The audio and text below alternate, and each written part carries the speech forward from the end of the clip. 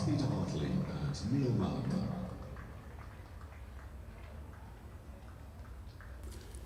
Well, good morning and welcome from the Combox here at Headingley. Jonathan Deutsch and Ed Seaborn with you once again throughout today.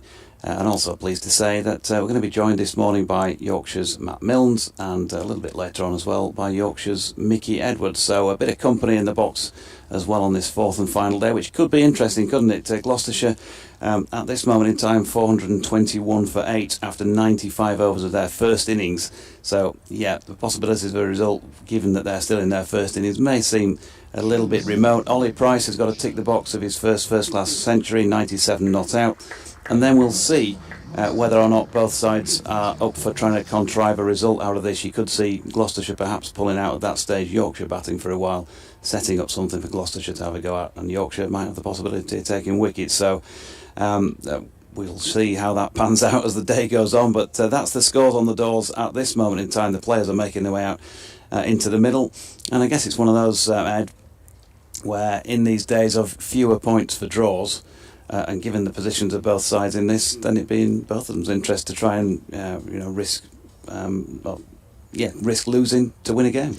Yeah, you would think so. I in some ways it's a little bit like the Test match which England's men have recently played, in that the side that tends to bat first tends to kind of have the onus a little bit on them in terms of how they're going to set things up in the third innings, and Gloucestershire will hope, I guess, that they have a couple of chances here, one being that they are able to chase down whatever target Yorkshire were to set them, but also they might hope for some very quick wickets with Yorkshire trying to set the total up, and it depends entirely what kind of agreement they would come to. Who knows. But what we do know is Ollie Price is 3 runs away from his maiden first class century, and he's facing up to the first ball of the morning. The other thing to mention is Yorkshire do need one more wicket for a third bowling point, and they have 15 overs to get that. Here's George Hill bowling to Ollie Price. On 97, he comes forward and blocks this first delivery up towards mid-off, no run. Whether or not, clearly they'll press for that while Gloucestershire continue. But if Ollie Price gets his ton, we'll see, I guess, if there's been any discussion between the sides, because you would think that they might pull out pretty much straight away, whether Yorkshire have got that bowling point or not, if they really want to press for a win. Yeah, it's so much up in the air. Here's Hill in to bowl to Price, and Price defends into the leg side quietly. He's waiting for his moment, waiting for his delivery. He's had to wait for, what is it now, the best part of 16 hours or so already, so a little bit longer overnight. Where you gone, everybody? Slept in his gear. I'm sure he's not superstitious from just briefly chatting to him last night, but anyway, in comes Hill, and he bowls now, and Price is forward, playing this one with a little bit of a move downwards towards the ground, as he either just wasn't quite forward to that one, or the ball did just stay down a fraction, but he managed to get the bottom part of the bat on it and keep it out. Morning, chap, says Phil O'Rourke. Nothing much going on in the cricketing world today. Thought I'd dial in and watch as it happens. The breaking news from Headingley in what appears to be a scintillating and riveting draw. In comes Hill. He's in now to bowl to Price, who's looking to turn that one into the leg side. Doesn't get any bat on it. It's struck on the pad, but it was going down the leg side and probably too high as well.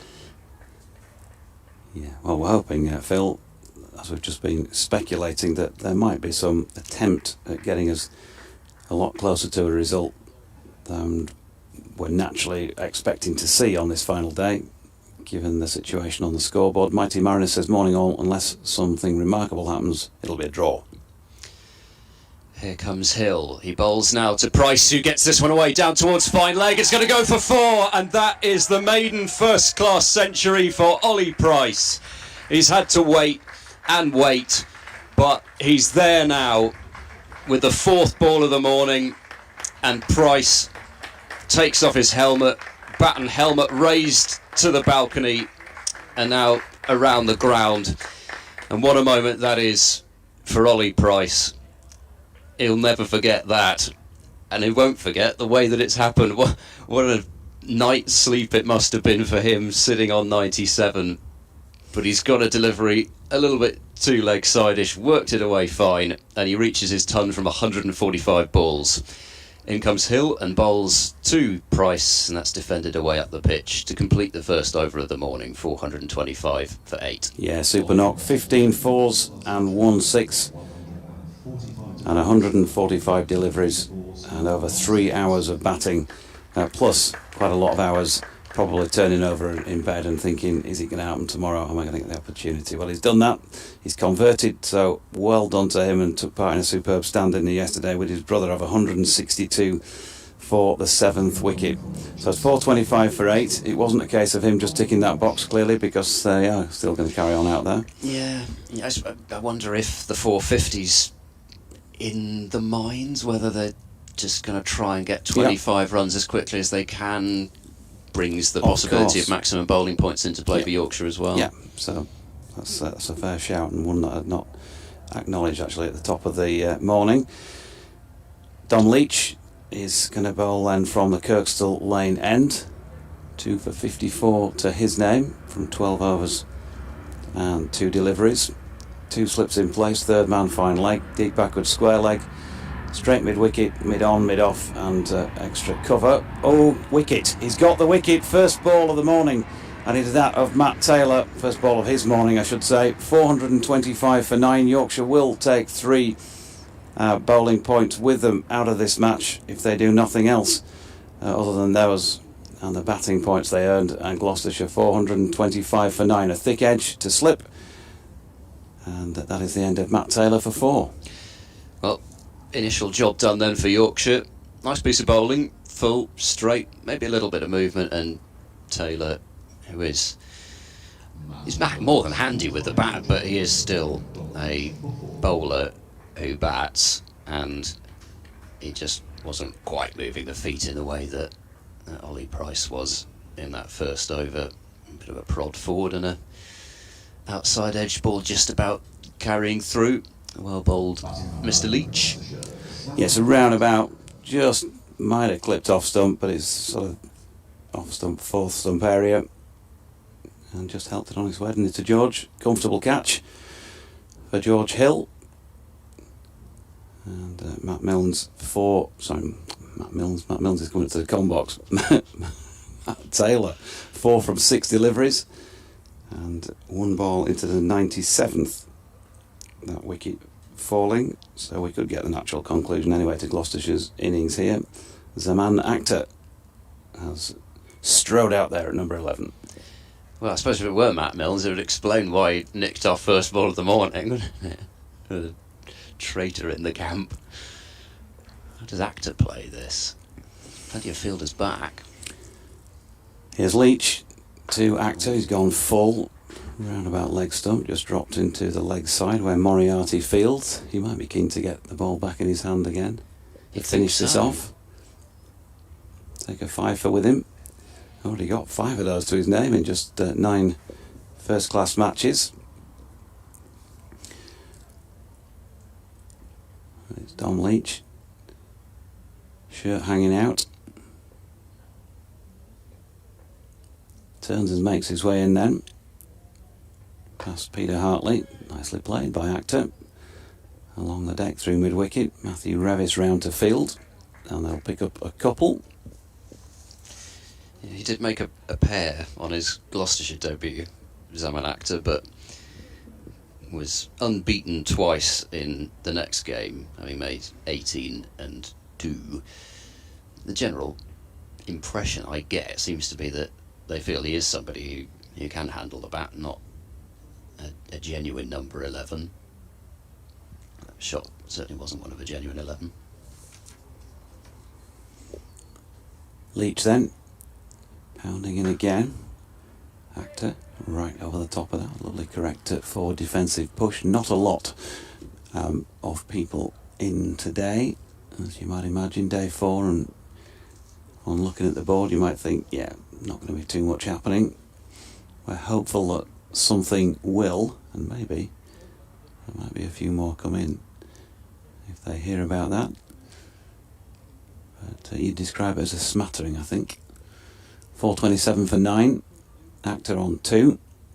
Leach, who's taken that wicket already this morning, bowling to him here, and that's turned into the leg side, where once more Moriarty is in to do the fielding. What's next up for Gloucestershire after this? T20 on Friday? What day of the week is it today? Wednesday, I think. So there are back-to-back T20s Saturday, Sunday. That's right. Saturday, Sunday, both afternoon games. One at Hove, one at the Aegeus Bowl. So Sussex and Hampshire to finish the Blast campaign. Sounds posh, that afternoon. Here is Leach in, and that's run down to third man by Actor for a single. 4.28 for 9. Took the single. Well, we have afternoons up here. Yeah, well, you know. Yorkshire, just Friday night to come this week in terms of cricket, and that is of course at Old Trafford in the Vitality Blast. And it's a match where they can, if they win it, and I haven't seen them win yet in any game since I've been doing the commentary job at Old Trafford.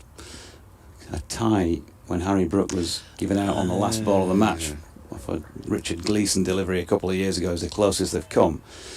So it'd be a welcome win over there, and it might just throw the cat among the pigeons in terms of quarter-final qualification. And then no cricket from that point for the first team until a week on Sunday. I think the next round of fixtures start. Yeah. Or is it the Monday? Even Monday, I think, isn't it? At yes, Gloucestershire. It is the Monday. Here comes Hill, bowls to Actor. He's going to get runs here as he angles it down to third man, and he's going to get 4 of them. The ball crosses the boundary rope now, so that's clearly why Zaman Actor took the single last ball of the over, to get on strike and score a boundary in quite uncomplicated fashion. 4.32 for 9. Look, Ollie, I've got this. I know you've got 100, mate, but I'm in now. It's fine. Just relax. I've got this covered. Just, whatever you can do, I can do better. He scored a fair few runs down there himself, did Ollie Price, particularly to that second new ball. Hill bowls to Actor, who plays defensively up to mid-on, and there's no run. And that's really where it got away from Yorkshire really quickly, when that second new ball was taken. And Gloucestershire, I can't remember what it was it 40? I think it was 42 runs they scored in the first 3 overs with that second new ball, which Yorkshire have really been looking at as an opportunity to try and finish off the innings. Hill bowls, nicely bowled, shorter delivery, which sends Actor's head flying backwards to try and sway out the way of it, and it goes through to Tattersall.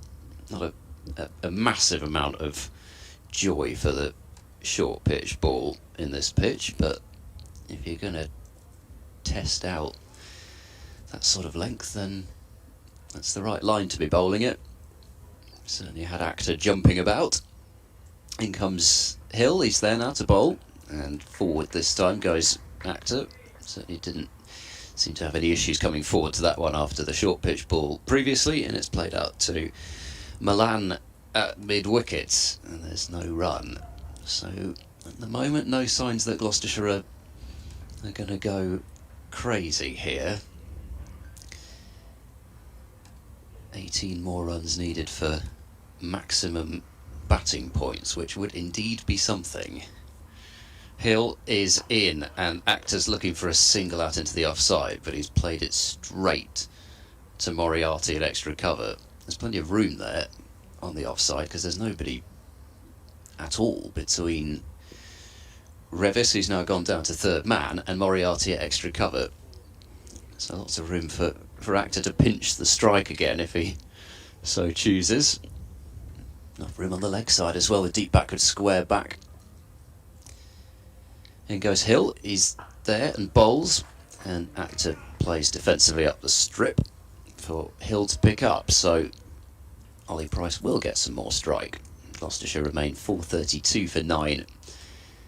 Overs wise, absolutely no problem for Gloucestershire. They've got 12 overs theoretically to get these 18 runs, but yeah, you would kind I'd like to see them get there sooner rather than later if you were a spectator / commentator, but I fully understand that there are other agendas at play for Gloucestershire, and maximum batting points would, like I say, would very much be something, given the fact that I think it took them until their 4th match to get, I think, more than 1 batting point.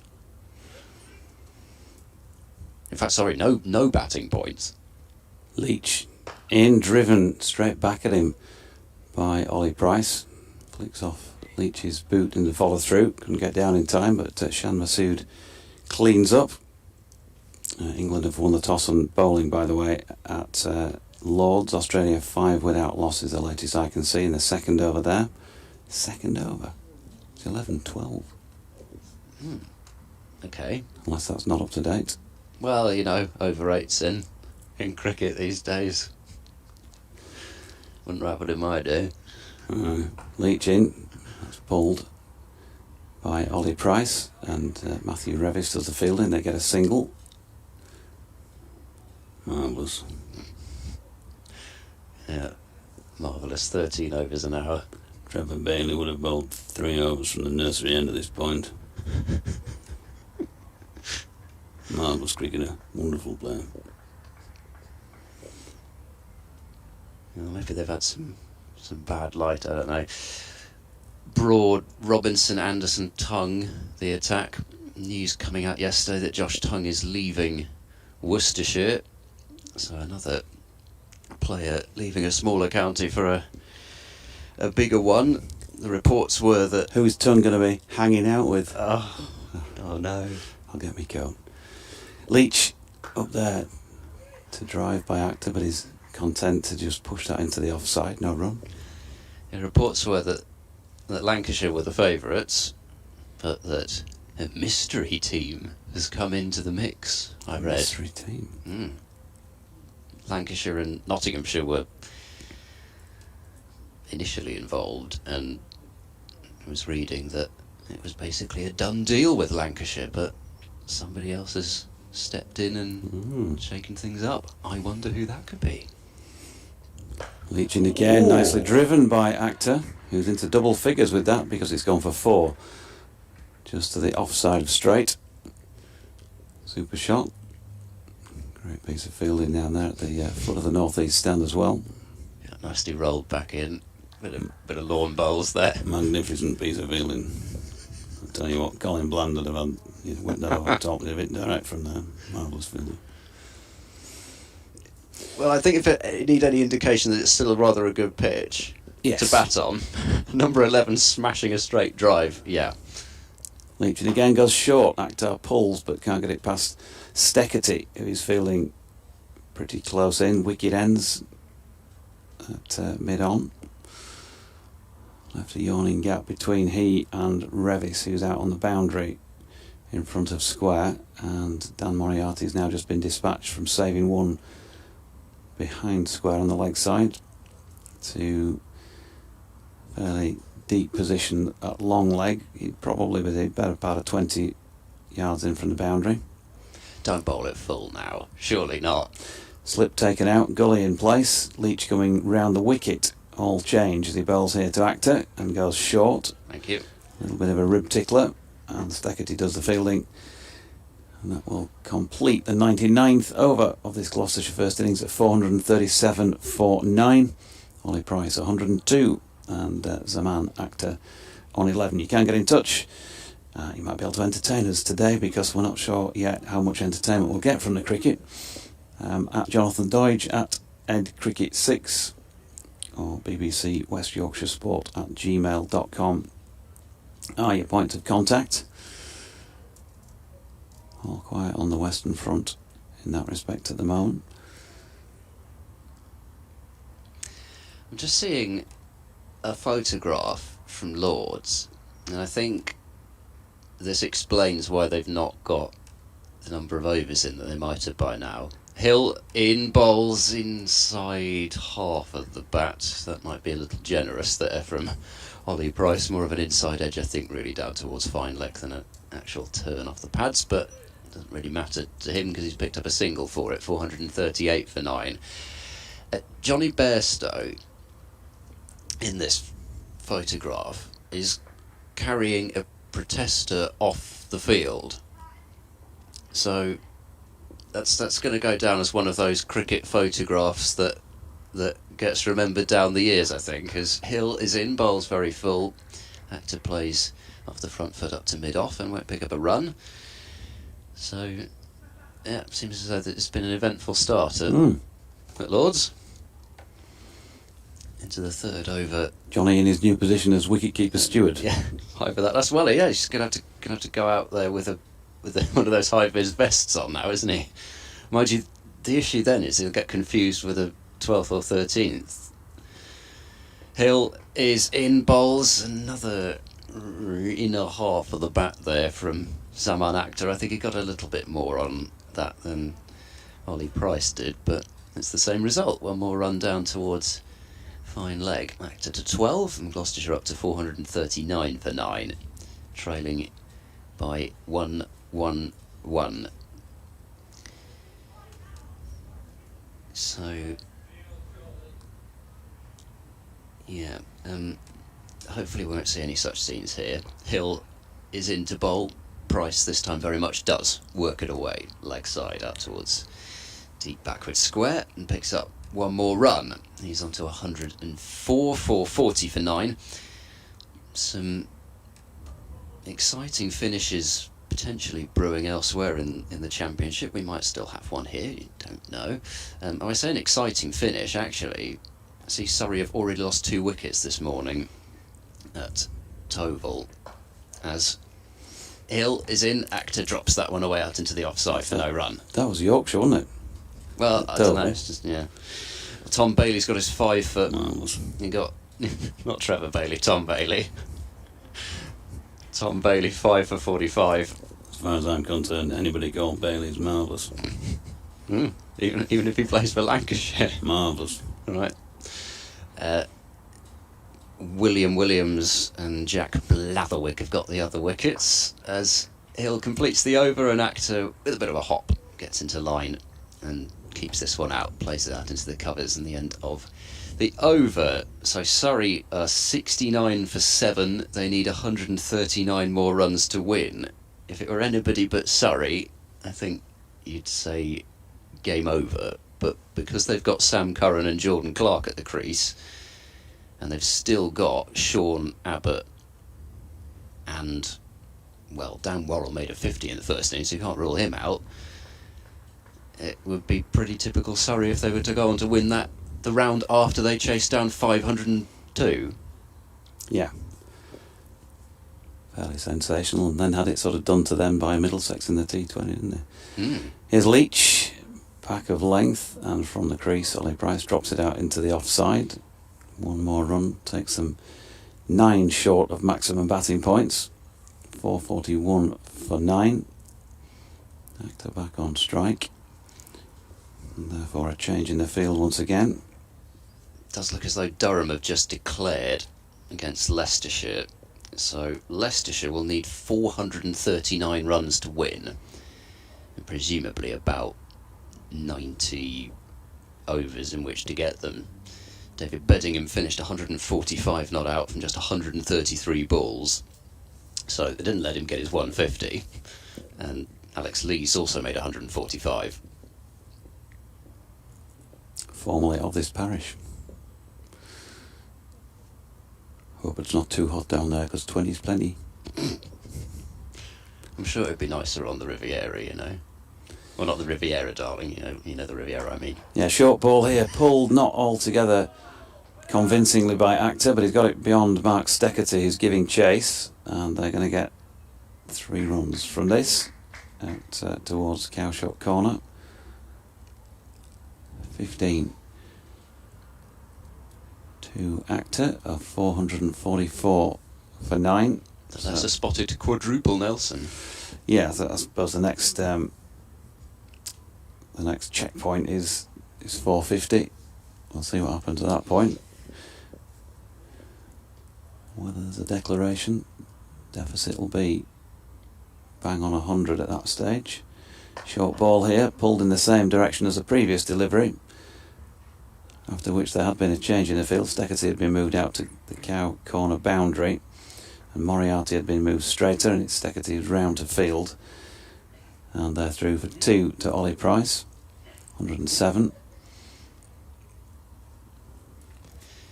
Yeah, so that just the Ollie Price is just the 5th century of the season by Gloucestershire, 2 to Marcus Harris, 1 to Van Buren, and then Tom Price's century. Leach goes short again. Cue ended, I think, by Price this time. Steckety will come in once more to field, and they'll pick up another single for 47 for 9. 3 short of that. Matt Milnes has appeared in the box. Get him on in a few moments. In fact, we might be talking for 10 minutes anyway in between. Well, that's the thing, innings isn't it? soon. You know what's going to happen, don't you? So I should not be relinquishing my seat until 3 more runs have been scored. Because you know what will happen? The wicket will go as soon as Matt comes on. Leach in, short ball. Actor just drops it out to point, no run. Have you got any inside info for us, Matt? Is it a 450 we'll walk off thing from Gloucestershire? I've just been in the gym. So. Oh, he's just playing. Oh, he's yeah. just pleading the 5th. I've just been in the gym. How convenient. So Actor on 15. There's a slip in a gully, a third man, a fine leg, deep backward square. Dan Moriarty's getting loose at mid-wicket. Steckety at mid-on. Masood mid-off. Milan in the covers. And this ball short of length from Dom Leach is dropped into the offside to complete over number 101. They're 3 short then at 4:47 for 9. If you're just joining us more recently, then the resumption this morning was with Gloucestershire on 4:21 for 8 in their first innings still. Matt Taylor was out to Dom Leach's first ball of the morning, caught by George Hill at first slip for 4 off 6 deliveries. We've also seen Ollie Price tick off that notable landmark of a first class 100 after having to sweat on 97 overnight. And so they've added 26 runs for the loss of that wicket. Yorkshire have taken maximum bowling points to go with the maximum batting points that they took in their first innings, and Gloucestershire 3 short of picking up maximum bowling points themselves here. And I mentioned Dan Moriarty was getting loose. Well, he'd quite like to tidy things up here with his 5th wicket on his first appearance for Yorkshire. He's going to be bowling his left arm spin from the Howard stand end to Ollie Price. Yeah, we do have the answer to the question, Moriarty, where are you? And he's going to be bowling with just the slip as far as close catches go. Long off and long on are both out. And Moriarty is in to bowl, and Ollie Price plays softly out into the leg side for no run. I will relinquish my seat as soon as the 450's up, don't you worry. Moriarty is into bowl, sweep shot comes out, he's not got very much of that at all. I'm not quite sure what part of the bat that came off, but it certainly wasn't the middle, and it goes out towards backward square. It was Ollie Price who kind of started off that partnership between him and his brother as the aggressor by taking on Moriarty a little. And he's just going to whip this one away along the ground up to long on for 1 this time. He played a few shots. Played a few shots yesterday, didn't he? That was sort of hockey-like when he was. Yeah. It's almost like he was pushing the ball. I went to the Olympics in 2012 and got tickets for a couple of the hockey games. One of those things where you put in for whatever you could get. Yeah. And they soak the pitch too, don't they? That was down at Stratford, at the Olympic Stadium there. So every time they hit it, there's water flying everywhere. Water-based Astro, yeah. Actor drives into the covers. This will be the 450s. Found the gap, and we'll come back for a couple of runs out towards the boundary. And don't adjust your sets, folks. Gloucestershire have got maximum batting points. 450 for 9. Actors on to 17. Ollie Price is on 109, and my work here is done. You're sounding quite emotional there. Maximum batting points. Okay, Ed done for now, and we'll bring in Matt. Moriarty going to continue with a couple to come in this, his 34th over, bowling round the wicket here to Ollie Price, who steps back and cuts quite pleasantly, but can't get it past Finlay Bean, who's out there at backward point. So 451 for 9. Final ball of the over. Moriarty past Malinder, edge. Oh, Adam Lyth not able to get to that one. Going through second slip more or less. Good effort from Finlay Bean to just tip the ball back in from the boundary rope. They're going to get 3 down through third man. So 454 for 9 at the end of the 102nd over. Ollie Price on 112 and Zaman Akhtar on 18. Deficit now 96. No obvious sign of pulling out at this point. Matt Milnes is claiming that he's not seen anything or heard anything because he's been in the gym. How are you? I'm okay, thank you. Yeah, as I said, I've not got any inside info, I'm afraid. I've just come straight from the gym, so I'm as oblivious as you are. You're a terrible liar, aren't you? Really are. You need to work on that. Dom Leach is going to start at the continue, I should say, at the Kirkstall Lane end. And in he comes now then to bowl here to Ollie Price. He's up there to drive and he's pushed it in. Looks like it might have held its line. Good delivery from Dom, no run. So, I mean, the first question is, we've seen you jogging around the pitch at Durham and various places in recent times. How are you? I think jog's a bit harsh, isn't it? Was that supposed to be quicker than jog? No, I feel okay. Obviously, it's been a long few months for me personally. Been some pretty tricky times and stuff. Obviously, not being able to do a huge amount. A lot of stuff was tailored to sort of just letting the bone heal. And yeah, obviously when there's cricket going on, it makes it probably twice as hard. But the last sort of few weeks, I've started, as you said, started to run. I've actually started to bowl off like one step, so that's a nice feeling. It sort of feels like there's a bit of light at the end of the tunnel. That's good. We've just seen was it a single? It was a single, thanks Ed. To Ollie Price, 113 to him, 455 for 9. Those of you who can't see the streaming pictures won't be aware that Matt's sitting to my right and the pitch is away to the left, so if I turn to look at him, then obviously I lose sight a bit of what's going on. That's my excuse anyway. Finlay Bean's just going to come in under the lid at short-ish leg. He'd be a couple of strips. In fact, he's just been moved a little closer. Johnny Tatt wants him about half a pitch closer in as Leach comes in again. Last thing you want is just put the lid on in there as a full bunger on a roundabout leg stump, but no harm done on this occasion. Out to Steckety at mid-wicket, no run. So this obviously was something that, was it the same thing that happened to you at the end of last season, just about the point when you signed to come and play here? Yeah. So it was a reoccurrence of the same stress fracture, which is obviously, it's not ideal. No, Leach in again to Akhtar, back foot, punching square on the offside, might pick up a boundary for this, will pick up a boundary for this because David Milan can't get there. So 22 to him, 459 for 9. So, I mean, the first question I suppose that occurs to me is, you've worked really hard during the winter, you desperately want to come and play for your new county, you play that first game, there was a lot of bowling to do during that match. Did you was that enthusiasm for you to come back? And I know there were people looking after you and managing when you can come back. Leach in again, short ball pulled, 4 runs by the looks of things once more. Steckety giving chase, but it's just going to beat him to the boundary, wide of long on. You want to impress everybody and all the rest of it and establish his place in the side.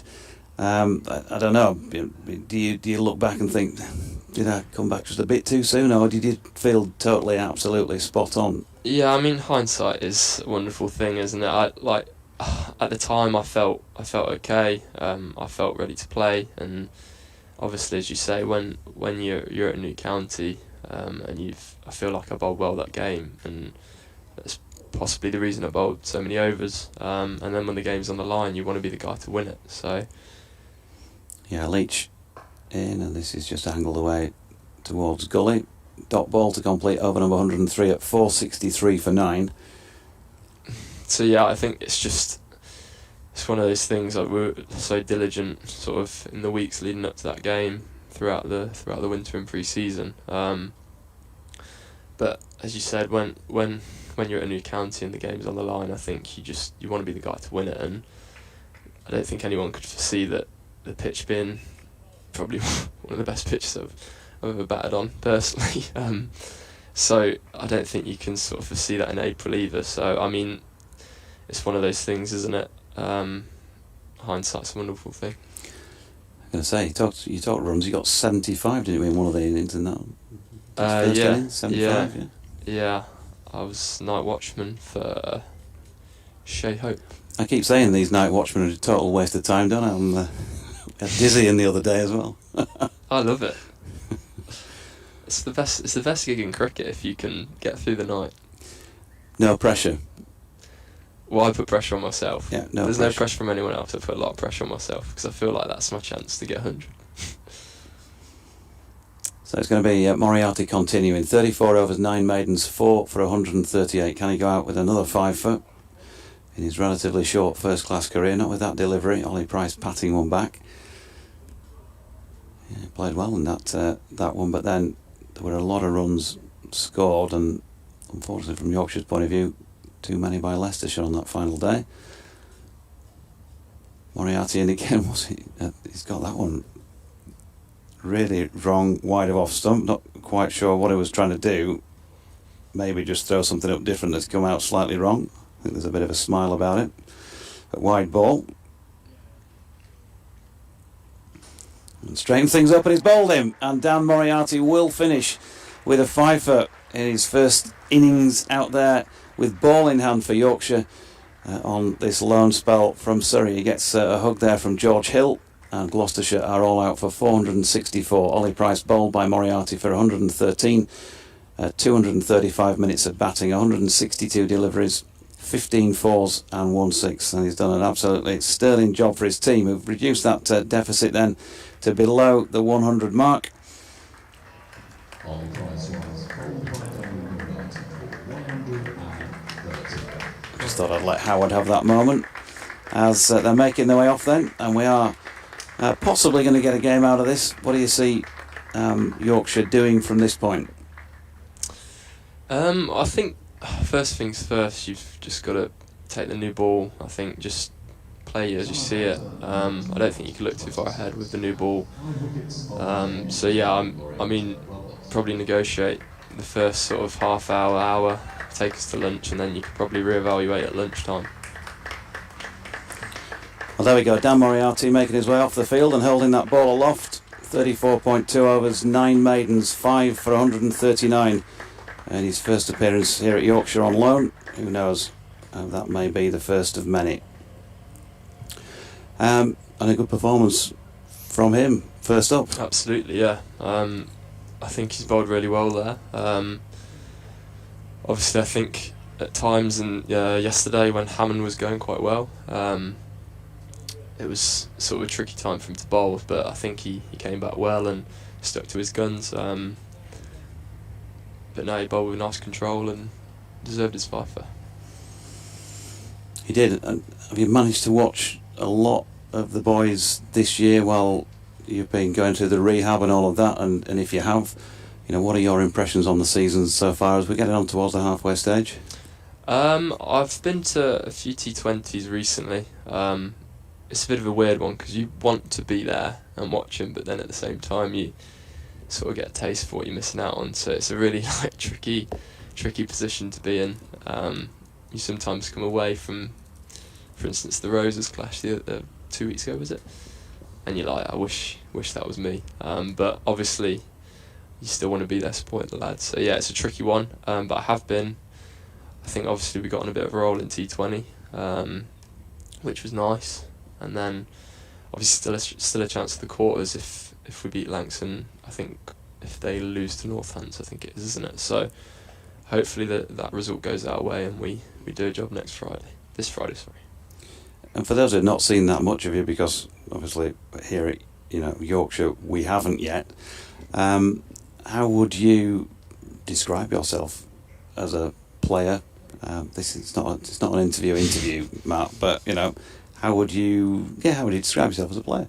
As a bowler in particular. I'm probably someone that wears a heart on my sleeve while I'm bowling. I can get fairly angry at times, but I like to think I'd run it all day and make things happen. I feel like that's probably a quality that I've developed over the last few years playing a fair bit. It's just trying to sort of make things happen. I've played in teams where that's been my role a little bit. So as you said, obviously first game of the year, I felt like that evening against Leicester, I think it was day 2, where I got on a bit of a roll and got a couple of wickets at a key time to sort of change the game. I'm hoping I can sort of replicate that over the coming years. I don't want to have to break this, to you at this point, really, but I mean, we've got a man that makes things happen already at this club. So are you the Matt that makes things happen? Because Tomo's got that mantle now. We need to think of a nickname for you that's not going to, impinge on that, because we don't want, egos and toys thrown around the changing room because you all want the same nickname. I can't match Tomo's ego, can I? The big show. Enough said, I think, for now. So they are out there rolling the wicket. I'll give you the Yorkshire bowling figures, by the way, before we just have a quick break between innings ourselves. Matthew Fisher, 17 overs, 2 maidens, none for 63. Dom Leach, 16 overs, 2 maidens, 3 for 78. Mark Steckerty, 17 overs, 1 maiden, none for 82. Dan Moriarty, as I mentioned, 34.2 overs, 9 maidens, 5 for 139. Adam Lythe, 11 overs, no maidens, 1 for 50. Destroyer, and George Hill, 8 overs, no maidens, 1 for 32. There were a total of 23 extras, and Gloucestershire were bowled out for 464, meaning that Yorkshire have an 86-run lead to take with them into their second innings, and we're hoping we're going to see some attempt at making a game of this on the final day. We'll see how things pan out. We'll be back with you when they walk out for the Yorkshire second innings.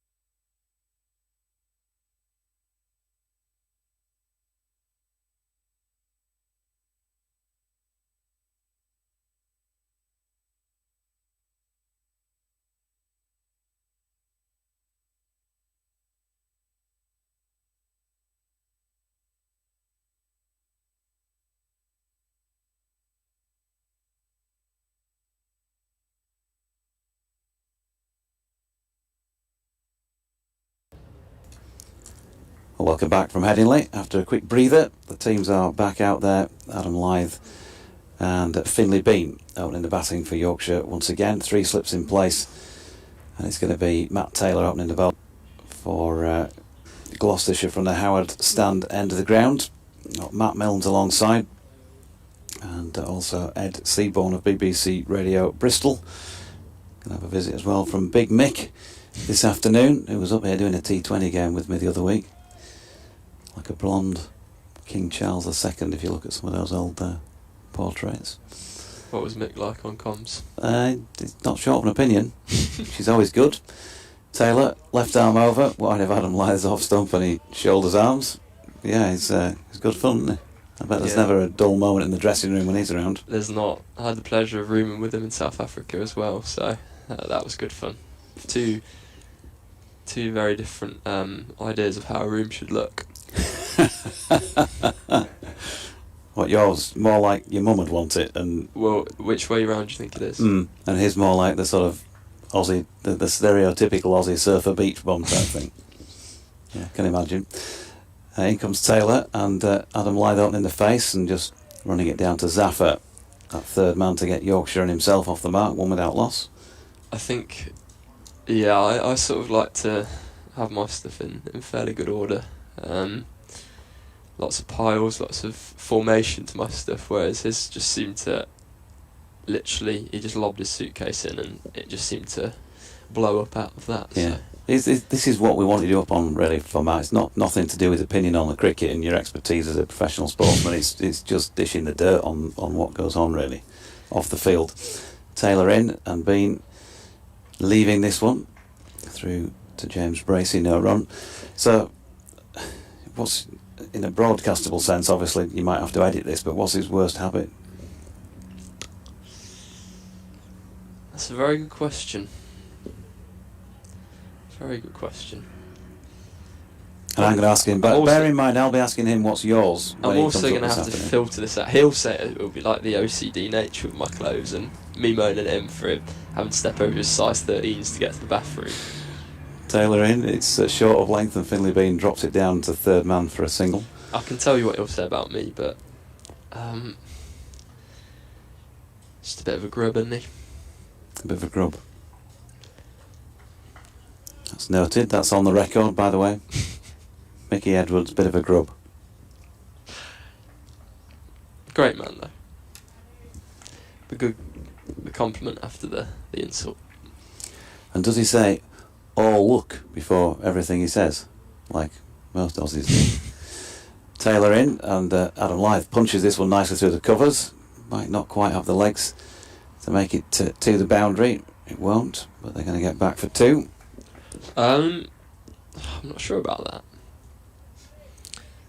Oh look, Milnesy. What's your nickname, by the way? Is it just Milnesy? Is it one of those sort of boring ones with a Y stuck on the end? Yeah. Not got anything exciting to tell us? No, I'm afraid not, actually. Yeah, I think Milnesy, Milner, Milno, any sort of vowel on the end of, or Y on the end of your name does the trick. Pretty standard. Taylor in, and Lythy runs one down to third man where Zaffer fields again. He's on to 4, 5 without loss at the end of the first over. Okay, and what about being round here for a little while now? Have you settled in the area? You enjoying yourself in that respect? Yeah, absolutely. Obviously, my summer's been a little bit different to what I'd hoped, but it has meant that I've obviously had a bit of time to away from cricket to sort of get settled in Leeds and hopefully in the process of buying a house and stuff like that. So it's exciting times in that sense. You look like you've looked after yourself all right. You've not done an extra takeaway or 2, or nipped in the bars around Chapel Allen too many times. We've got to see what they've got to offer, but all in moderation, obviously. Been in the Mustard Pot for quiz night. I love the Mustard Pot. It's a great pub. The Beck and Call do a great quiz though. Wednesday night. Mickey actually came to me to that, and he was outstanding. Did he? Was he? Oh, that's interesting. That is interesting, because when we go to Scarborough for the Derbyshire game, I'm writing a quiz, in association with the Yorkshire Cricket Supporters Association. Well, you have to As, get Mick on. Tom Price is in, and that's pulled the onside straight there by Adam Lyth. No run. Anything cryptic it's his bag. They do a cryptic round, and Oh no. he was incredible. I think he got 10 out of 10. Really? I got. He's too Potentially clever by one. half, this Mickey Edwards, isn't I'm not sure about that. he? You got what? He's street smart. He's not intelligent. I'll stick a surfing round in. He might feel okay about that. Price is in. It's wide of off stump, and Lyth leaves. Yeah, we need some representation from the club in that. I think Derbyshire, I'm hoping, are going to put up at least a couple of people out of their 4-person team. Well, I've just signed Mick up for you. Although it won't be competitive because he's that good. And we're actually 12th man yesterday. We were doing a little cryptic crossword, and he was outstanding again. But part of the Derbyshire team is going to be David Griffin, photographer supreme, who is the ultimate Derbyshire cricket anorak in terms of knowledge. So just be careful before you get too confident about Mick's performance. Tom Price in, it's full, and that's a no ball, says Neil Malander, as it was flicked into the leg side by Adam Lyth. But basically what we're looking for is a good fun night anyway. Not sure it matters too much who wins, but if Mick's playing, clearly, and if Griff's playing for Derbyshire, then it's going to be a little bit heated at times, possibly. I mean, they could come to blows, who knows? I mean, that would be interesting. That could be interesting, wouldn't it? Yeah. So if you fancy a bit of all that, folks, in the marquee at pitch side at Scarborough on the 3rd day, a few players can keep it going until the end of day 3, that is. For us, there's no pressure on you there. Now, as Price is in, that's an inside edge from Adam Lyth down in the general direction of fine leg. Gets a single for it. Yeah, we're reliant now, having it on the end of day 3, on the players just making sure that we get a 4th day so that everyone's still around on the 3rd night. Make it a flat one so you can get Mick on the quiz. Have you played much at Scarborough, by the way? You haven't played at Scarborough? I have played at Scarborough quite a few twos games, I think, a few years ago now. But the lads all speak really, really highly of it, and so it's a great week when you get to go down there. Yeah. Great couple of weeks. Got the Durham match coming up in about a month's time. We'll be in the middle of that, and then the Derbyshire game in September, plus a couple of one-days as well. Roll the red carpet out for Lyth, don't they?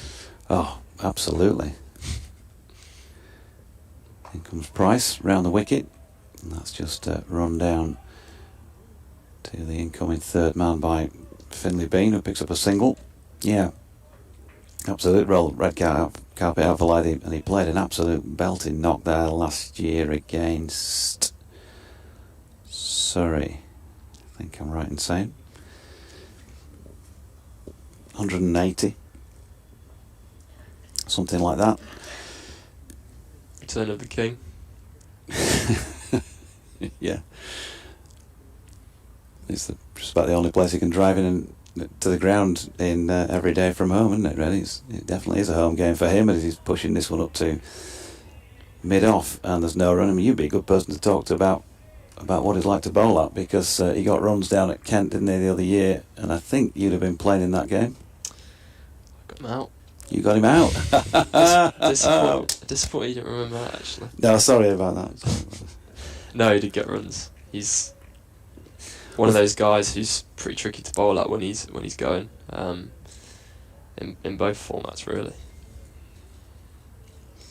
Price in again, and Lyth over the top of that, and there's no run. That was the point. It was early in the season, wasn't it? Did Joe get 100 as well?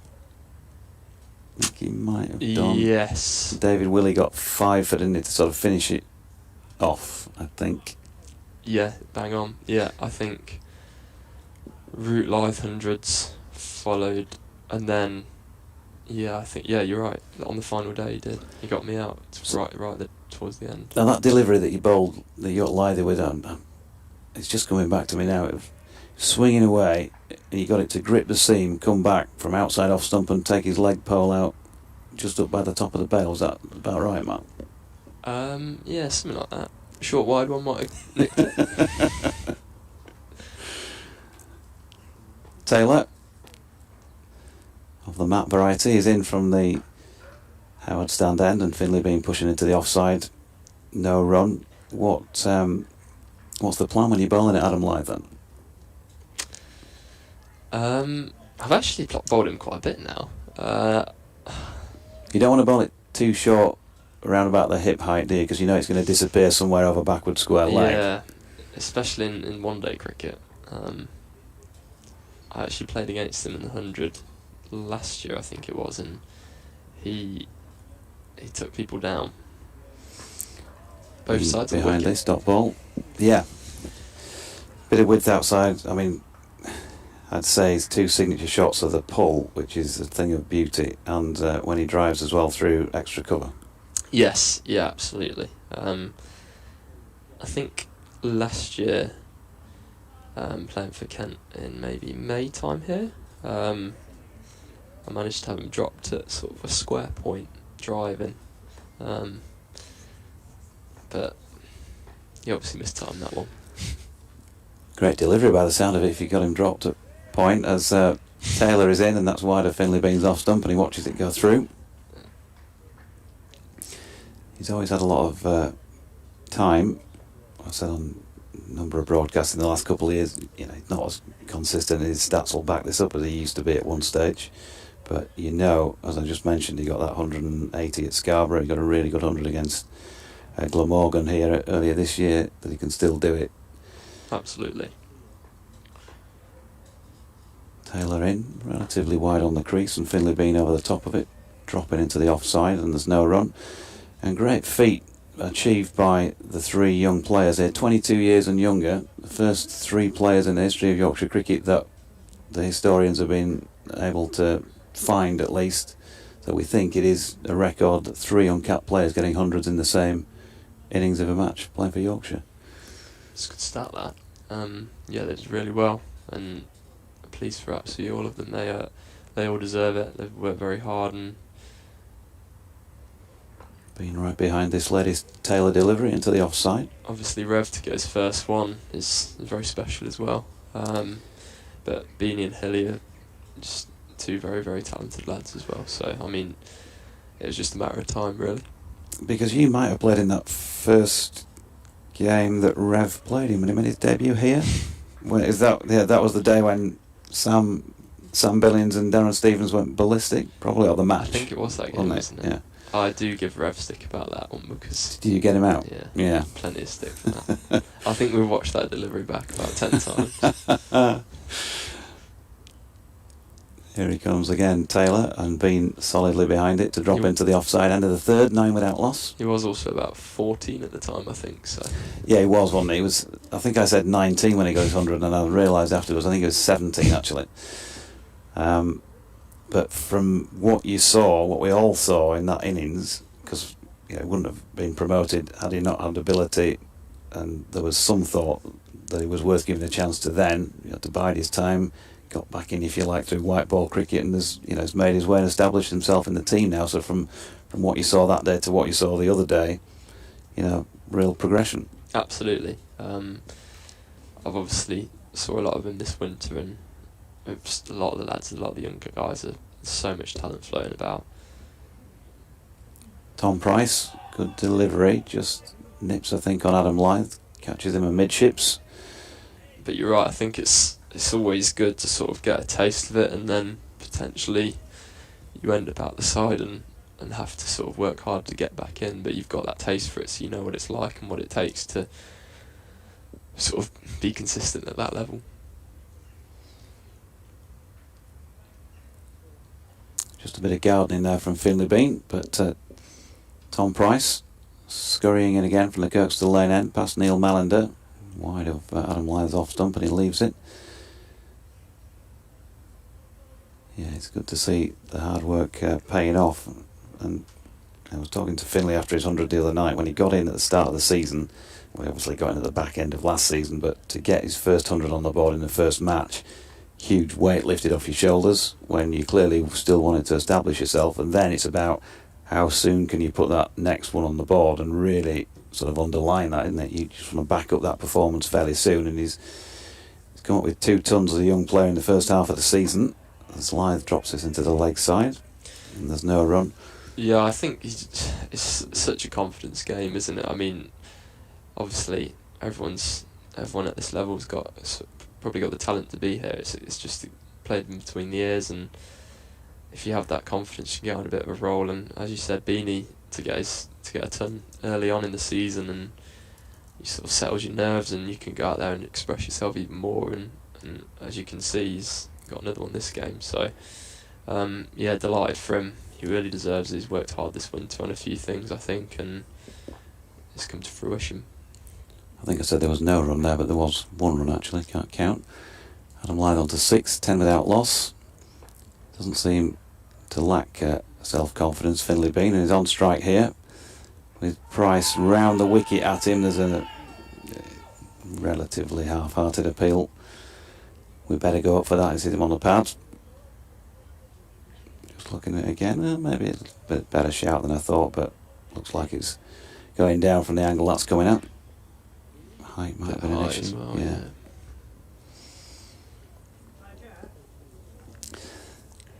So, 10 without loss still. Not so many in this morning.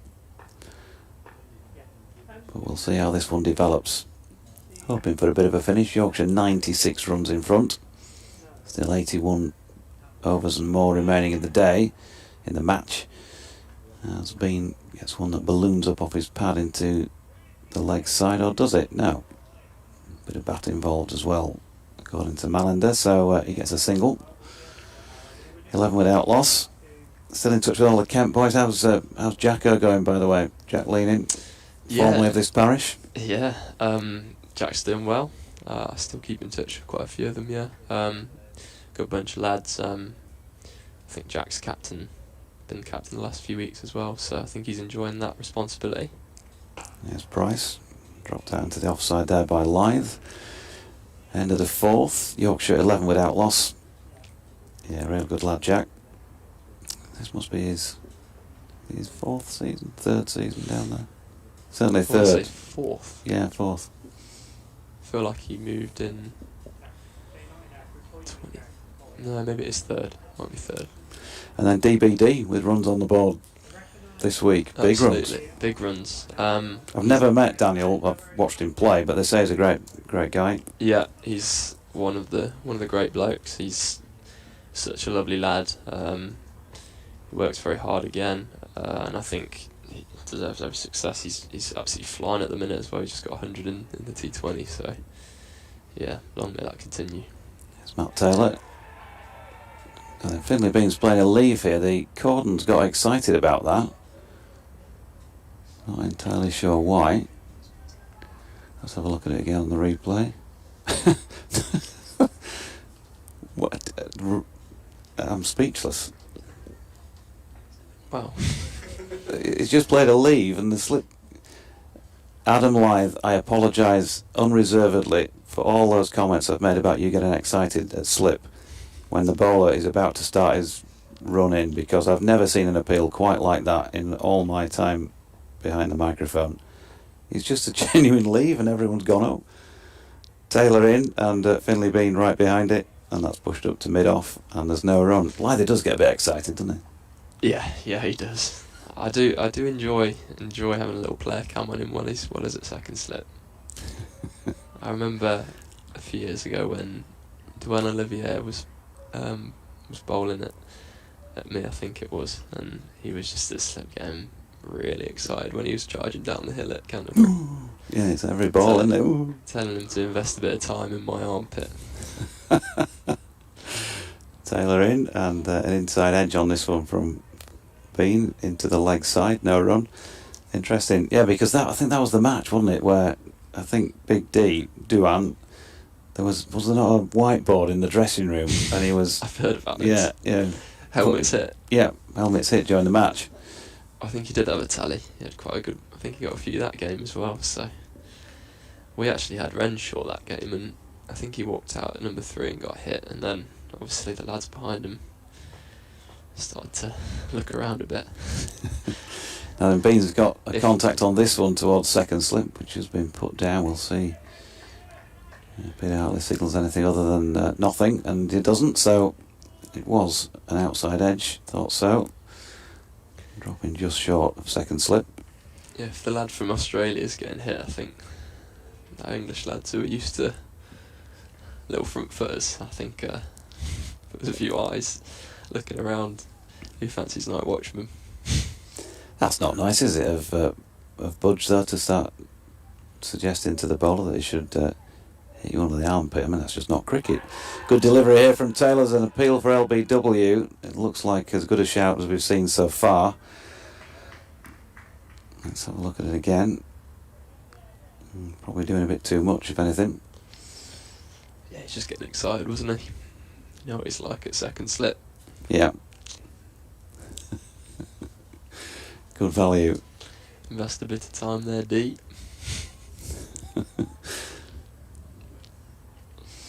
Yeah, whiteboard in the dressing room, big D, with a few markers on it as to how many people he'd sconned during the match, I think was the expression. As Lyth plays it nicely off his legs here, through straight mid-wicket. They're going to come back for a comfortable 2 to take him on to 8. Yorkshire to 14 without loss. Test match, by the way. England won the toss and are bowling, and Australia 25 without loss after 11 overs there. Elsewhere around the grounds, down at Northampton, the home side trail by 110 runs at 274 for 7, so they're staring down the barrel of an innings defeat against Kent, who made 621, with a certain DBD's runs as a big part of that. At the Oval, Lancashire have won by 123 runs, having bowled the champions out for 84 second time around. Let's just have a closer look at that one if we can.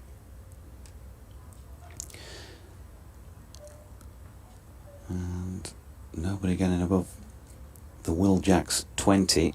5 for 48 for Tom Bailey and 4 for 23 for Will Williams. Jack Blatherwick taking the other wicket there, so Langs have really done a job on the champs. Of course, they were up there challenging themselves last year.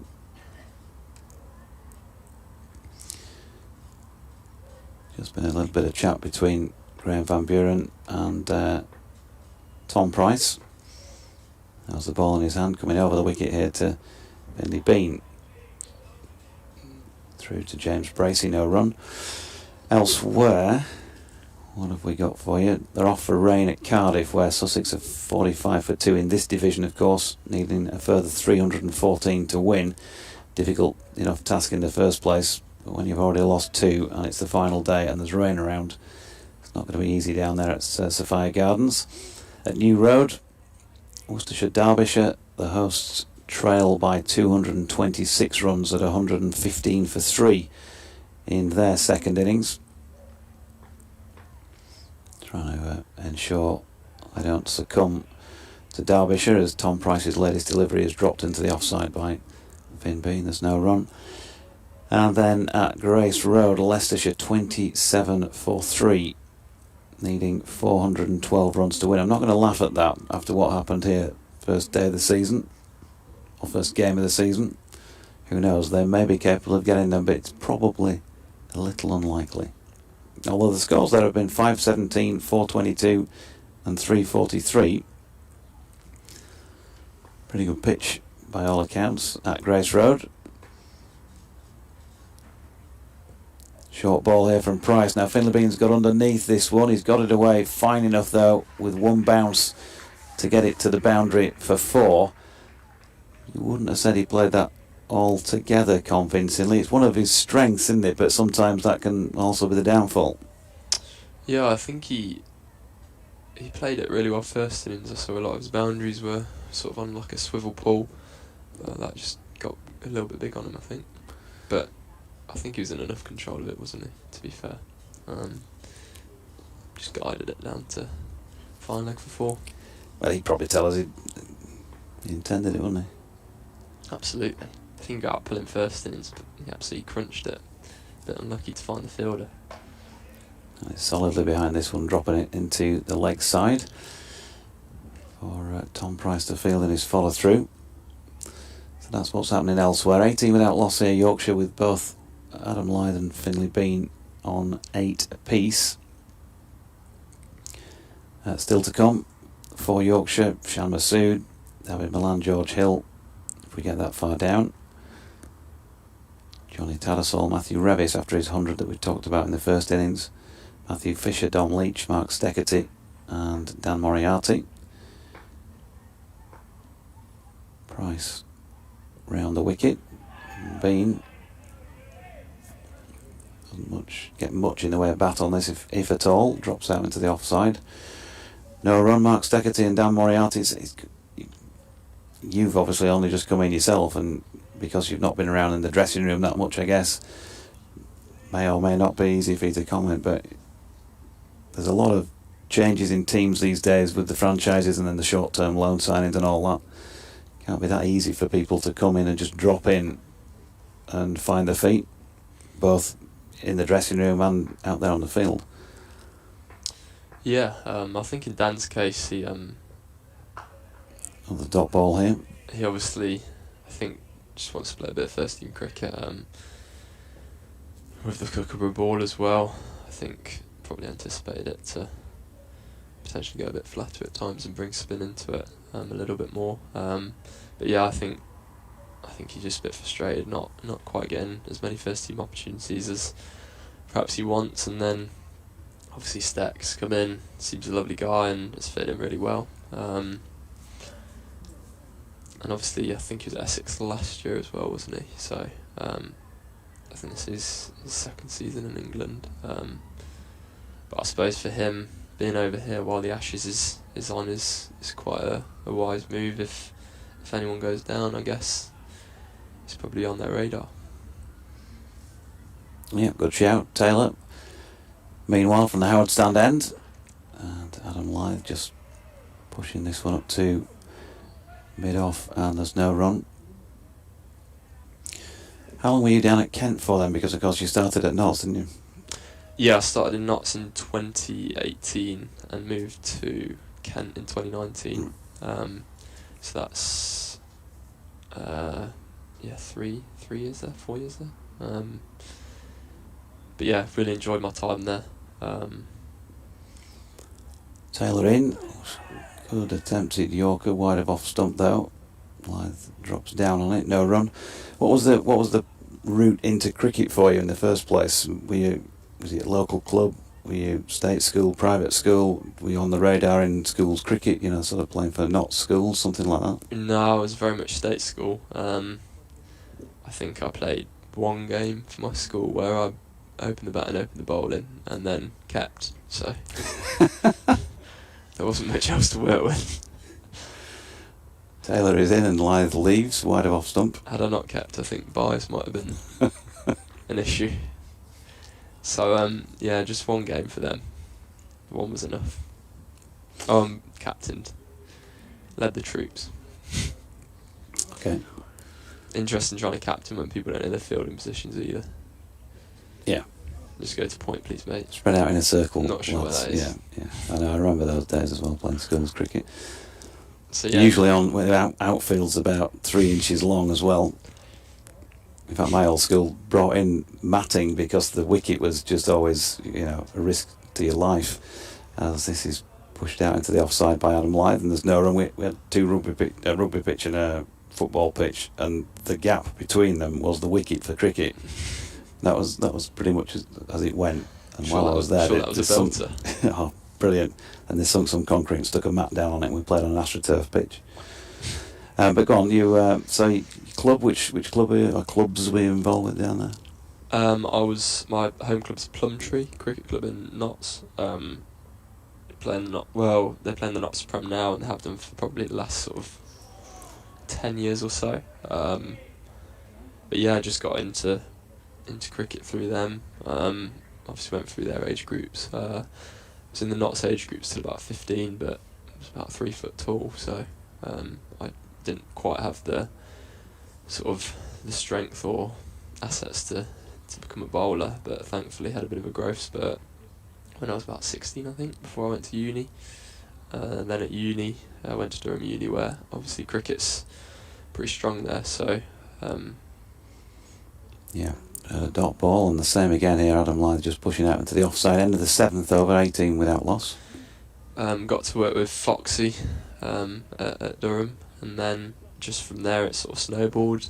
Did well for the uni side.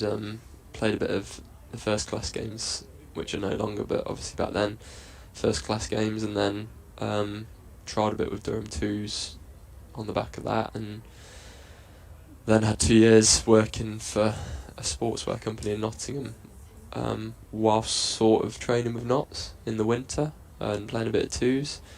So it was a bit of a weird time, but it was worthwhile in the end. Yeah, Plumtree, the girdler, has mentioned that on The girdler. on commentaries when Yorkshire have been playing Notts before. I'm not sure what his club is actually. Not sure. I want to say he's from like Newark. I'm not sure. Yeah, he's from out that way. Yeah. So Tom Price going to continue. We'll do this over, and then I'll bring Ed in to have a chat with you just for a different angle. In comes Tom. And that is wide of Finley Bean's off stump, and there's no run. So Yorkshire 104 runs in front, 77 overs and 5 balls left in the day. Potential for a little bit of rain around 4 and 5 o'clock mark, which could of course really put the kibosh on trying to set something up, but you never know. As we found out down at Hove early in the season, playing to weather forecasts, you'd always have to question whether or not that's sensible, because things can change in that respect. In comes Price, and Bean leaves wide of off stump, no run. That match at Hove, there was a lot of talk that rain would come on the Sunday. Obviously Yorkshire in a strong position. Quite a few of the spectators down there who'd gone to follow the county saying, well, they should be trying to win it on the Saturday. You just worry though, wouldn't you, if you lost 2 or 3 wickets in trying to do that, and then forecast changes for Sunday morning, and you end up trying to save the game. Absolutely, rather than win it. Especially when somebody like Ollie Robinson's in opposition. Good delivery from Tom Price, and Finley Bean not altogether comfortable in getting that one out to gully. I think regardless of the situation, you've got to sort of respect the first 10 overs and sort of see off that new ball, because as you said, if they do have a little mad half an hour, mad hour, then suddenly the whole game flips. So you don't want to give sides that sort of that head start, and in Championship cricket, mad half an hour, mad hours are what sort of kills you and what loses your games really. So you've got to make sure you're solid really before you can start going for the win. That's a little drive through mid-off here by Finley Bean. Chris Dent doing the fielding there. Settle on 1, he's on to 10. 20 without loss in the 8th. I think that's a sign of good sides as well. I think they just stick in for longer. They very rarely have those mad hours. As you said, like, people are very surprised that Surrey all out for 80, and that very rarely happens, and that's probably testament to what a good side they are, that it's such a surprise. But they just stick in for a long time, and as you saw, first innings they're in a bit of trouble, but their sort of lower order got them out of trouble, and that's why they're always there or thereabouts. Tom Price in again.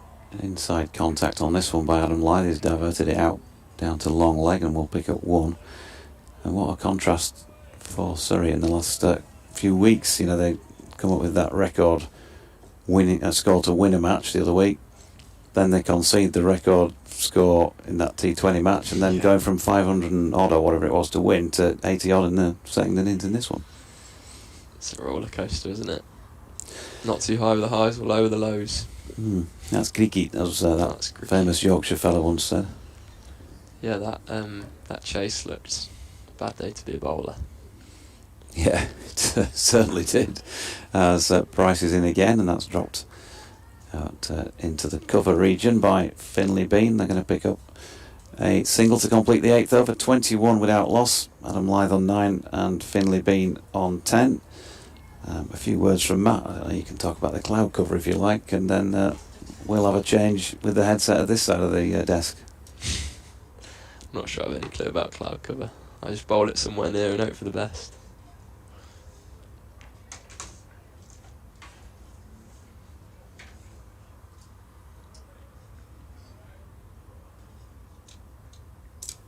was a good start.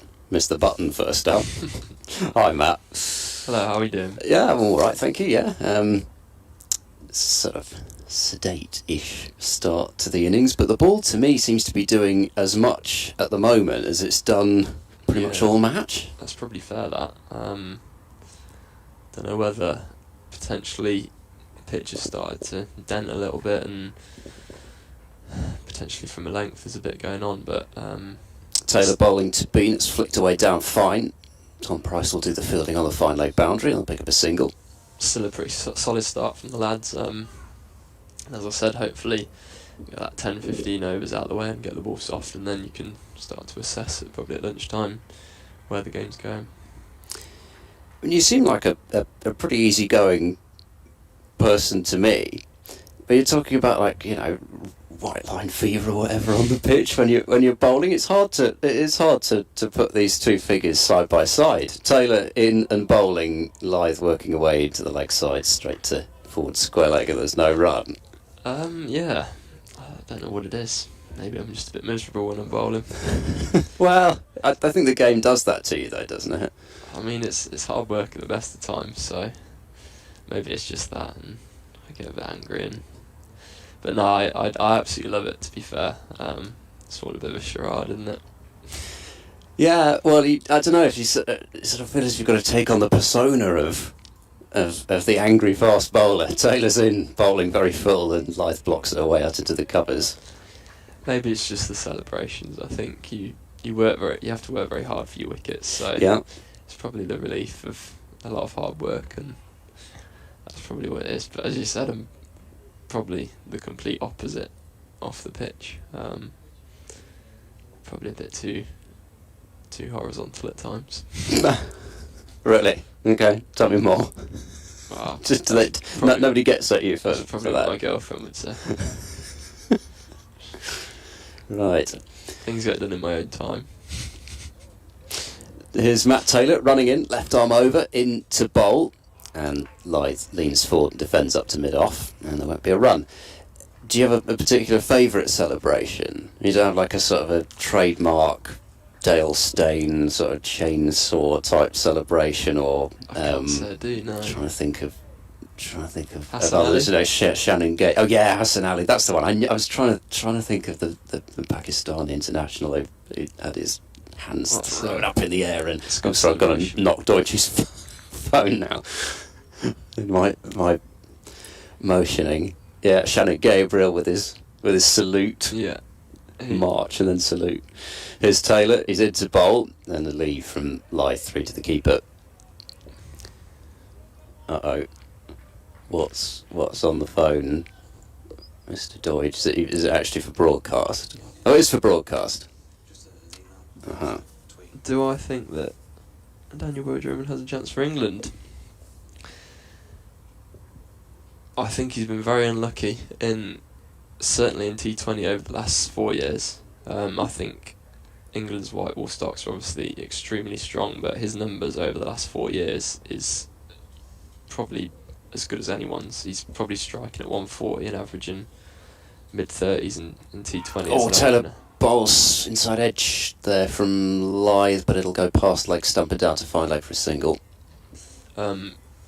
So yeah, I mean, it's probably testament to how strong the T20 side is, but I've played T20 with him for 3 years, and it's not many better.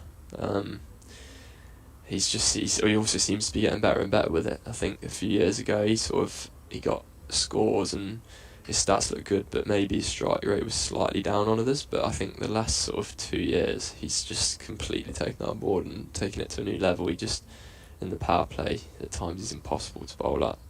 He can hit sixes over square leg, and then the next ball will be carving you over point, and it's just so hard to bowl at, and not much fun in the nets to bowl at either. Not good for the confidence. Well, he's got to be in the discussion, doesn't he, as far as best players around the county circuit who haven't played for England.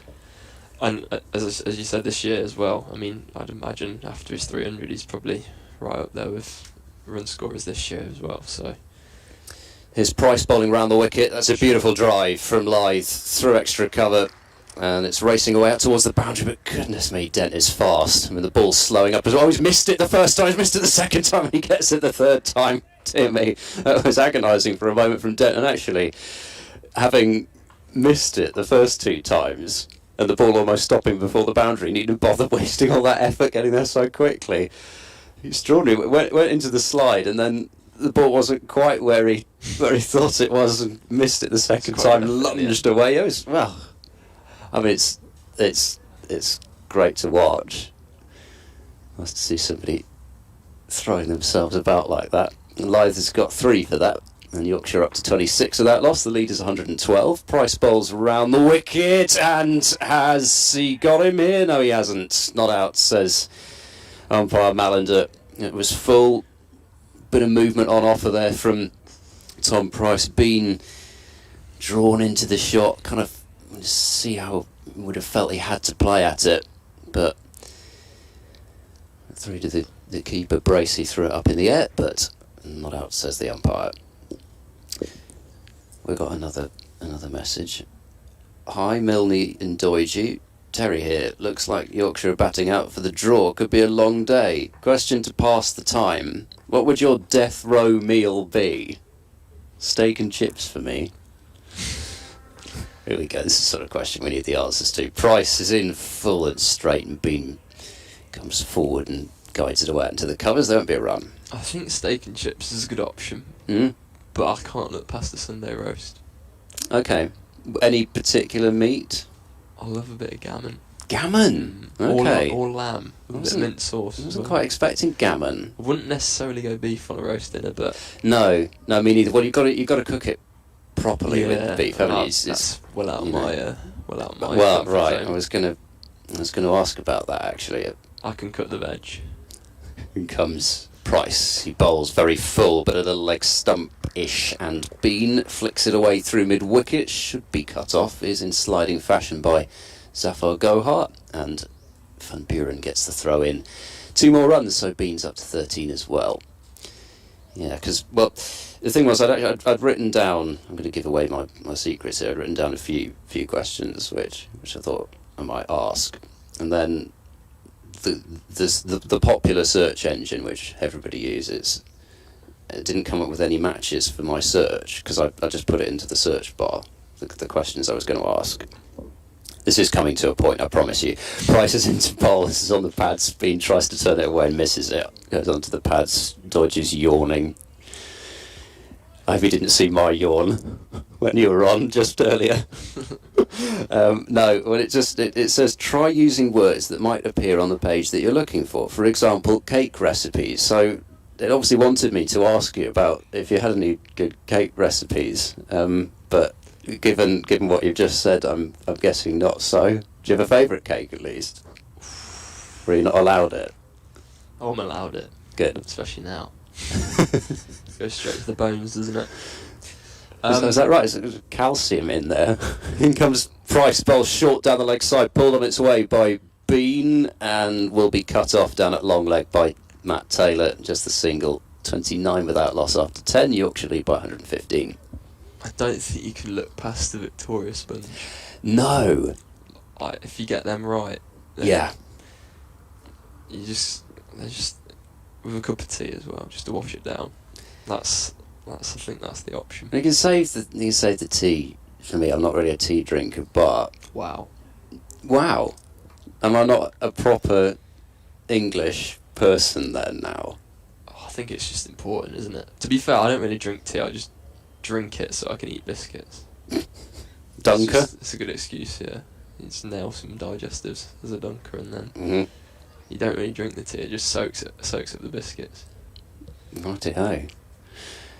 This is Disappointed by a lack of biscuits and tea in here, actually. Thought that would be the... Well, yeah, the written press always hog that sort of thing, actually. You have to go into the written press room and find some full ball from Matt Taylor to start a new over. It's squeezed away into the offside for no run. Maybe next time. Maybe next time. Well, now that you've said it, it's far more likely to happen. If either Georgie or I said, can we get some tea and biscuits in this room? nothing's going to happen. But now that especially next time you're on commentary, could be a bit like when Lancashire sent Kevin James, the Hampshire commentator, some ice cream around. Oh no! They look You got some biscuits now. Oaty apple crumble. Wow. Taylor bowls, looking to drive his bean, squeezes away towards mid-wicket, fielded by Actor, and there's no run. not sure about apple in a biscuit. No, I'm joking. Well, yeah, it's sort of like dried apple, probably, isn't it? I guess. Yeah, I'm not. Jury's out on them. I'm not so sure about that. Bronte. Other biscuit manufacturers are available, but okay. I'm not sure whether that was the long lost Bronte sister that started a biscuit manufacturing company, but here comes Taylor. He's then out to bowl, bit like stump-ish, and Bean tries to find a gap on the leg side, but picks out Actor again, and there is no run. Another such question, because we had this going since day one when Jason Gillespie was on commentary and came up with this as something to get people going. And I think a lot of people were got going by it, and we got quite a few responses. Top 5 favourite grounds in the world. And I got blasted for saying about 4 which I'd never been to, because I've never seen cricket outside the UK, but it can be ones that you've played at, or just in general ones that you'd like to play at as Taylor bowls and Bean leaves. I'll go I'll go a variety of if I've played or not. Yeah. I think we went to Cape Town in pre-season, and that was obviously Newlands is amazing. I have actually watched cricket there. I haven't played cricket there, but what cricket did you see? Special. It was a Cape Cobras game. Oh, okay, years right. ago. So domestic, yeah. Yeah, we were there again in pre-season, and one of my friends was playing, so we thought we'd go and pay him a visit, and it was it was a good day out. In comes Taylor and bowls, and that's a really nice delivery from Taylor. He's scratching his head there as he prepares to round at the end of his run. Not quite sure as to how he didn't manage to pick up a wicket there. It looked as if it, again, maybe slightly cut Bean in two as he was trying to jam it away, but I think the ball just about maybe carried through to Bracey, but nicely bowled from Taylor. The beating of Finley Bean that time. And the last ball of the over might be the last ball of Taylor's spell, because he's finishing off his 6th over here, 2 maidens, none for 10. He's there and bowls, and Bean is able to watch that one go by. So 11 overs gone, Yorkshire 29 without loss. There are 74 overs left in the day's play. Whereabouts did you sit at Cape Town? Did you sit under I think they're the oaks, aren't they? Is it the oaks over there? Or is that I can't remember which trees it is, but yeah, there's that grassy bank, isn't there? We were actually lucky enough to be in like a box behind the bowlers with right. a few beers, so okay. It was even better then. It was Alan Donald sort of the trip, and he obviously pulled a few strings at Newlands and got us a nice little in the comfy seats. I can imagine Alan Donald would be able to pull those sorts of strings. He was a serious bowler. Good to work with. It was good fun. Yeah, one of my sort of childhood. No, he was things he was angry. Yeah. He couldn't be more chilled out off the pitch. Right. So you've taken on board what Maybe. you got from Alan Donald, then, have you? Yeah. Well, I just remember that a VHS, one of my favourite videos when I was younger, was called Atherton's Innings, and that incredible test match where Atherton and Jack Russell defied South Africa, and just watching Atherton just ball after ball, just like leaping off the floor, rearing the head back, trying to get out of the way of Alan Donald deliveries. Just see him getting angrier and angrier. Yeah, exactly. The stare getting harder and harder. Good change of bowling from the Kirkstall Lane end. Zaman Actor coming into the attack. And Actor bowls to Lythe. He'll tuck that one away off his pads wide of mid-on for a single. Yorkshire up to 30 without loss. Right, so we've got Cape Town. That's one. Probably quite a generic answer, that, isn't it? I'm trying to think. Of No, but that's all right. I mean, it's an incredible ground. True. I had the privilege of playing at the Oval in front of a packed house a few times. Right. Which is special on a Yeah. Friday night. That is pretty special. Well, The I will say, atmosphere's amazing. yeah, it is. As Actor comes round the wicket now to bowl to Finley Bean. He'll defend that one up the surface. Actor does the fielding. I will say the Oval is on mine as well, much to Dave Townsend's displeasure. He's a Middlesex fan and had him on. Well, Middlesex fan, I mean, long time coverer of Middlesex cricket especially, but county cricket in general he had with us on day one. But yeah, one of my first broadcasts actually was a Gloucestershire versus Surrey game at the Oval. Sellout crowd, Actors in, nice looking drive from Bean, everything was right about that, but he picks out dent at wide mid off, there's no run, and yeah, I still have yet quite to experience the same atmosphere that there was that night. So yeah, It's pretty special, to be fair. The first actual game in the 100 I played, I didn't have a name on the back, and everyone in the crowd let me know about it as well, which was not that pleasant.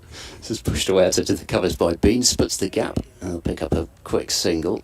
Neil Mallender was moving almost as quickly as the batters there. He's still got it as by Mallender. Never lose it. 31 without loss. Yeah, so plenty of stick from the city workers. Lots of who are you chants. Which when I was nervous on debut in the 100, that wasn't much fun. Oh dear. Actor races in. He bowls now, and Lythe will work that one off his thigh out into the leg side, fielded by Rulofsson at mid wicket, and there is no run. Obviously, another generic one's Lords. You just Right. can't Okay. miss it. So we're going with two London grounds. I mean, one's for atmosphere, one's for history. Right. It's two very different reasons. But of course, the Oval is older than Lords. I mean, in terms of hosting Test cricket, which Is they it? will. Yeah, Oh, which they'll. There you go.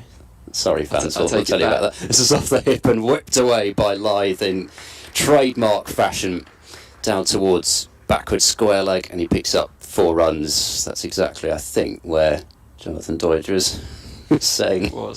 That's the shot. you don't bowl there, and that is the shot. 35 without loss. Yeah, maybe Lords is more of an experience thing. That's Yeah, quite well, big. yeah. It's quite special. Yeah. And also the food is top draw. Yeah, I've heard that, and I've still, because Middlesex keep shoving Gloucestershire out on their outgrounds for the T20. I didn't get to do the game at Lords a couple of years back. I've still never You got missed to out. go there, but one day. That's like being in a restaurant. You genuinely order and the food comes out.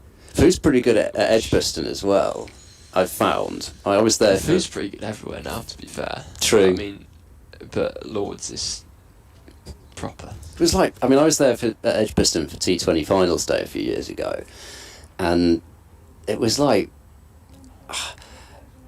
I don't know, it was like a sort of, it was almost like room service at a hotel. Like, they just constantly were bringing you your stuff, like even during commentary or whatever, somebody would come in with like a, Tea and I don't know, biscuits. yeah, but I think there wasn't, just like a sort of packet of nuts or something as well. It was like being in flight, and then like multi-course lunch, evening meal. Here's Zafar Gohar into the attack. He's dropped a ball in short first up, and that has been clattered away through mid-wicket for 4 by Finley Bean. Yorkshire up to 39 without loss. Not sure Miles haven't fancied too much of that. No, it was rolling around on the floor almost as if it actually hit him, but I don't think it did. If he did, I think he would have been rolling around for a lot longer.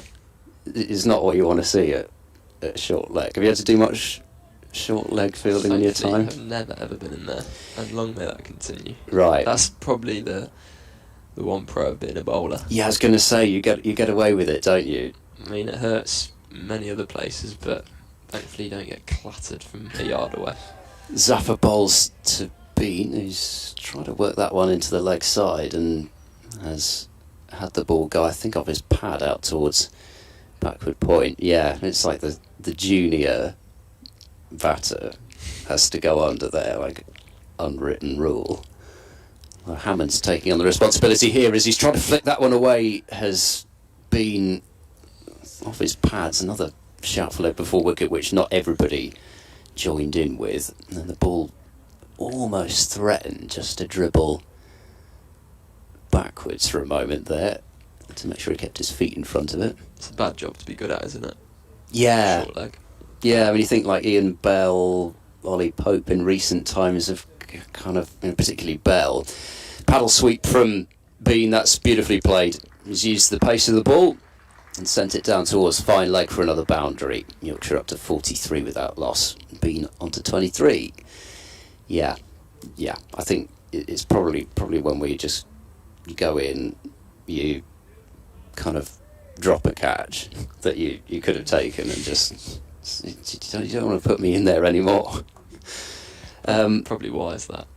Right, so how many are we in now? We're 3 in, I think, to your grounds. 3 in. I mean, to be fair, I've always done fairly well here. In terms of bowling, I'm trying to diversify a little bit. Here's Zaffa bowling to Bean, who pushes into the offside, and then a scream of no, I think, from Bean to Lythe at the non-striker's end to make sure there wasn't a mix-up. I would quite like to go to... Oh, I'd love to play in an Ashes test at the MCG on Boxing Day. That looks just very special. But if... Well, that's a bit of an inside edge this time from Bean. It didn't go too far away from Hammond, but it was right off the inside edge, so it flew quickly, and Hammond, he sprawled away to his right-hand side, couldn't get there, fielded out at mid-wicket, and the end of the over. 43 without loss. I've got to get these eyes seen to. I've got to get these eyes seen to. Oh, I've just got to look at the scoreboard that's much closer. I saw that as an 8. 43 without loss. Yorkshire. Right, MCG. Yeah. Which is the ground where there's like 100,000 people. It's fairly new. Oh, in India. In India. Right, yeah, the Narendra Modi Stadium it is in Ahmedabad. That looks ridiculous. Yeah. Aha. Right. I'm gonna vacate for a few minutes, if that's all right, because Jonathan Deutsch has got an update to do. Here's actor bowling, and that's flicked off the thigh pad by... No, it wasn't off the thigh pad, actually. It was off bat. Apologies to square leg by Lythe. We'll move on to 1944 without loss. Quick change here.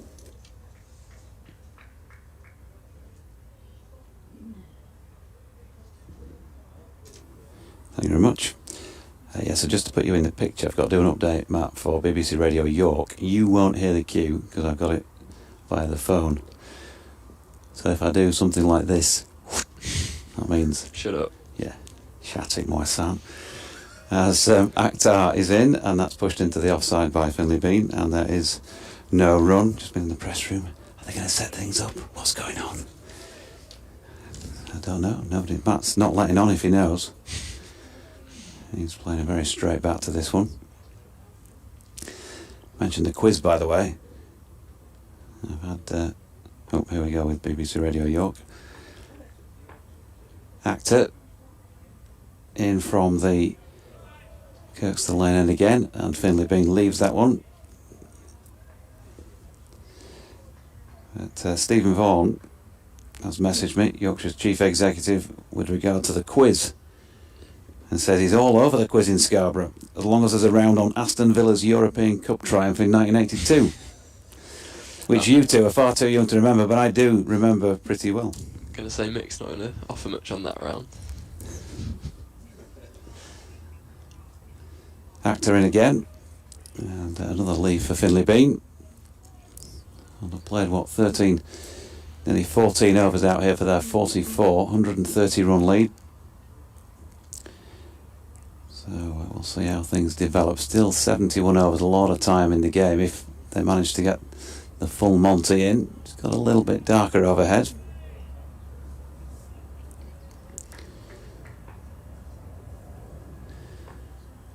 Back to turns and comes in again.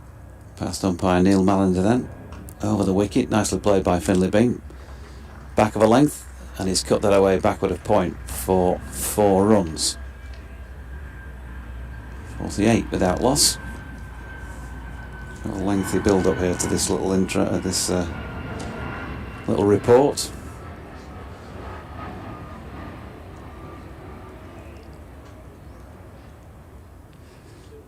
Here we go. He is indeed where Yorkshire are 48 without loss in their second innings.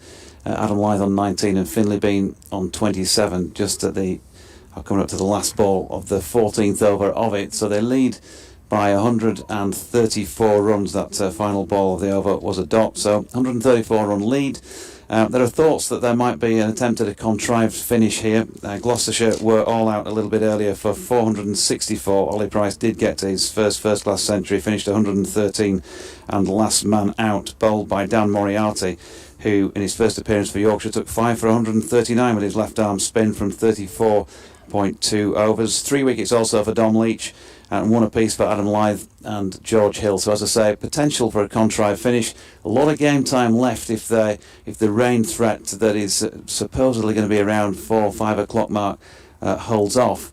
And so Yorkshire will want to try and obviously build a healthy enough lead, but a lead that Gloucestershire might have a go at, which might enable Yorkshire to take some wickets in the process. And we may get to a win-lose result. You never know with cricket. Still, the draw is looking the most likely of the 3. But we'll see how the day pans out. At the moment, Yorkshire 48 without loss in their second innings, leading by 134 runs.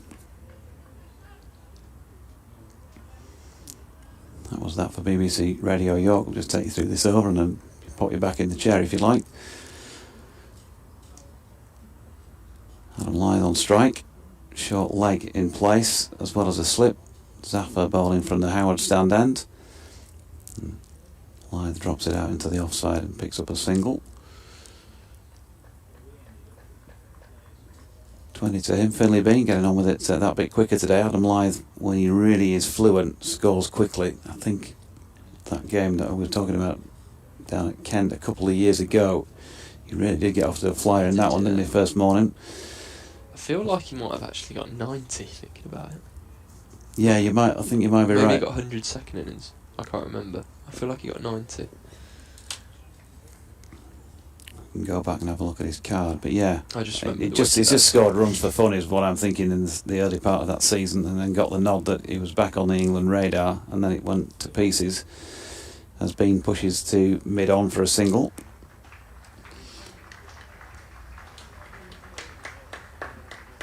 .50 partnership from 89 deliveries. And there's your man, Adam Lyth, back on strike. Zaffer over the wicket, reverse sweep, 4 runs. Nicely played as well. Nothing wrong with the execution there, Matt. No, it's a very good shot.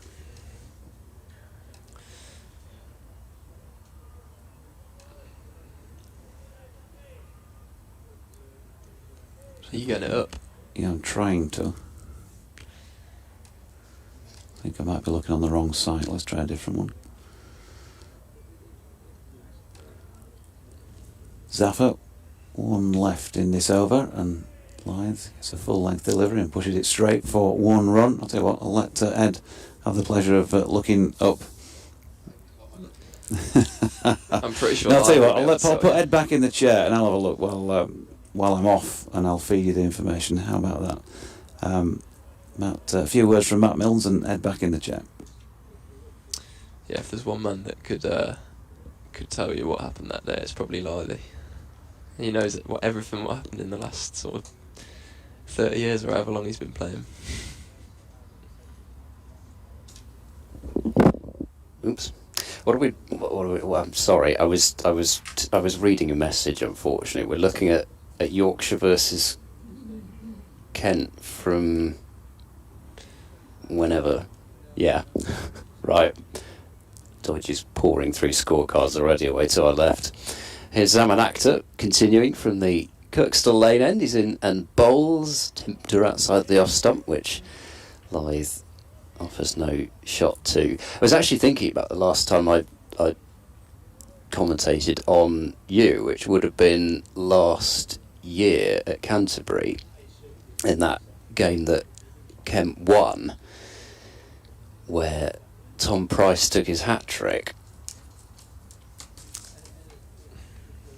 Did I play that game? Yeah, I think you took quite a few wickets in the first innings. There you go. Oh, we've got 97. it. We've I was got right. it. In comes Akhtar and bowls. That's cut away powerfully through the covers Left by centre. Lyth. He'll pick up 2. Again, Dent he's got an incredible sprinting action, and he's got to that ball and kept it down to just those 2 runs. 57 without loss. Lyth 27, Bean 28. Here we go. So what year is this? When the date's exactly right. 2021, April 15th, the match started. Lyth caught Robinson, bowled Milnes, 97. Second innings, Lyth caught Cox, bowled Milnes, 116. Short cut firmly again by Lyth, but this time he's picked out point. And I think that would probably have stung the fingers of Miles Hammond there. I'll have to let him know about those 2. Well, I guess, I don't know if you've got the sort of exact number of runs that he got off you as well, and then, I think because he he'll scored point to them all that, off won't he? everyone else. Yeah, I'm sure. Didn't get everyone off of me. Well, there we go. Same side now. I'm sure there's none of that sort of rivalry goes on now that you're all in the same dressing room. How could there be? Akhtar is in, and that's a flourishing drive through point for 4 by Lyth. No chance there for Hammond. Slung himself to his left-hand side, but that was an exquisite drive from Lyth. He'll move to 31. 61 without loss. Pretty nice shot. That's exactly the shot Mm. I said. It's that pulling that sort of square drive. We've seen both now, haven't we? It's tricky to bowl at when he scores both sides. Yeah. Well, I remember going back to that Kent Gloss game, because I remember you took, I'm sure you took at least 4 in the first innings, but then you didn't bowl much in the second. Akhtar bowls outside the off stump, no stroke through the I just keeper. remembered it, yeah. Right. I think I got a couple first, but I think I got Yeah. Dent and then Brace early on, I think, which got the ball rolling a little bit. Yes, I do remember that game now. Gloucestershire used 3 night watchmen in their Yes. second innings. Yeah, they did. We're talking Yes. about how much of a fan you are of Night Watchman, yeah. Akhtar into bowl and outside the off stump and no shot. I just like doing it. I don't necessarily. Would you like? I don't necessarily believe in it, but Yeah. quite enjoy the opportunity of it. So. I think Jacob Duffy probably quite enjoyed Yeah, he got that as well. I think he, two or three that yeah, night. I think he got at least a couple of the Night Watchman out. Got a stat, by the way, from Adrian Thomas, which is that teams making greater than 550 runs batting first, and Gloucestershire then replying with greater than 450. It's only happened 3 times before. One in a match against Sussex at Bristol in 1946, and another in a match against Worcestershire at Bristol in 2006. So the first time away from home that Gloucestershire have replied with a 450 plus score after conceding, was it 550 plus in the first innings? Thanks to Adrian Thomas for that one. It was good to be kept in line by Mr. Thomas with his stats. It's a niche stat, that. Well, it is. It's a good one. Zaffer bowls flicked away out towards deep backward square by Bean, will pick up 1. So I think we get. I think we got 4 deep into these grounds. Although I'm definitely noticing a theme here in terms of you just want to be playing in front of as many people as possible. Boxing Day, It's good fun, isn't it? MCG, Ahmedabad. Gets the nerves going, but it's good fun. Zafar bowls. This is looped up in the air, caught by his Hammond at short leg, but it's not off glove or bat. Zafar is having a stare towards umpire Hartley, renewing acquaintances, we'll put it that way, after last night. And I think it's quite clearly just come off the thigh pad. Straight up into the air to Hammond. I think even I might have fancied catching that at short leg. Only that one though. I wouldn't have. I'll be looking for cover regardless. Zafar bowls full. It's come again in the air towards Hammond at short leg, who takes the catch. This time Gloucestershire really cannot believe that they don't have their man. If they weren't totally convinced of the previous one, that time they really seem to think they'd got him. We can't immediately tell from that replay. We'll see it this time. Well, I mean, it looks mostly pad. Whether there was a bit of bat beforehand, I can't immediately tell from that. And yeah, neither am I, to be honest. Zafar bowls. This is flicked away on the bounce this time to Hammond at short leg. And again, there is no run. It does look to be pad to me. But there we go. I'd be a terrible umpire, so. Zafar is in full and straight and played up towards Zafar, so that's not the option for post-playing career then. Maybe I can improve that, I don't know, but I'd just be awful. You just don't, I mean, Bowler's union, isn't it? Yeah. If it hits the pad and it's going onto the stumps, then it should be out. I don't care about all these other rules. Zafar bowls played into the leg side, straight to mid-wicket, and that ends the over. Yeah, well, you know what, I agree, and especially as somebody who attempted and usually failed to bowl leg spin, that whole business about pitching outside leg, what a load of rubbish. It's Batter's game, isn't it? And I think Kit Harris, a colleague from a previous game, was talking about the fact that apparently that pitching outside leg stump thing has always been there as well. You sort of think of it as something which might have been more recent, but apparently that's always been there. But so what? We just change it. It's like garden cricket. You don't play those rules in the garden, do you? So just crack on. Yeah, and one hand, one bounce. Are we we're not allowing that, at least? Again, you'd get more short legs. Right. More wickets for you, so yes, please. Change of bowling from the Kirkstall lane, and we've got Ollie Price coming into the attack with a bit of off spin, perhaps to try and get through one extra over before lunch.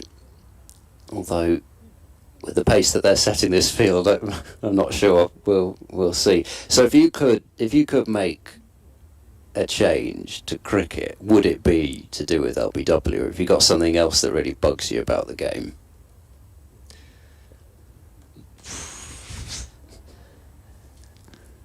I reckon that in T20 there should be minimum boundary sizes.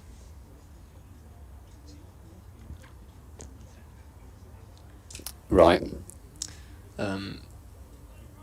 Because if a batter can half hit it for 6, then what's the point? Yeah. Here's Ollie Price round the wicket. Bowling, drops it in short. It's hammered away over mid-wicket for 6. Zafar's fetched the ball out from round about where the advertising boards were. I don't think it cleared the rope by masses, but Zafar was never going to get there. And Bean has a 6. 68 without loss. Yeah. That's another one. Enjoying Miles Hammond, who's basically just collapsed to the floor as if somebody just shouted there was a sniper about. And I think they're just going to have a check on the ball after it made contact with some of the concrete down there, but I think we're all right. 68 without loss, and that brings the lead up above 150 for Yorkshire, 154.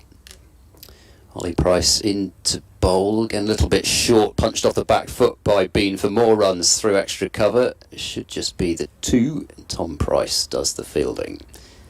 Then my red ball rule change would be that you go back to 2020 or whenever it was before COVID, where you could put sliver on the ball. Okay. I think that's a bit ridiculous. Mhm. I could see the sort of logic with COVID, but Price bowls, that's flicked into the leg side by Bean. 1 run wide mid-on. I just think if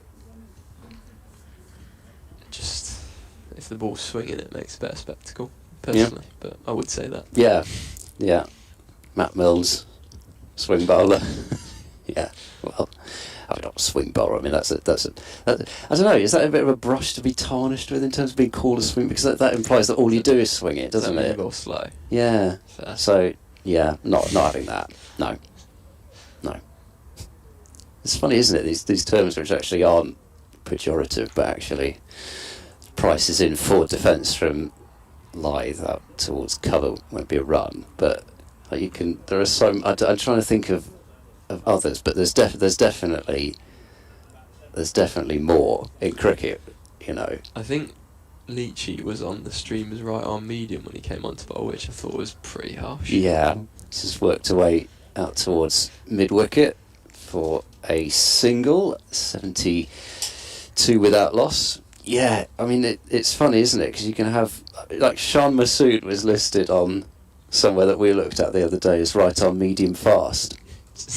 And then you've got Leach right arm medium. I'm going to say there's one person that bowls quicker there, and it's not Shan. Have you faced Shan Masood?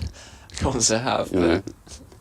Who's priced to bowls, punched out into the covers on a couple of bounces out towards extra cover, and the clock has gone to 1 o'clock. So, Matt, it's been a real pleasure to chat to you. I will ask your thoughts on the session that we've just seen, and then I'll pass over to Jonathan Doidge. Yeah, pretty solid session for Yorkshire. The two openers have done a pretty good job there, getting through the new ball, and then started to sort of expand a little bit when the spinners came on. So, as I said earlier, probably reevaluate at lunch and see what's what there. Yep, still potential for some sort of setup with plenty of overs left in the day, but whether or not the pitch and ball will be doing enough for Yorkshire to take 10 Gloucestershire wickets and force a win would be a different matter. But we'll see. Matt, it's been great to have you up, so thanks very much for coming. Thanks for your time. No problem. Do appreciate it, and we wish you continued success with your rehab and recovery, and we hope to see you out on the field sooner rather than later. Any estimates, by the way, on that front? Thank you. I'm not sure yet. Hopefully late August, September. That's the plan. But obviously, it's a bit of an up and down journey at the best of times. So yeah, we'll see. Well, all the best with it, and hope to be interviewing you in a different capacity before the end of the season. Thank you very much. Matt Milnes with us this morning. We've got Mickey Edwards coming up as well for the Mickey Edwards laughing a little bit later on. Graham Hardcastle, by the way, I think wanted to have a quick chat with you if you're able to divert yourself to the press room on your way back downstairs. And from our point of view, well, we'll say goodbye for this lunch break with a reminder that Yorkshire in their second innings have made it to 72 without loss at lunch. Adam Lythe 32, Finlay Bean 38, and they lead by 158 runs. More ball by ball to come after the break. You might hear me do a little update for BBC Radio Humberside in a few minutes' time, but otherwise I will leave you with some atmosphere, such as it is here at Headingley.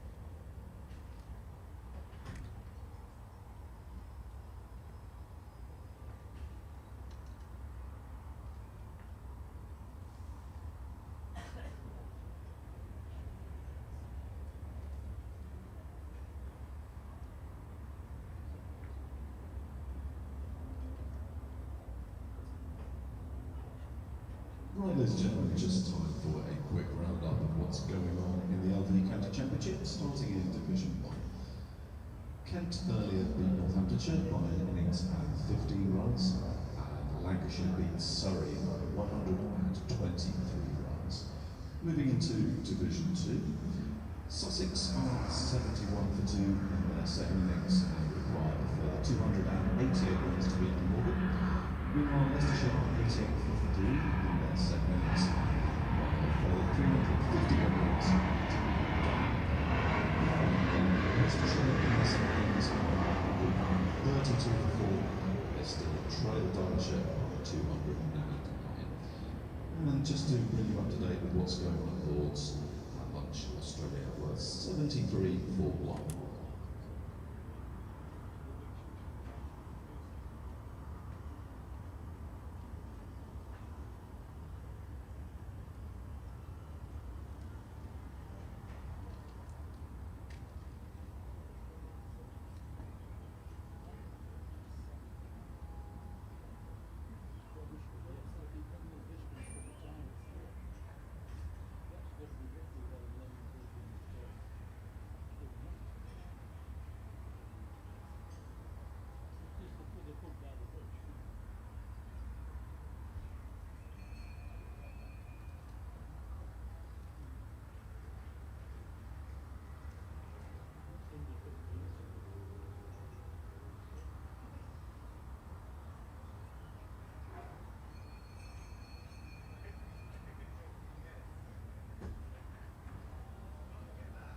Umpires Peter Hartley and Neil Maunder.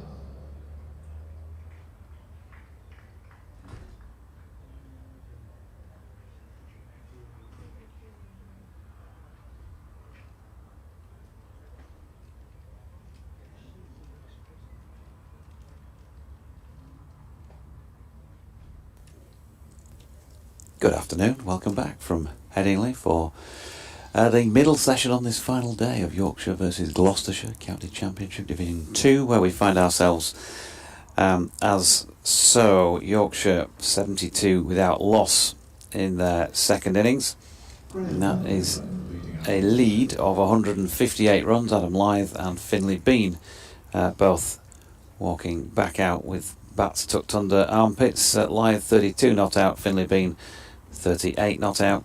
And thus far, Gloucestershire have used 5 bowlers in an attempt to break the deadlock in that respect, but haven't been able to do so. 67 overs remaining in this match. So still, even if they're attempting to fashion some sort of run chase, unlikely given pitch conditions, the way it's played here over the last few days, that there's 10 wickets in the team bowling last, i.e. Yorkshire. But if Gloucestershire have got something to go at, then they might give a few chances, so you never say never. Yeah, it does seem a bit tricky, doesn't it? Just so much that still had to happen in the game. And we started this morning, and then of course you've got to take off 4 overs even from the 96 just because of both changes of innings. I mean, well, at least 4 overs, maybe even more than that. So, yeah, a lot of cricket to squeeze into about 90 overs really, in terms of finishing off the Gloucestershire innings, Yorkshire building some sort of a total that they might even be comfortable with, and then for them either to take 10 wickets or for Gloucestershire to chase it. Zafar Gohar to start things off from the Howard stand end and bowling to Lyth, who drives away out into the covers and sets off for a comfortable single, 73 without loss. Got to like the time these guys take to get through an over these days. 67 overs, even with a couple nipped off. Could be until sort of 9:30, something like that tonight. The light's still pretty good, isn't it? It's better than it was yesterday, at least. Zafar is in on the back foot, goes Bean and blocks that one just off his stumps, and Zafar does the fielding. Got Mickey Edwards in the back of the box. We'll bring him on in a few minutes' time. He's going to be here for a while during this sesh. Mick definitely not short of an opinion, so we'll get a few of those when he sits in the chair. Zafar bowls full, forward goes Bean and is caught behind. Bracey takes the catch in, I think, slightly juggling fashion in the end, and Gloucestershire have got their first wicket. Zafar Gohar striking, and the ball just temptingly outside the off stump. Bracey juggled it and caught it at the second attempt in his left hand, and yeah, he just sort of put the ball up in the air. Really, it was almost an inquiry rather than a massive full-on appeal like we've had before. That has been dismissed. Zafar Gohar's got his first wicket in the second innings in Yorkshire, 73 for 1, leading by 159. Yeah, just a little tickle, bit of a fumble. Good job, Johnny Bairstow didn't fumble that spectator down at Lord's, wasn't it, earlier on today? That could have been carnage. Shan Masood making his way out at 3 for Yorkshire. Zafar, 1 for 17 in his 4th. Yep, so, well, alright. I've started, so I'll finish. Shan Masood looking to get off the pair. And as far as Gloucestershire are concerned, really, I mean, well, Matt Taylor again, very cheap, 6 overs, 3 maidens, none for 10. He's been quite difficult to get away, but until that wicket, really, things are not going too badly for Yorkshire. I mean, it's scoring at 4 and over without taking a great deal of risk. Yeah, all well and good. I'll find out that. I spoke to Shan last night, by the way. I said to him, 3rd ball duck in the first innings here. You must be absolutely kicking yourself when you see 3 players, 22 and under, who've all come out with a ton. And, yeah, in a nutshell, I won't give you his 2-minute answer, but he said yes, words to that effect. Yes. But also that he was delighted that he's got 3 young players in the side capable of doing that. So he's facing up to Zafar Gohar, who is in to bowl, and Masood forward and playing a flourishing defensive shot back towards the bowler. Zafar has played 1 test and 1 ODI. I assume Shan Masood would have been playing in his test match. Zafar bowls and Shan Masood plays forward in defence. The ball goes out towards mid-wicket. Indeed he was. Yeah, the 1 test which Zafar Gohar played was in Christchurch 2021, so Hagley Oval. That was whose top 5 was that in? I think it was one of our correspondents, wasn't it? Top 5 favourite grounds. Zafar has Masood go forward and strangled a peel there, but I think he was probably thrusting that front pad well outside the line of off stump, even if it had been pad first. We can have another look at it though, and yeah, about 2 stumps width at least outside the line of off stump, so that's why it wasn't much of an appeal. So 73 for 1. Yorkshire, yeah, Shan Masood opening the batting, and unfortunately did bag a pair in that match I've just seen, so there we go. Glad I brought that up. Sorry, Shan. Okay, lead balloon territory here on a home broadcast in Yorkshire. Yeah. Oops. Ed's just going to go change his size 14s. Well, I could do, because we could bring Mickey Edwards in. Well, we can do if you like. You can have a chat with him after a while. I'll keep him going till the 2:30 sports bulletin. We've got to get our money's worth out of him because he's on big money in the com box today. Tom Price is going to bowl from this Kirkstall Lane end then. 5 overs, no maidens, none for 19 to this point of the Yorkshire second innings, which now stands at 73 for the loss of that one. Finlay being wicket, 114 in his first innings, 38 in the second. Still not a bad return across the 2 times he's been out there with the bat. Adam Lyth is on strike. There's a bit of debate about the field here. Do you want me to slip or not? I think is the wave. Shall I drop a bit wider? No, first slip. So we've got 3rd man, backward point on the boundary. There's a man at a sort of fly gully, just in front of square on the offside as well. Big gap through the covers, mid off, mid on. A man set back at deep backward square leg as well as a fine leg. First delivery slanted across Adam Lyth, and he leaves it. Good afternoon, Mickey Edwards. Hello, Doidgy. How are you? I'm all right. Good to see you again. Still cultivating the King Charles II look, I see. Look at this. I wish I knew who that was. We don't have a lot of history in Australia, only a couple of 100 years. No kings. How was the boat trip?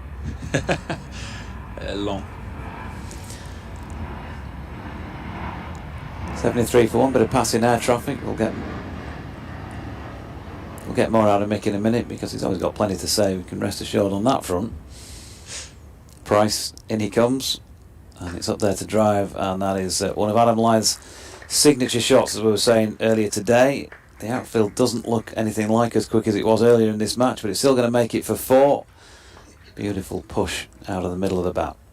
So 37 to him, 77 for 1. How's things since we last saw you? I've seen you this morning doing some strange things out there on the field with Harry Booker, kind of as if you were shadowing him forward and then shadowing him backwards. It looked like we were doing the tango. Yeah. Yeah, it was a very erotic training session. Yeah. No, it was good. That was a little change of direction exercise, and then I had a run after that where I went round Headingley Oval a couple of times very slowly. Yeah, we noticed that. Not going to trouble the world record, I don't think, at that sort of pace. I'm a cricket player, not a runner, mate. But it was good. Had a little bowl there as well. Coming along nicely. So, yeah, hopefully not too far away. Good. Enjoying watching these boys bat. In comes Price again over the wicket, and driven in roughly the same area by Adam Lythe, but the gap has now been blocked in there, so no run. And how was Milnesy this morning? He was, he was all right. Yeah. It was good. Yep. He's good, isn't he? He was telling me that you guys spoke about us rooming in South Africa. Yeah. What did you describe him as? What was that word he described him as? A wonderful roommate, was it that? You would say he was OCD. Yeah. OCD doesn't begin to cover it. It was a 4-letter word, but not in that sense, that he used to describe you. So Price is in and that slanted across Lythe and there's no run. Yeah, I think it was a 4-letter word, but not a naughty 4-letter word. To describe your situation, but he said you'd say he was OCD. I think most people would say that. He organises his toiletries in alphabetical order in the bathroom, so do with that what you will. Here is Tom Price. Adam Lythe leaves. No run. Did he fold the toilet roll, underneath in that sort of V shape, that inverted V like they do in the hotels? And he polishes his moisturiser every morning as well. I think we need to know more about this South Africa, John. Yeah, that was the first time I met the boys. I came straight from Australia. Missed my flight, so not a great start. Missed my flight from Sydney. Well, yeah. No, I met them over there, and it was a very interesting trip. Price coming in, and Lythe lets one go well wide of off stump. You would have been late for the flight because obviously you were in the local library studying the philosophy of looking like King Charles II, as opposed to missing the flight because of just the tardiness of your arrival and lifestyle. That's exactly right. Yeah. I was in between finishing off my thoracic surgery as the head surgeon there and reading up on the history of the UK. So you can let it pass that I missed my flight. A real student of the world, Mickey Edwards, by the sound of things. Price in again, driven into the offside by Adam Lythe. There's no run. Let's talk cricket, all joking apart for a minute. 79 for 1 after 20, 65 overs remaining in the day. We were just doing our speculative thing. Have you got anything that you can tell us from within the inner sanctum in terms of how this might play out the rest of today? I actually haven't heard a huge amount. We're kind of tossing up between setting a total and dangling the carrot a bit, and then also taking the security of points with a draw. So it's a bit of a tough one. It hurts that we've had a bit of time out of the game yesterday with rain, because it has been pretty well set up to be a good finish if there was another day, or if we were playing back in the day when there were 15-day test matches. Yeah. I think Kookaburra ball has had a bit of an effect on. You haven't been reading about the game, haven't you? That's impressive. Zafar is in and bowling here to Shan Masood, who drops one into the leg side. First up, no run. Miles Hammond under the lid, by the way, at short leg for those who can't see, and Also, a slip in place. Long on is dispatched, long mid off, I should say, is regulation. Just a little bit wider. We've got a reverse sweep here from Shamasood. He's going to pick up 4 runs down to the foot of the northeast stand. We saw Adam Lyth play that earlier on, and just as well executed this time by his skipper. So he's off the mark, and it's 83 for 1. The topic of conversation at lunch was the fact that we have to do a 2K time trial next week. So there was a bit of grumbling about that. Not a very nice thing to have to do. 2K? I know, it's a long way, isn't it? If you finish, you get a gold star. Are there some concessions for the ageing players such as Adam Lyth? I mean, well into his 30s now. Yeah. Is he going to be allowed to get off with 1.5k, maybe? Yeah. Poor lad. 100 metres. 83 for 1 as Masood's over the top of that.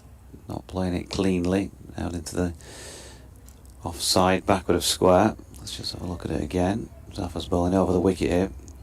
And Missing leg. A little bit of turn about it, but missing leg, yeah. They got a good stride in as well there, outside the line. Slightly open stance, Shamasood. Front leg across and then whips this latest one to Chris Dent. I guess your options are reduce the distance or do what Jordan Thompson does and take 4 business days to finish the test. Zaffa in, and Masood has got something on this, has he? They're appealing for a catch for Miles Hammond at short leg, but they're far too optimistic for the liking of Peter Hartley. Been quite a few appeals, hasn't there? Have you seen any that have been wrongly adjudged? Well, the appeal was totally wrongly adjudged earlier on when Finlay Bean let one go, didn't he? With his back to us at this end. Off, I think it was Matt Taylor, another dot ball to completely over again, ballooning up into the hands of Miles Hammond.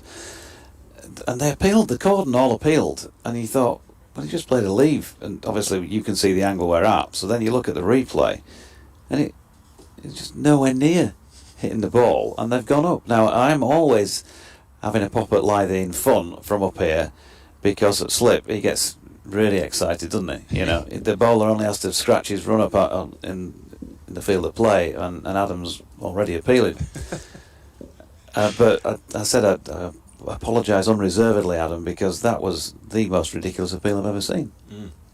His voice travels very well as well, Lythy's. Yeah, there's a bit of yelp about it, isn't there? Yeah. A desperate cry from Lythy. Yeah, I think from all reports that the boys seem to think that this wicket would be pretty competitive if it was with a Duke's ball. I think the fact that the Kookaburra ball has gone so soft and not really done a lot. It's done a bit in the air, I think, probably on par with what the Duke's is, but off the wicket there's been no movement in the way of seam movement. So I'd be interested to see how it would have gone with the Duke's this game, if it would have changed anything, because there's been 400s already. You don't see that too often, do you? No.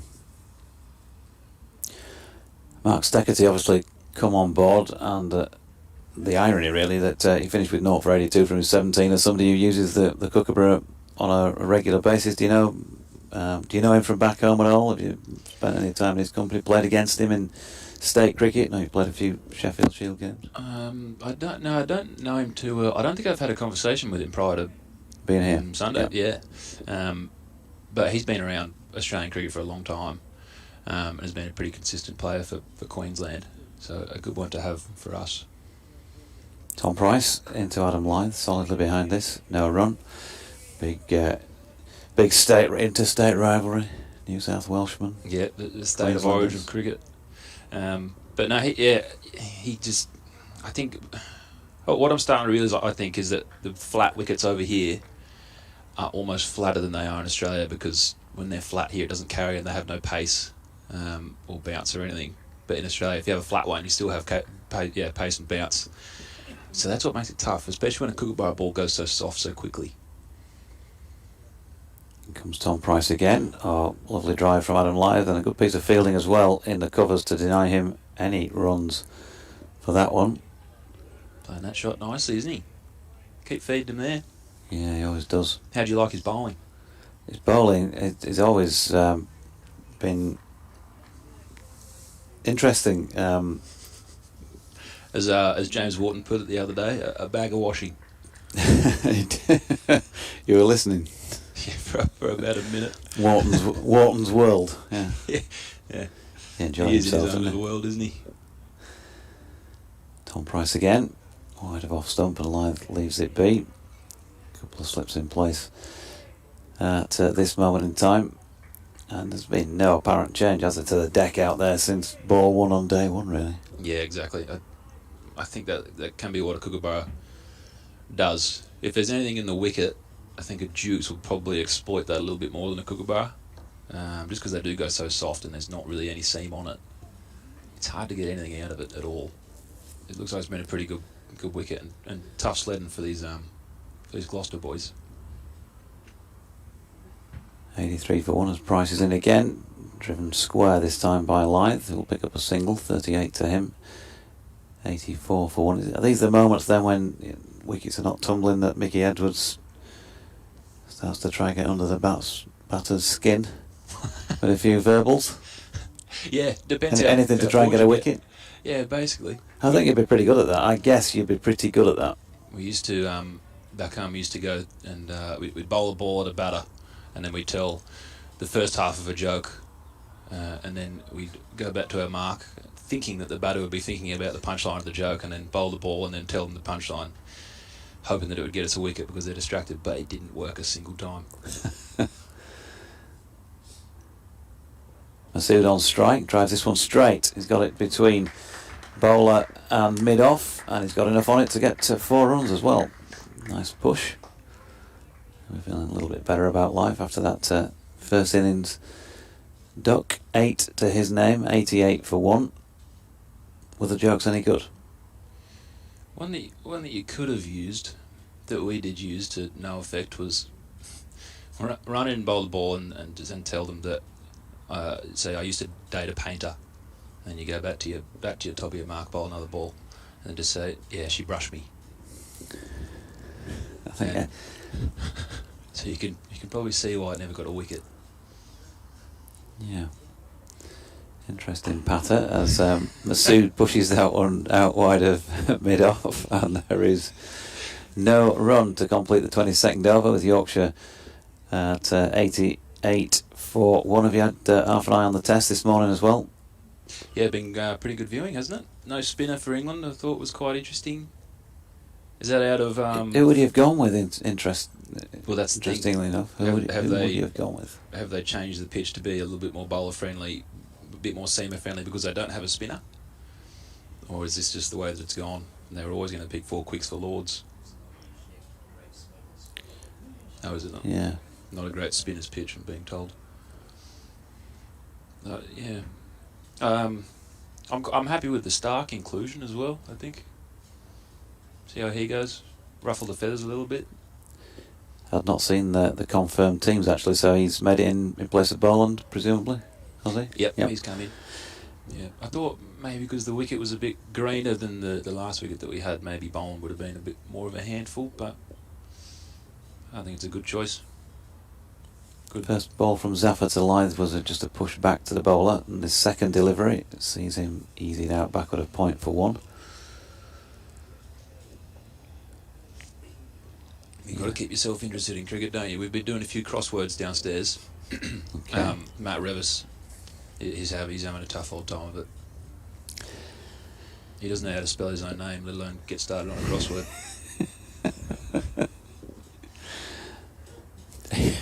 89 for 1. Zafar over the wicket. So turns it to short leg, where Miles Hammond fields. You've been roped in, by the way, like it or not, by the sound of things. Scarborough. What's that? Derbyshire game against the Scarborough game against Derbyshire in September.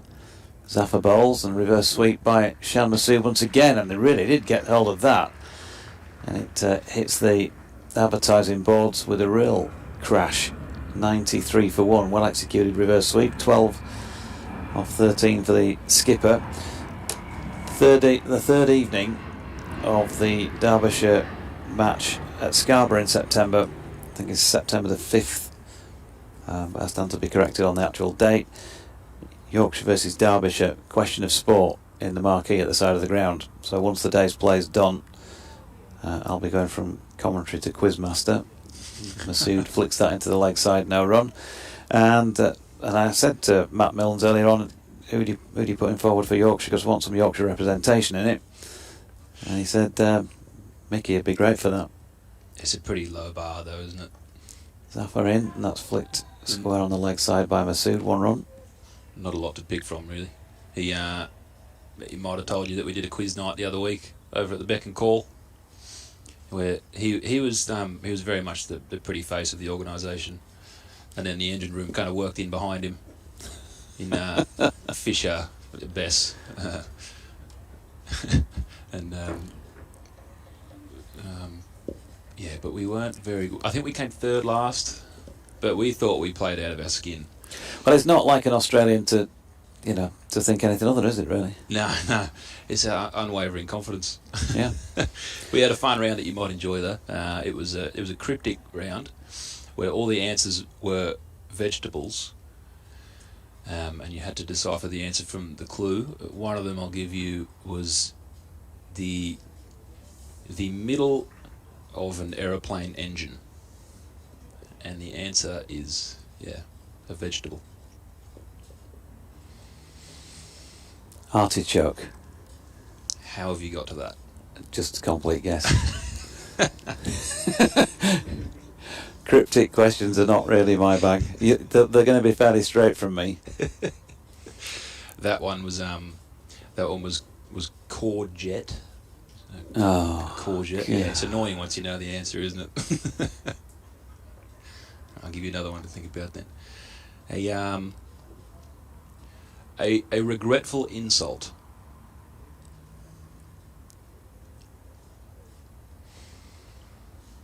Tom Price bowling here to Shan Masood. Just dispatched the sweeper out to the cover boundary, and he's bowling one short of length, which he tries to slash away in that general area but misses. I think I'm going to let Ed deal with this one. Clueless on this. Absolutely no idea. But it's okay, because come September I'll have every idea. The answers will be in front of me and you, Mickey Edwards. Big trouble. Is it all sport related? It could be who's the worst blonde-haired Aussie playing cricket for Yorkshire in 2023. That could be the first question. I think a few of the lads might get that.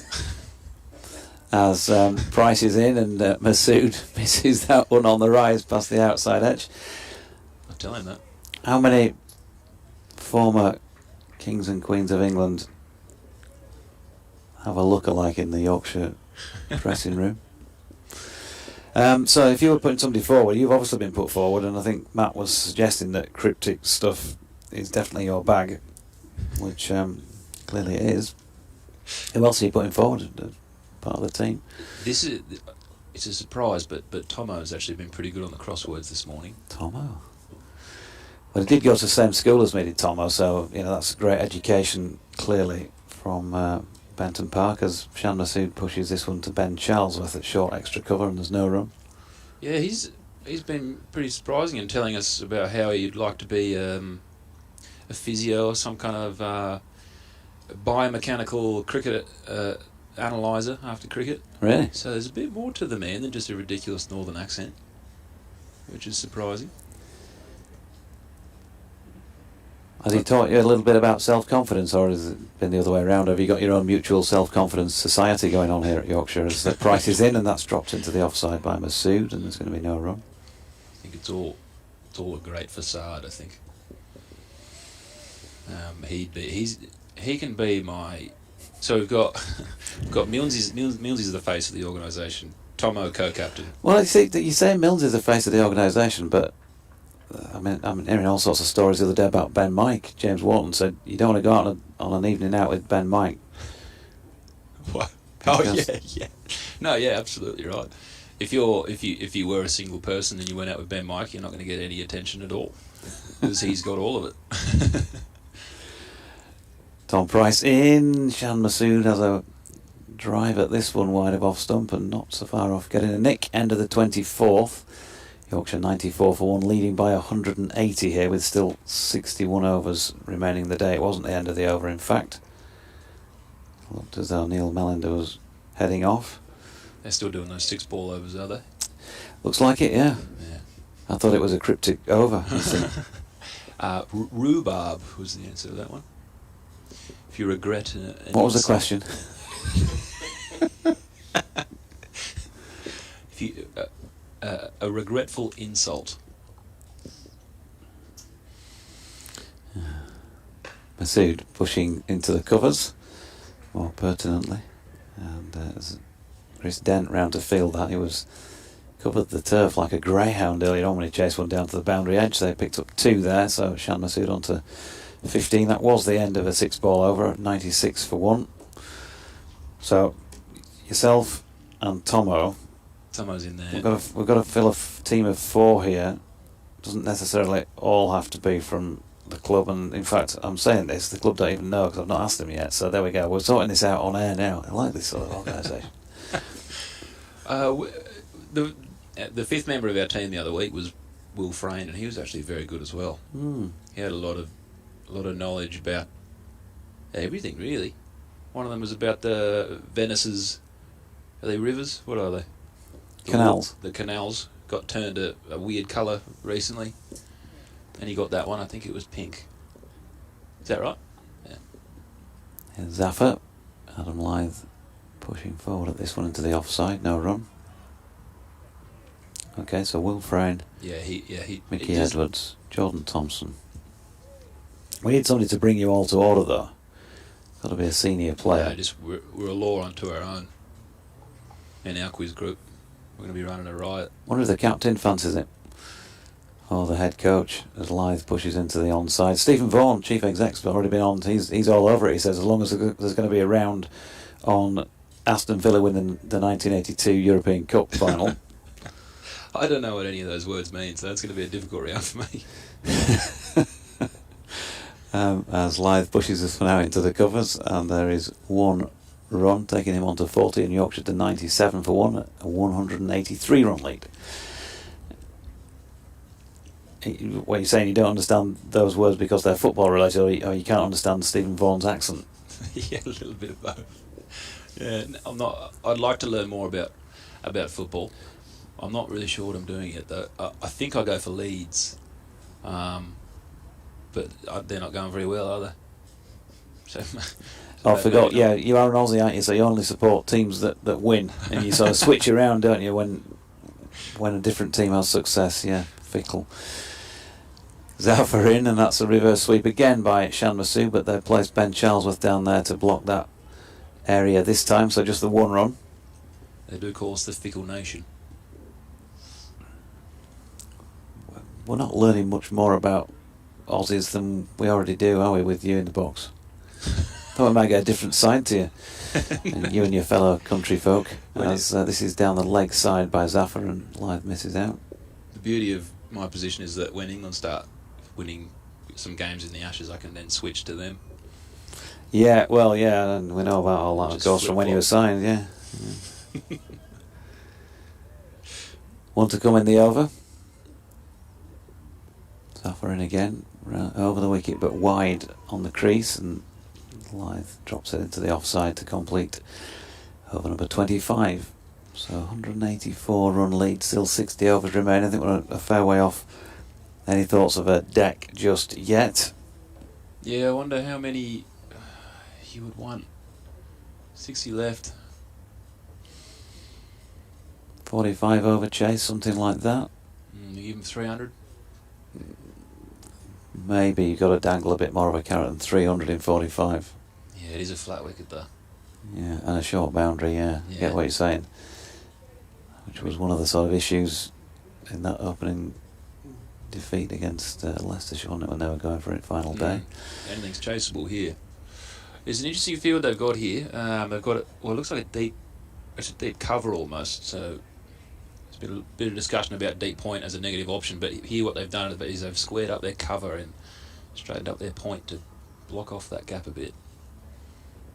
Here is Tom Price, short of length, pulled round the corner by Shan Masood. Nobody anywhere near that, and that is 4 runs back at a square.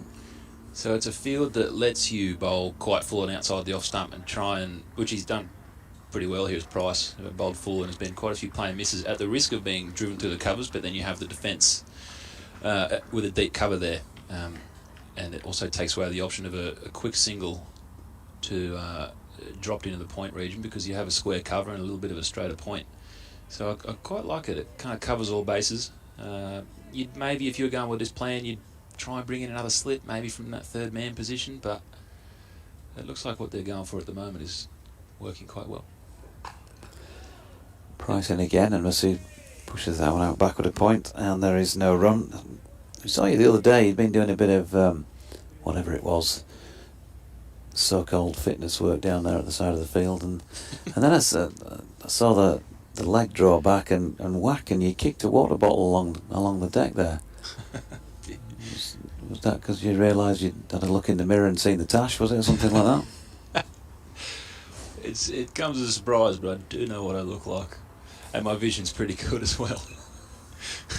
What was that all about? Why would you kick a water bottle along that? I mean, that's just defacing property, then, isn't somebody's. Oh, I'm getting into legalities here of a water bottle, though.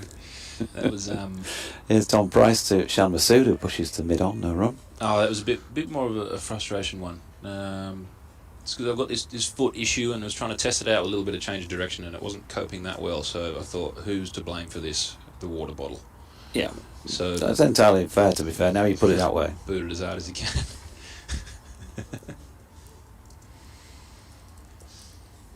And who else have you had up here this week?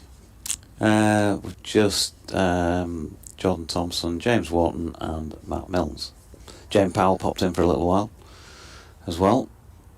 I think that's it, isn't it? Oh, and Dizzy, of course, on day one. Yep. Not forgetting him. Shot. I was talking about from within the club at the moment, as Shan Masood played a lovely shot just over pitching there Tom Price, and he flicked it on its way wide of mid-on for 4 runs. Tomo was also telling us that he'd be interested in pursuing a career in journalism or some kind of media.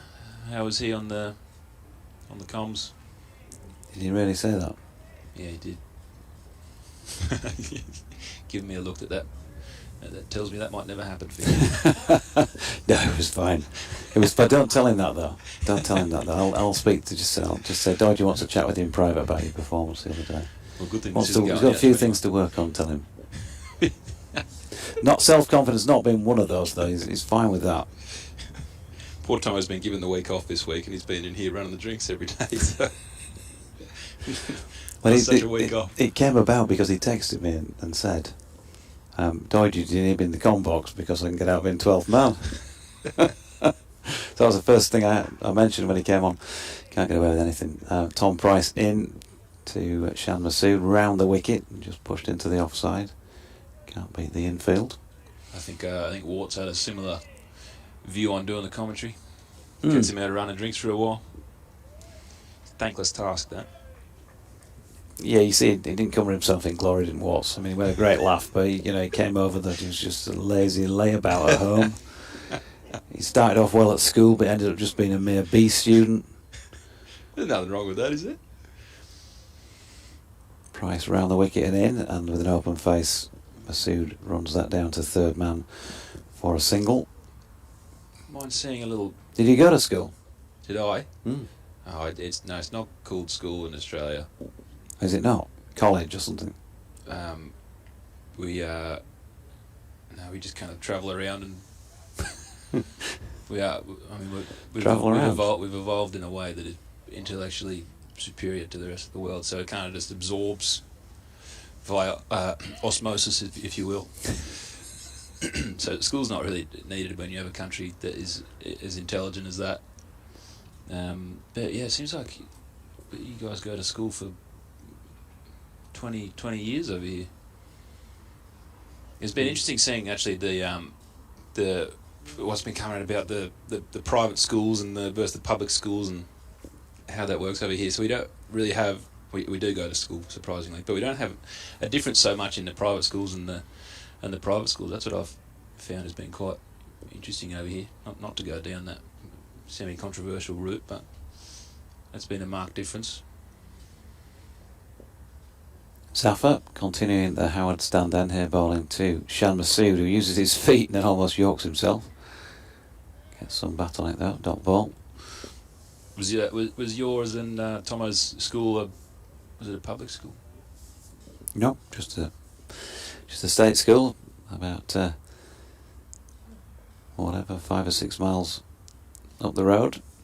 Zafar in, and Shah Masood's got underneath this reverse sweep this time. That's the one so far that is not executed as he would have wanted to, but it bounces short of the diving Ben Charlesworth coming in from fine leg to try and make a catch. Just got the blade underneath it. He survives. A single to him, 26. Partnership now worth 35, 108 for 194 runs the lead. In comes Zafar. All turn. And there was. Adam Lyth leaves alone. Yeah, Tomo was there obviously. A couple of years after I left. My dad went to school in Shropshire, to a boarding school, and he always told me that he went to the same school as Charles Darwin. I'm At the still same not time. sure. Yeah. Now Adam Lyth tried to drive this through the offside, and it's ended up going out to deep backward square leg for 1 run, which tells you a little bit about the shot if you can't see it. Could have been maybe his friendship with my dad that led him to believe that we have come from apes. Your dad believed that? Mr. Darwin. Yeah. Still don't know if he's winding me up there or not. As Masood forward, and that's turned into the leg side, no run. Yorkshire lad says Jack and Mickey Edwards in September 18 became the first brothers to play for New South Wales since the War Twins in 2004. Not a lot of people know that. Yep. No, that's good knowledge. You could put that in a quiz. Masood sweeps this hard backward of Miles Hammond at short leg and picks up 4 runs. It's a shot. He's playing well, isn't it, the sweep, whether it's orthodox or reverse. What year was that? 2018. 18. Yep. I remember that. I think it was a one-dayer against WA over at the Wacker, which was it was a night game, so the wicket was rapid, and that was pretty good fun. But I think they had Jai Richardson and someone else who bowled really quick as well, and yeah, my poor brother got a pretty fiery baptism to list day cricket with some very quick bowling. But that was really nice to. We never actually played that much cricket together growing up because he was always a lot younger than I was, and that was probably one of the first games we ever actually played together in any cricket, which was really nice. Nice to have a little pal on the field there, and someone to whinge to. I think I remember that game getting a little bit unlucky. I had a drop catch at first slip, another one go wide of second slip, so I just went up to him and started complaining. So it's nice to have someone that you can do that to. Instead of the skipper. Yeah. Yorkshire lad follows up, by the way, asking if your stress fractures are a recurring injury problem. You've had a bit of an issue with that, haven't you? I have. Yeah. I've had 6 stress fractures in my back, 3 in my L3, 3 in my L4. That was probably so I had one a season probably since I was 20. So my first 6 years with New South Wales. But I haven't had one now since 2020, so touch wood, everything's going well. I think it comes from me being quite long and having a couple of inherited back issues. Actor on at the Kirkstall lane end goes short first up, and he's been pulled by Adam Lyth just to the onside of straight. 1 bounce and 4 runs, nicely played. 117 for 1, I think it'll be when they get the score up. Yep, 45 to Adam Lyth. 203 runs is now the lead. You ever thought about doing something less dangerous like batting instead? I would love to be a left arm orthodox spinner. A Moriarty type. I do think that's a pretty cruisy job in cricket. In comes Actor again, and, running it down in the general direction of third man. There is Lyth for 2 more. 47 to him. So you fancy being a left arm spinner? Well, yeah, you got the height, certainly. Yeah, I think if you are like me under 6'7" and turn up to a cricket game and then start bowling off spin, you'll be ridiculed out of the game for wasting potential talent. So, unfortunately, I was destined to be a fast bowler. I'm too tall to be a batter. I can't bowl spin very well. Actor in again past Malinder, tucked away off the hip this time by Adam Lyth into mid-wicket, and they're through for a single. You can get in touch on @Jonathan Doidge, or if you want to speak to Ed after I've done the next the 2:30 bulletin for Radio Leeds, he'll be on. That's at Ed Cricket 6, or you can email us on bbcwestyorkshiresport@gmail.com. That's a question for Mick. Keep them broadcastable though. And your answers.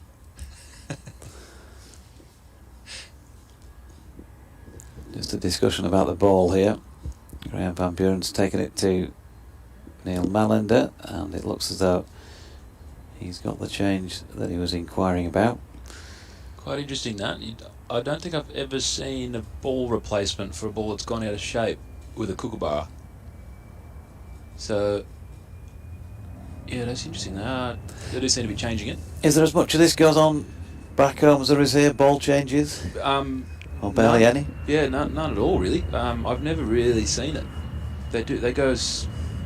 I think they do go out of shape, and they kind of go off kilter a little bit. If you try and throw the ball up and have the seam upright, it'll quickly go awry because the ball goes off balance on either side. But it must be to a lesser extent than what the Duke does, because they seem to be changing that thing. Well, if you're Stuart Broad, you're trying to get it changed every ball, aren't you? Yeah, if you don't take a wicket, I mean, why not? Yeah, it's not my fault, is it? Must be the ball. Yeah, you don't see this too often.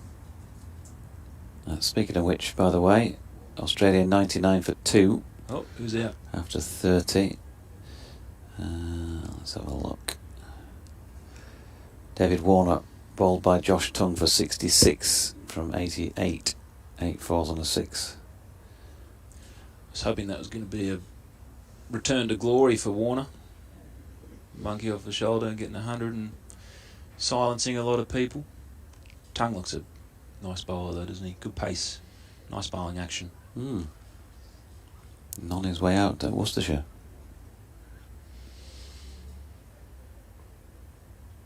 Not taken long after he's made the England side. There's Shan Masood on strike, facing Zaman Akhtar. And running this one nicely away off the middle of the bat out to Zafar fielding, Chris Dent I should say, fielding backward of point. Single. Yeah, so 102 for 2. Labuschagne and Smith just early doors for both of them at the moment. Trouble. They're due, those two, aren't they? You don't see them miss out twice in a row very often. Only in Ashes series in England in 2023.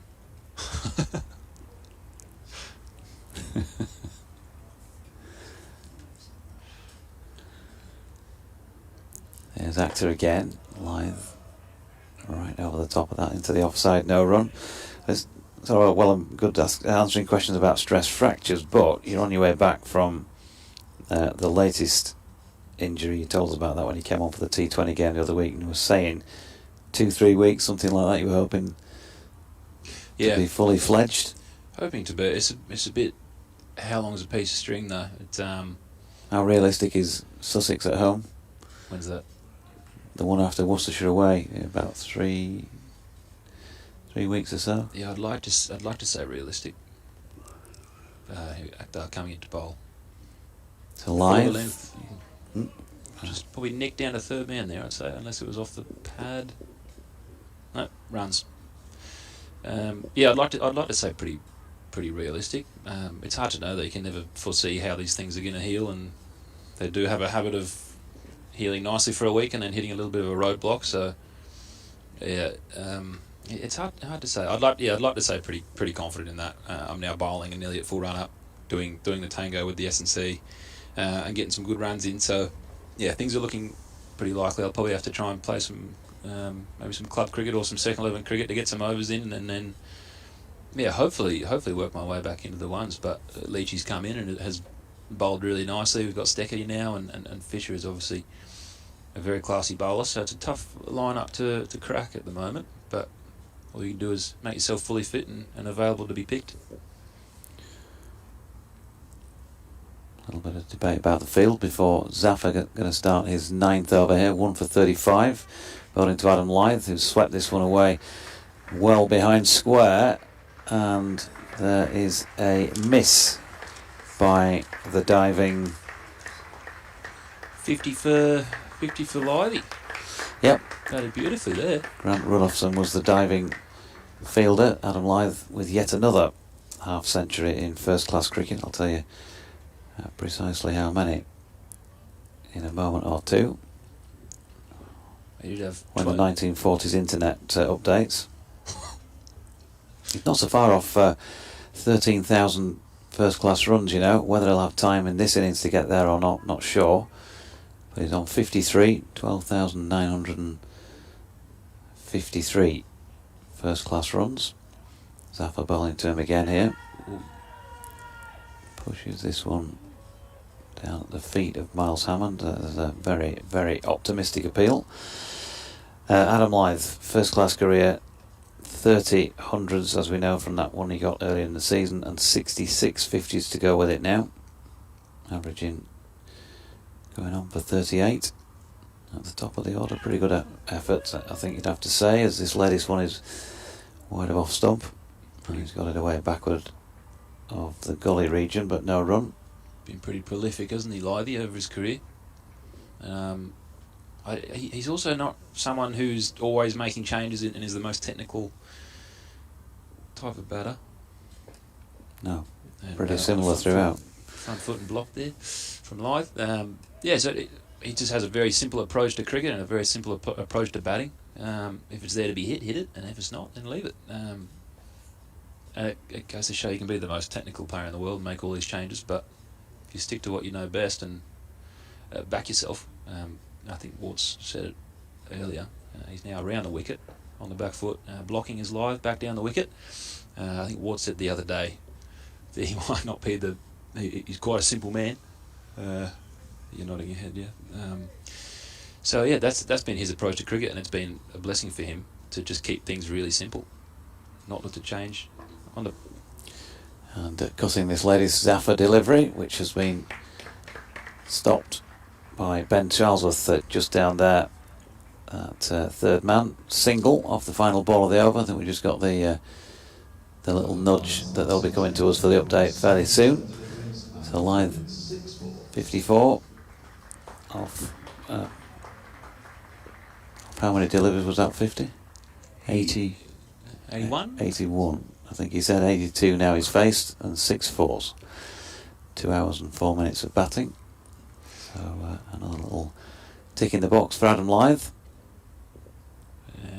Just to finish on that point, the best cricketers are the most forgetful.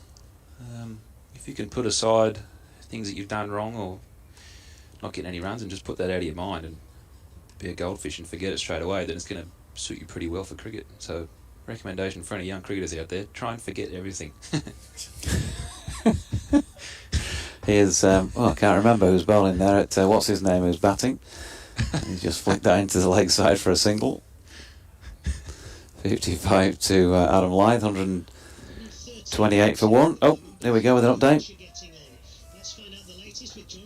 They're 128 for 1 in their second innings, Richard. Adam Lyth has just got to another 50, 66th at first class 50 to go with 30 centuries. He's 55 not out now.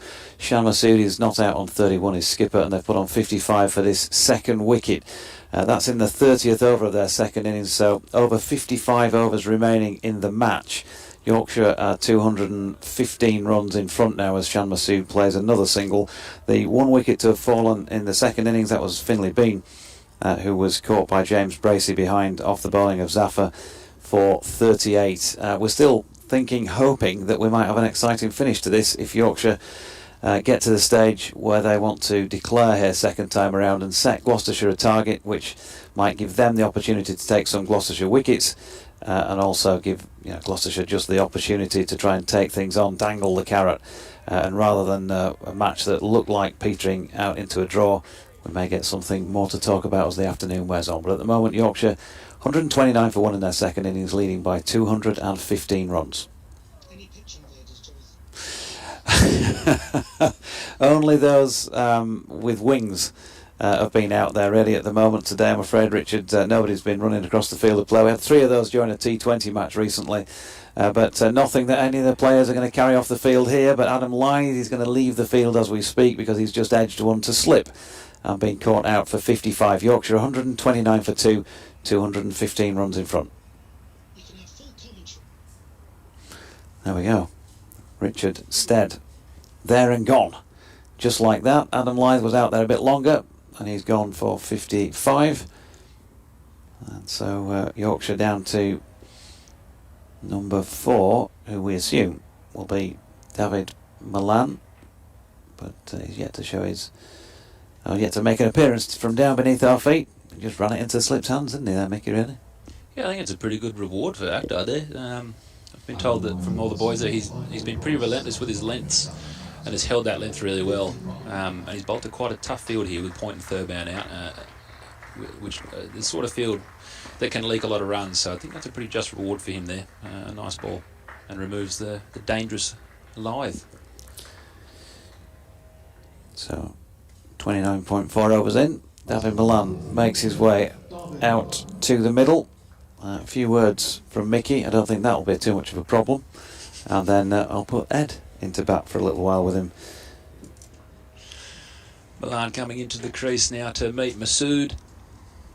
Pretty formidable 3 and 4, these two.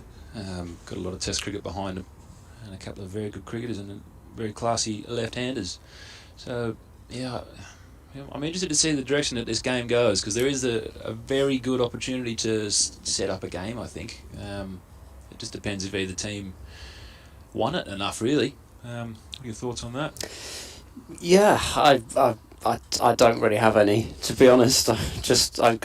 I so often I try and predict these sorts of things, and it never ever turns out how I say. So I don't know. I mean, we always want, as commentators, because we're selfish in regards to the fact that we want to be broadcasting excitement, that we want to see like a really exciting finish all the time. But equally, the players have been toiling away for 4 days out there in the middle, and you don't want to give away points, do you? You don't want to lose. Nobody likes losing. Yeah, exactly. It's a very different story playing cricket from the sidelines than it is out there when you're tired and you've been doing it for 3.5 days now. So yeah, it does change that when points are on the line and we kind of need them.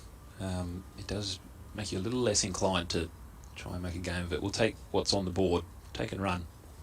Yeah, I mean, it's flipping hard work winning games of 4-day cricket. In comes Akhtar to bowl to Milan. He'll get off the mark straight away with a boundary. Delivery right on his legs and a fine glance. Brings him 133 for 2. Do you reckon we could, sort of Ed and Edwards, could we have like a show going or something like that? I reckon it's catchy enough, isn't it? There was a show when I was growing up called Ed and Eddie. Yes, I don't think I ever watched it, but just because of the name, I sort of We could get rid of remembered it. get an Edward in here. Yeah, well, I don't know really. I think I would have to go to a sort of acting school or something to make sure that I had the right accent if I was going to switch counties. This is guided away by Milan down towards third man, and he'll pretty much walk through for a single. 134 for 2. Yeah, I don't think you can really be the voice of Yorkshire cricket with a voice like mine. Or mine. It's not really going to work, is it? 30 overs have gone, and Yorkshire have a lead of, he says, looking at exactly the wrong page. It's 220, isn't it? Yeah. I've got to get these contact lenses seen too. I can't. It's not that far away, that scoreboard over there, and I'm still struggling to read it. Every time, like squinting, there's a sort of haze in front of the eyes. Have you not got them in? Well, I've got them in. Yeah, that's the problem. I think. We've got Milan digging away furiously at his crease. He's now held up a hand of apology to Zafar because he noticed something else on the pitch. This is Jonathan Trott style length of time take a guard. This is He's ready now. In comes Zaffer, and he bowls. Slog sweep comes out from Milan, but he's got it away fine towards... That's Joe Phillips on the field as a sub. Down at short fine leg without the number on the back of his shirt. Zaffer's now waving deep mid-wicket to go out, so... How do you got on the boundary? You've got backward square, deep mid-wicket, long on, deep backward point. Yeah, it would sort of tell you that Gloucestershire are looking to set up a game. Zaffer bowls to Milan, who flicks it past short leg. We'll pick up 1 towards deep backward square. Lead up to 221. One of the things I like to do is ask about debuts, sort of go back to cricketers' debuts. I had a bit of a look at yours. Who was your first class wicket? Zaffer in reverse sweep attempted by Shan Masood. I think he's missed that completely, and it's gone off Bracey's gloves to short fine. It's no run. Was it Mitch Marsh? Or was it Hilton Cartwright? Yeah. Okay. No, that was 1 and 2, I think. Yeah. Cartwright 1 and Mitch Marsh 2. I mean, that's pretty good. They were in the days when we used Dukes as well. Really? Reverse sweep, and he's cleaned him up this time. Middle stump's been flattened. So Shan Masood has gone for 32, and Yorkshire have lost a couple of quick wickets. Now Zaffer gets his second, and Shan Masood has been dismissed on the reverse for 32. Definitely looked as though the ante was being upped.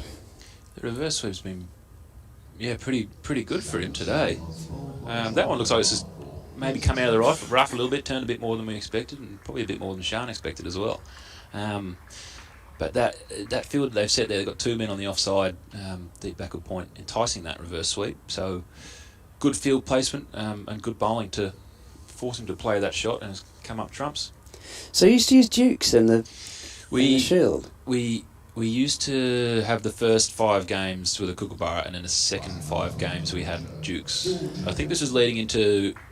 This would have been 2017, 2018, around that time, so it would have been going into an Ashes over here.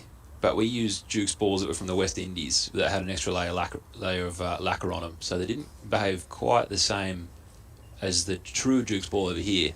But yeah, that was my debut in WA. My first ball I slipped about 1.5 meters because it had 15 mil of grass on it, which was the first time they were trying that at the Wacker. Yeah, it was a lot of grass, so my spikes... So what did that do to that pitch? Because, I mean, presumably it didn't make it even quicker, did it? It didn't actually do a lot. Wacker's always a good wicket to bat on, so I think they were trying to just even out the contest a little bit, but I don't think it actually did that much in the end. I remember that game. I was a pretty young kid and pretty raw, and had quite a lot of injuries and not that much bowling under my belt, and didn't end up bowling that well. And typical of the WA crowd, there would have been about 6 people in the crowd, and 2 of them were hurling abuse at me all day as I was bowling, as I was running in, hurling abuse at me. Surely not an Aussie crowd of any state. It's not what you expect, is it? Not from the gentle Australian crowds, especially the most sedate WA crowd. They're probably world famous for being maybe the most abusive. Yeah. Difficult debut, that one. I can imagine. It's probably a little bit easier now that they play the tests at Optus rather than at the Wacker, because the crowd's probably not quite as on top of it, although there's more of them, maybe. Zaffer bowling to the new man, who's George Hill, and Hill lets that one go outside the off stump. The new Optus Stadium, it reminds me of that Harry Potter movie where they have the Quidditch. Yeah. A stadium that just goes vertical. It does look like that. Zaffer bowls, guided away on the bounce, well stopped by Hammond at second, slip to his right hand side, and that will end that over from Zaffer. He's bowled 10 overs, 2 for 41. Yorkshire have a lead of 221. There are 54 more overs left in the day's play. So it's a very intimidating place to play, because it does feel... Actually, to be honest, I've never actually played there. I've run the drinks there. And it was even intimidating being on the sideline, because it does just feel like everyone's on top of you.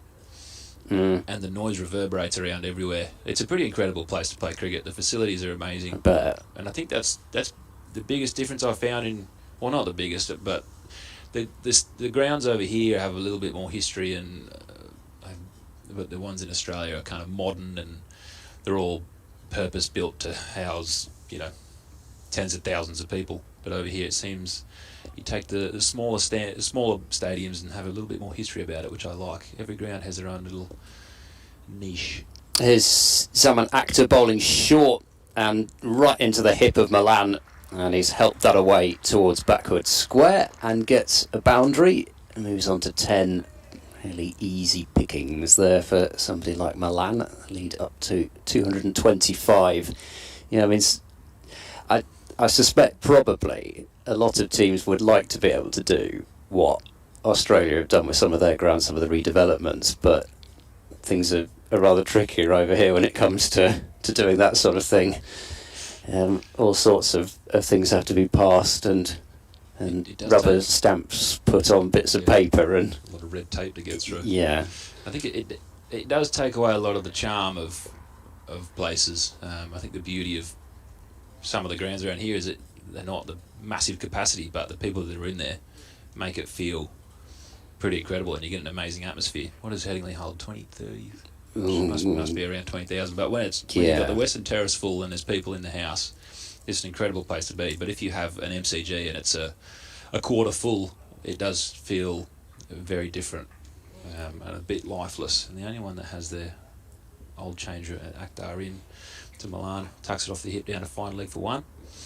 The only place that really has a little bit of history about it is the SCG. They've got their old stands there, which is really nice. It's nice to have that history in there and feel like you're, kind of walking in the footsteps of greats who have done it before, rather than brand new sort of stand.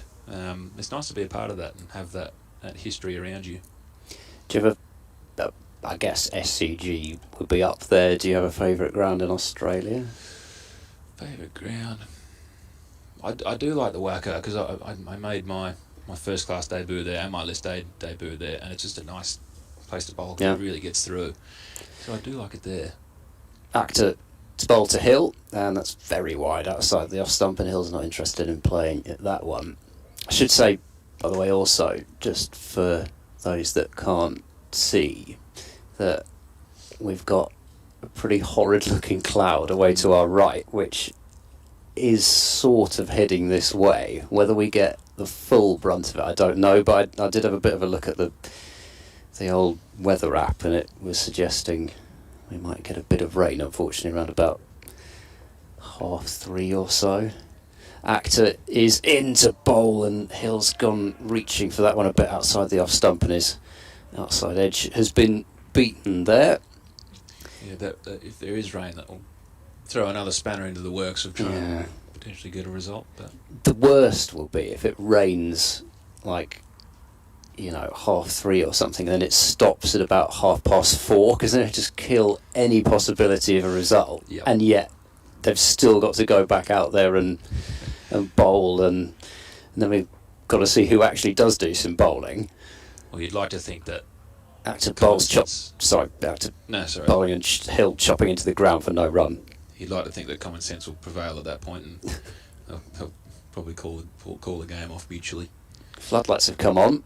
It did get dark the other night, didn't it? Yeah. I was actually surprised that they were still out there for a while.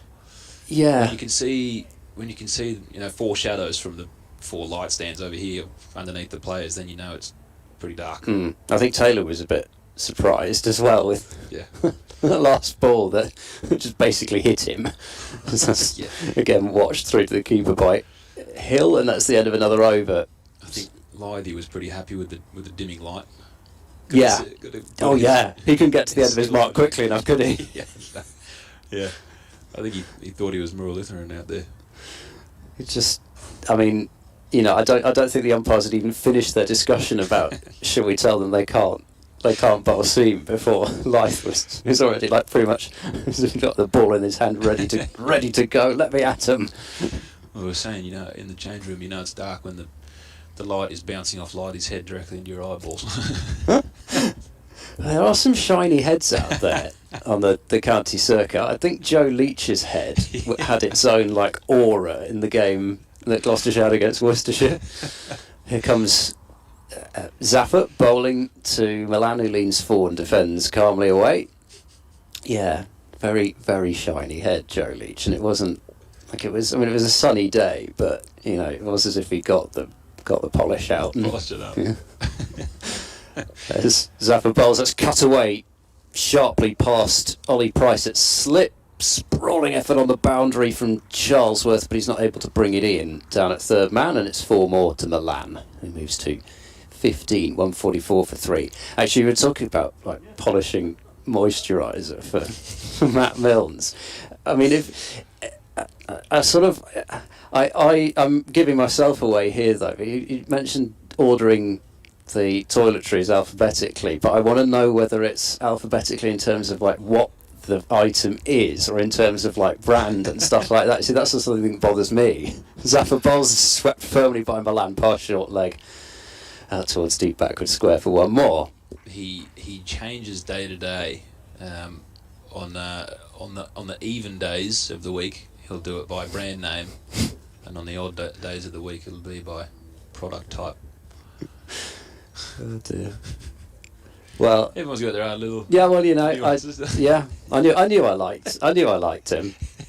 Zaffer rolling round the wicket, and that's left alone this time. He also he sleeps in a big high quality eye mask and earplugs. Wow. So I'd go and turn to him and say, "Night, night, mate. Have a lovely sleep." And he'd just be gone, blind and deaf. Zaffer is in. Hill leans right forward over that one and defends away into the covers.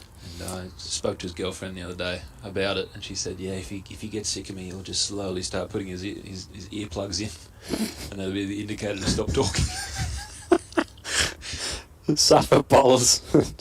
Hills again right over the top of that one to keep that one out, and another over ticks by 145 for 3. So is he the only one that you've roomed with so far, or are there others at various points? No, he's been the only one so far. So that was the trip to South Africa where Right. I did. Yeah, I did miss my flight. I got sent the itinerary for my flight 2 weeks beforehand, and then so that was just telling me what time it was all going. And then the night before the flight was leaving, got sent my actual ticket and just assumed that the ticket was the same time as what I got sent 2 weeks before. So and that was at I think it was at 9 p.m. the flight. So I was driving out there. And got there really early because I'm tall and I like to get in first so I can try and ask for an exit row before everyone else gets in. So I got in there and my girlfriend was out there and I said, "Can you just check to see what time my flight go? Oh, what gate it's going from?" Akhtar coming in over the wicket to Milan. Full of length, driven down the ground to mid-off, a shot at the stumps, and goes down to fine leg. Just a single there. So I got in nice and early and asked her to check what gate it was going from. She goes, there's no flight with the number that you've given me there. And immediately that sense of dread kicked in. Checked the actual time, and it was indeed a 10 a.m. flight, so I'd missed it by 11 hours. So I wasn't even close. Even fashionably late. Maybe if I run for the gate I might just get it. Yeah, so immediately on the phone to the team manager and very apologetic. Akhtar in again. So, it's been squirted down to third man from Hilly, front foot defence. So yeah, that was a difficult start to the relationship, and the boys did find it very funny. Well, it's interesting you mentioned that, because Zaffer actually was going to make his Test debut in 2015, and he was out in the Emirates, and I think from what I have read since, he thought that he could take a later flight as well as like the earlier one. So as in comes Akhtar to bowl, Milan drives away, not with great timing, and dent fields in the covers and prevents runs. So effectively he did end up sleeping through his Test debut. Oh God. Fortunately, he made his ODI debut in that same year in 2015. But the thing was that I think it was Yasir Shah, the leg break bowler, who played instead of Zaffer in that Test match. Akhtar running into bowl. He's there now. Milan drives but squirts it through mid-wicket in the end, and it's stopped there. and there's no run. It is one of those things where you very quickly look back on it and laugh. 'Cause that's all. If you don't laugh, you'll cry with that sort of thing. Yeah. So Zafar makes his Test debut 6 years later in 2021, and what I thought was great was that Yasir Shah was the one who handed him his cap. So effectively, the man who ended up taking his place. Just to rub it in. Presented him his cap. Yeah.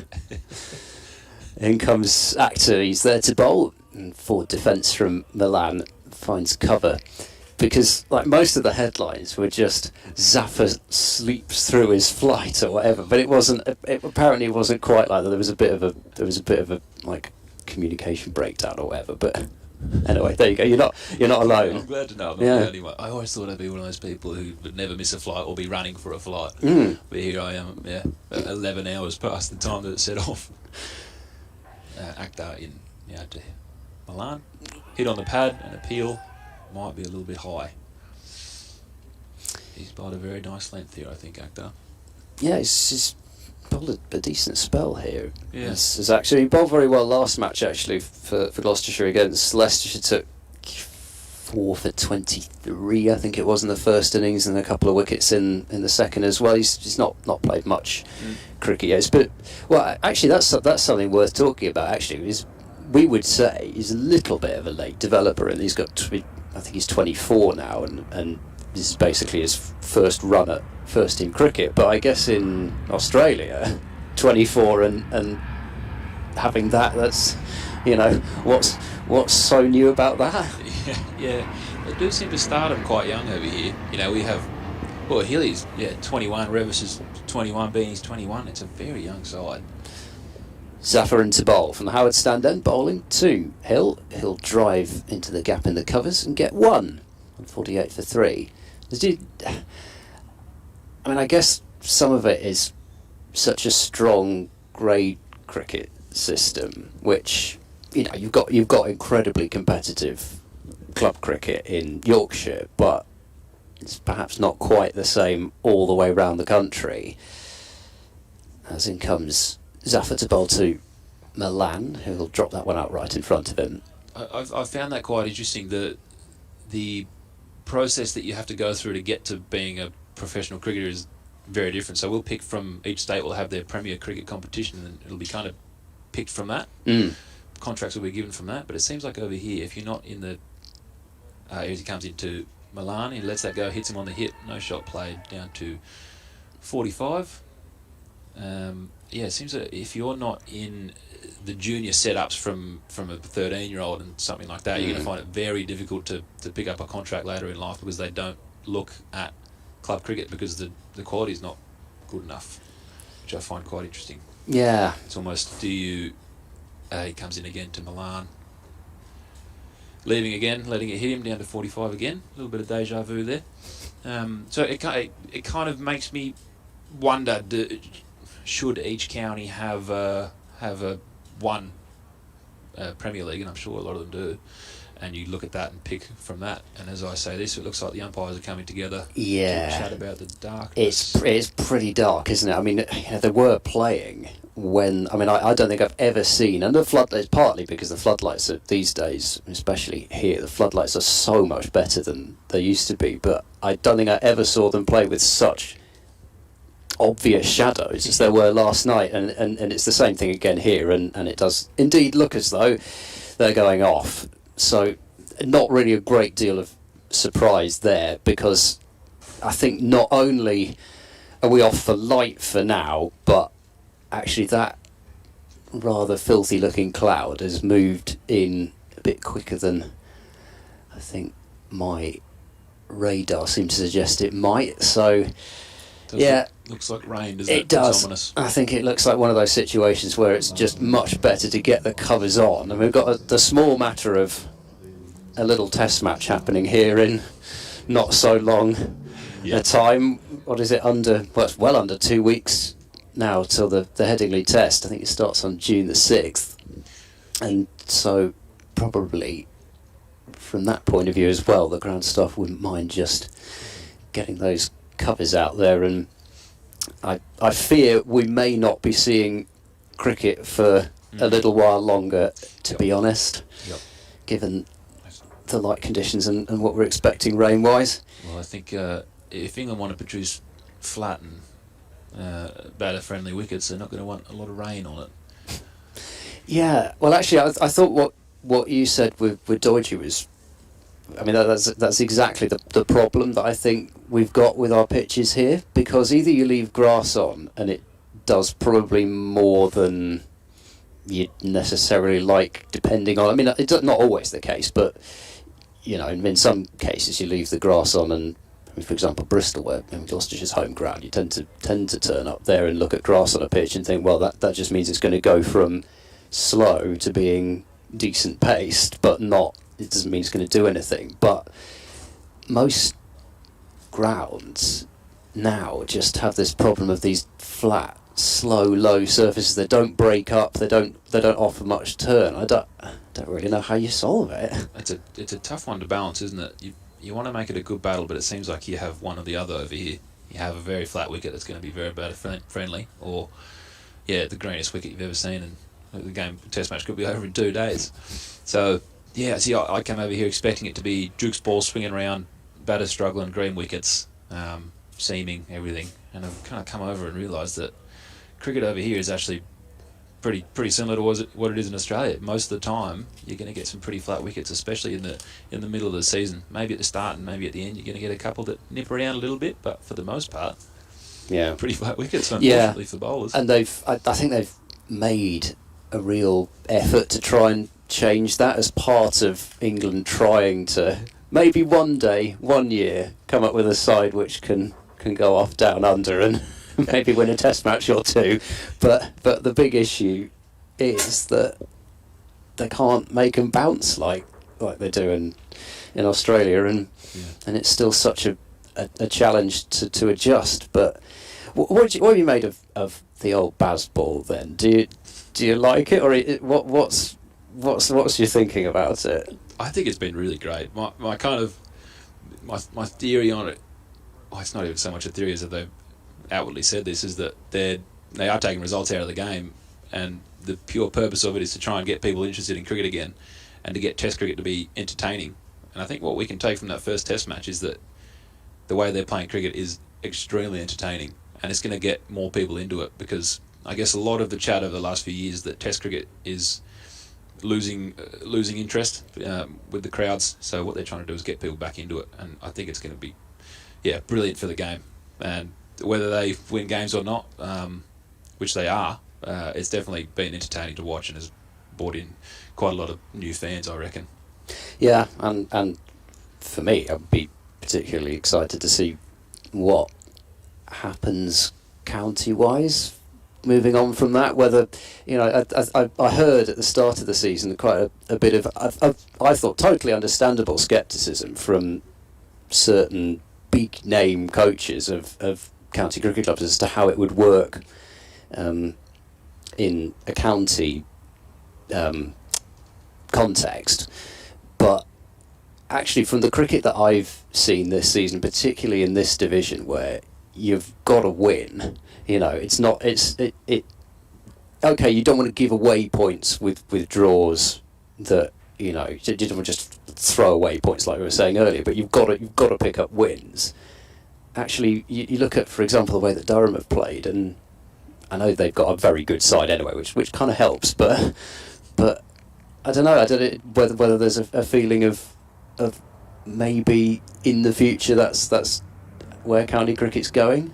Yeah, but I do think that if England were to win this series, it could very well change the way that Test cricket is played for forever, really, from now on, which is quite exciting.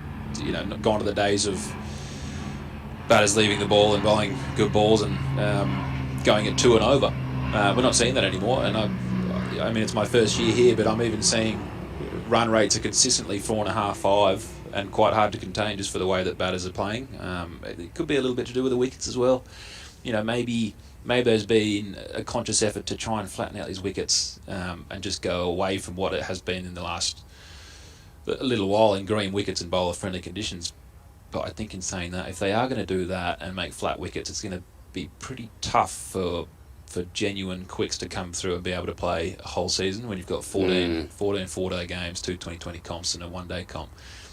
It does make it tough, and that's where Australia is different in that we have a lot less games, so your bowlers get a pretty good rest between each one, because we know that it's going to be a slog and you're not going to get many games that are over in 2 days. But I do really like the Bazball. I think we're only one test in and it's been unbelievably entertaining. All the things that are going on outside the media circus and all the things surrounding Ollie Robinson and all that, it's all just part of it, and it's made it so exciting to watch. And I think it's kind of it does feel like it's gripped the nation, not to use a cliche like that, but that is how it feels. Well, unfortunately, the rain has hit. It's not tipping it down, and actually the majority of the really dark stuff seems to have moved over, but it is still raining in the distance, I think, where the weather's coming from. So I'll just tell you the score in the test match where Labuschagne and Smith seem to have started up. We'll see how long it goes on for, but Australia are at 150 for 2 now, so it's already a 54-run partnership between Smith and Labuschagne. Just elsewhere in the championship, Kent wrapped up an innings and 15-run victory over Northamptonshire earlier on, with Jack White scored 59 and top scored for Northamptonshire from down at number 10, but 4 wickets for Joe Denley and 3 for Hamidullah Kadri, and Kent have wrapped up victory there. Lancashire, the 123-run win over Surrey, who were bowled out for 84 in their final innings. In Division 2, Sussex are 158 for 5, needing 201 more runs to beat Glamorgan. Looks to be an entertaining finish there. Mitch Swepson's got 3 wickets for Glamorgan. Bad light stopped play at Grace Road, where Peter Hanscom and Vian Mulder are trying to defy Durham. Leicestershire, for what it's worth, required 296 to win, but it's basically, can Durham take 6 wickets? Worcestershire 148 for 4 against, 58 for 4 against Derbyshire. A century for former Gloucestershire man Gareth Roderick, who's 110 not out. Ed Pollock, what an innings. 6 not out from 105 balls. That's your kind of cricket. I think you'd have a few words with him playing that sort of knot, wouldn't you? Well, that's what Bazball's all about, isn't it? Yes. Well, to be fair, Pollock is usually about as Bazball as you can get in county cricket. I've seen him just walk out and, like, 2 balls in a row, smash Matthew Potts over backwards square leg for 6, and he's scored 6 now from 106. What a great innings that is. So that's what's going on there. Worcestershire trailed Derbyshire by 183 runs. Derbyshire having made that massive score of 578 for 5 declared, so Worcestershire are just batting out for the draw there. Well, here, first bad light and now rain has stopped play, with Yorkshire leading Gloucestershire by 234 runs, supposedly 50 overs remaining in the day, but we are already losing overs now, and I think any hopes of some sort of a finish other than a draw are probably ebbing away. We'll probably, I think, take our leave for now. Jonathan Doidge, myself, Ed Seaborn, and Mickey Edwards, thank you so much for your time, Mickey. I don't know whether you'll be hanging around during the rain or not, but I think we've probably taken up enough of your time for the exact time being, so thanks very much for coming up, and it's been great to meet you. Likewise, it's been a pleasure to be here. Right, so rain continues. It does seem to be slightly abating, getting slightly brighter, but I think we are in for a delay for a bit of time. So do stick with us, and we'll be back when there is any further play or any further news.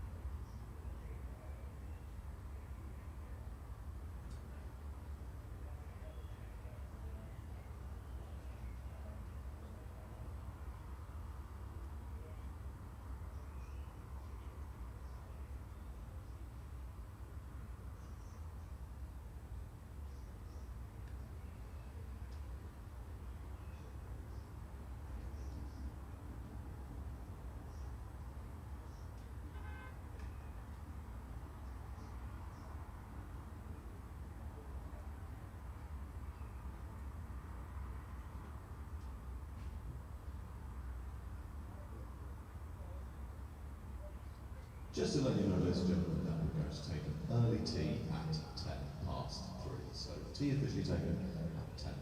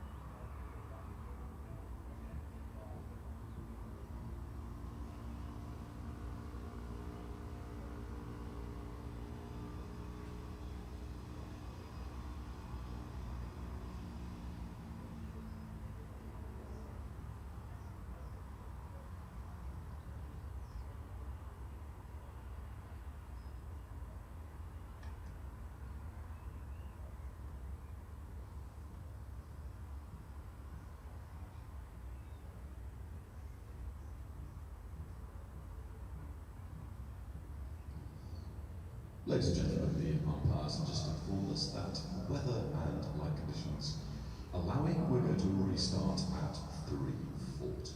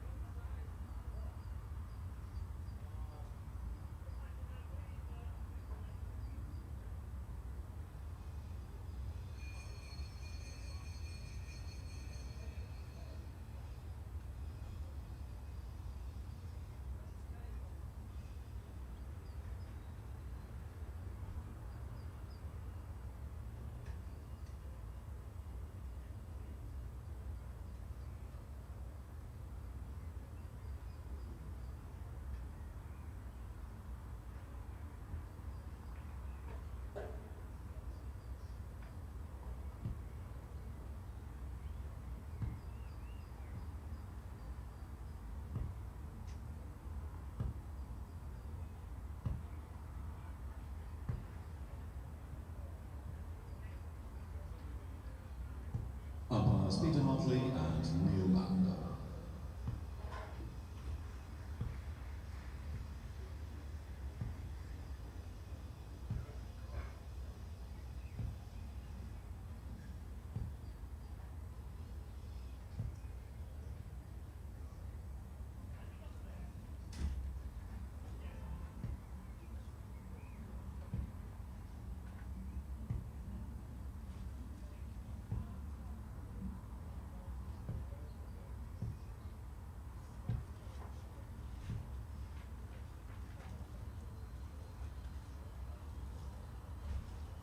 Graham Van Buren leading out Gloucestershire.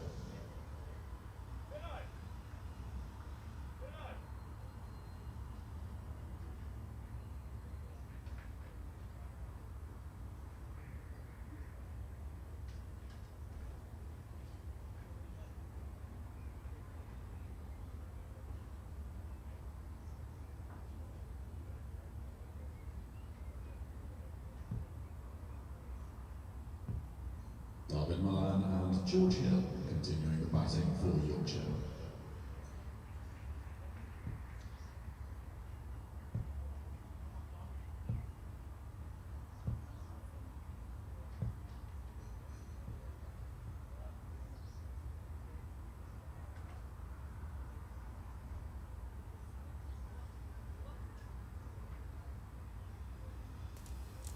Welcome back from Headingley for the final act, I think, of this 4-day championship game between Yorkshire and Gloucestershire, and an adjustment of 7 overs by the looks of things there for the bad light and rain delay, so from 50.2 overs remaining down to 43.2 overs remaining according to the scoreboard. We had T 3:10 until 3:30 to take a chunk out of that time that they've been off. Floodlights remain on. It's grey still overhead. Ed Seaborn and myself, Jonathan Deutsch, continuing with you. Mick Edwards, we've let him take his leave of us, disappearing off to the local surf park, something like that. Not that there are that many of those in Leeds, I've got to say. 148 for 3, David Milan 17, George Hill on 2, and Zafar to bowl. Zafar then to Milan and turned away to short leg. First ball for no run. Yeah, skateboarding. I wonder if he does a bit of, because maybe is that the next best thing over here? I'm not sure. I'm sure. I mean, obviously, there's some places that you can go to on those sort of wave machine type things. Full ball from Zafar is wristily turned out towards mid wicket by Milan, and there's no run. That completes the over, which was carried over. 148 for 3 are Yorkshire, so 43 overs left, and well, I think more pertinently perhaps an hour and 10 minutes, because we've got the possibility, given the fact that it's Yorkshire's second innings but third innings of the match, there's the chance to take another 10 minutes out of the game with effectively a declaration before that last hour begins at 5 o'clock, and it does feel rather as though we're looking more at that as a cut-off time rather than thinking about anything in terms of games being set up. Yeah, I think we're done in that respect, unfortunately, by the looks of things. And so Zaman Akhtar from the Kirkstall Lane end in past umpire Neil Mallender. Ball keeps low on George Hill as it goes by. No run. Had a chat with Finlay Bean briefly while I was off air. He said it had been doing a bit more out there in the middle in the second innings than it was in the first, and there's a bit more evidence of it, going in a little more than perhaps the natural angle from which Zaman was bowling. George Hill with a bit of a bat twiddle. 100 in the first innings, of course, and he waits, and he's over the top of that and dropping it to the onside of straight. No run. They've scored runs at pretty good pace here, 4.19 and over in this second innings. And there's been plenty of bonus points taken in the match. But as far as winning points are concerned, looks highly unlikely. Actor in again, it's short of length, well played by George Hill, because that's a good short ball, and he watched that really well and managed to drop his hands on it. There was some contact, I think, with them. So we've got the streaming, can have another look. Yeah, I think he played that pretty well. It was a sharp ball, not really the sort of ball that you want to be getting with the floodlights on in this sort of situation. He didn't know 100% about it, but I think the main thing was that he kept his eye on it as long as he possibly could, and so had at least half an idea where it might be going off the glove. He might disagree with. He's got a single next ball down to fine leg. Takes him on to 3, 149 for 3. I mean, the last thing you want in this sort of a situation is an injury. I mean, of course, you're fighting hard for first-class runs, first-class wickets, that sort of thing, but it must be difficult when you know there's still so much cricket to be played in still a pretty short period of time, and in the next few weeks or so, knowing that there's not really very much on this at the moment. Actor bowling here to Milan, who lays his bat on that one up to mid-off. No run. Wonder if England are regretting their decision to put Australia in 181 for 2 now after 45. It seems as though they've got some problems there, with Stokes going for 12 off his first over. He bowled 3 overs. 8 no balls in England's innings already. Actor goes full, driven firmly by Milan, but straight back down the pitch to the bowler, who completes his 12th over. Not to his 12th over, wrong one, Jonathan. 8th over, 1 for 41. Zafar's bowled 12 overs, 2 for 47 so far. Yorkshire 149 for 3. Yeah, it looks as though Anderson, Broad and Robinson have kept things relatively tight, although Broad a little more expensive than the other two, but Tongue's got the wickets, but they've really come at a massive cost, but the economy of Tongue's is a little higher, and then Stokes with just those 3 overs, but all right arm seam. There were some stats flying around, I think, about spinners at Lords. As Zafar bowls, that's a genuine edge from Hill, but it's a thick edge and it goes wide of slip. Goes down towards third man. Actor will cut it off. It'll be 2. Zafar's got a double teapot out, staring off towards mid-wicket. I've no idea whether... I'm not sure what's going on there, because it almost looks as though Zafar's staring at Hammered at mid-wicket and is saying, why weren't you there at second slip? But I don't know what was going on. I'm sure it wasn't that. Zafar bowls and forward goes Hill to prod this one up the pitch. So Yorkshire's 150 came up there. I mean, it's a little bit like it was yesterday, really, where there's a sort of general hush around the ground, and I also didn't really notice the milestones. I just looked up then as Hill comes forward again and plays it out towards where Silly Point would be. There's Joe Phillips still out there in the middle, and he's now at short leg, and Ollie Price at slip. Zafar into Hill, cut away, beats the tumble of Actor at backward point, but shouldn't beat the exaggerated, I mean, we're going to call that tumble turn almost, from Rulofsson down towards backward point. 2 runs taken, 153 for 3.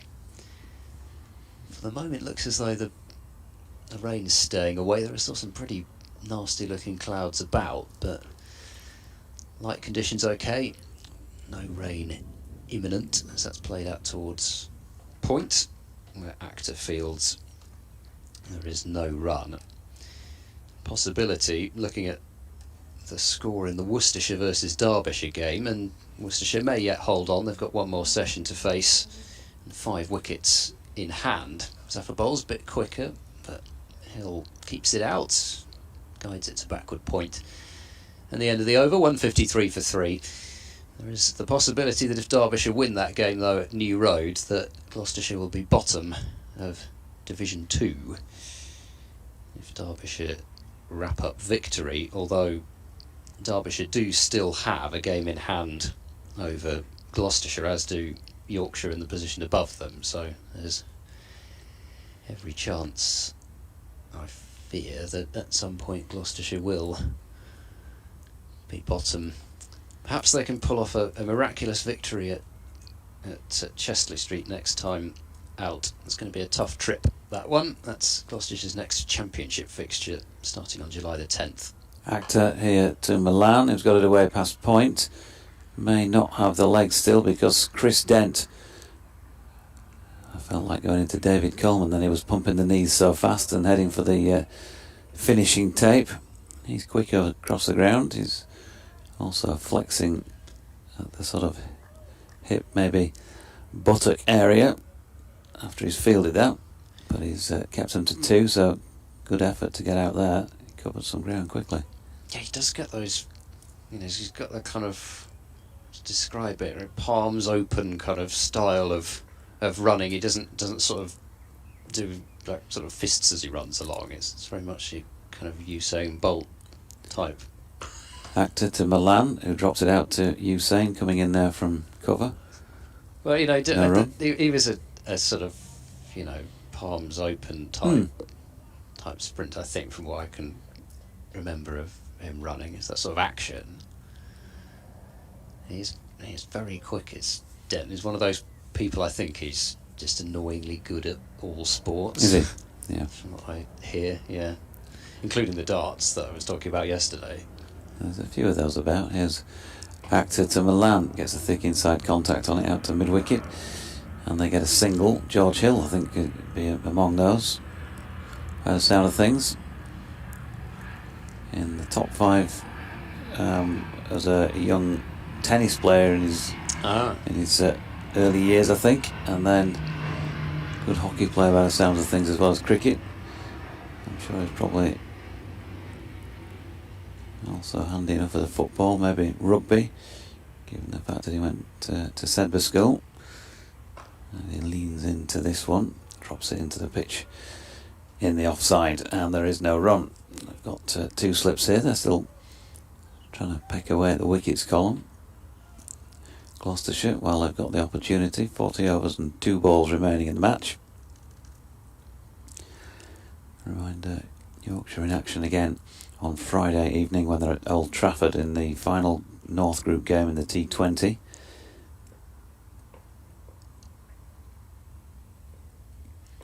As Actor comes in again past umpire Neil Mallender, has gone short this time, and George Hill ducking well underneath that one.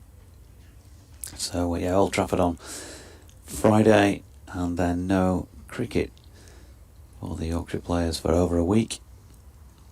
I'll be heading down to Worcester on the Sunday week, and I think Monday is the start of that 4-day game, Monday to Thursday, that one, isn't it?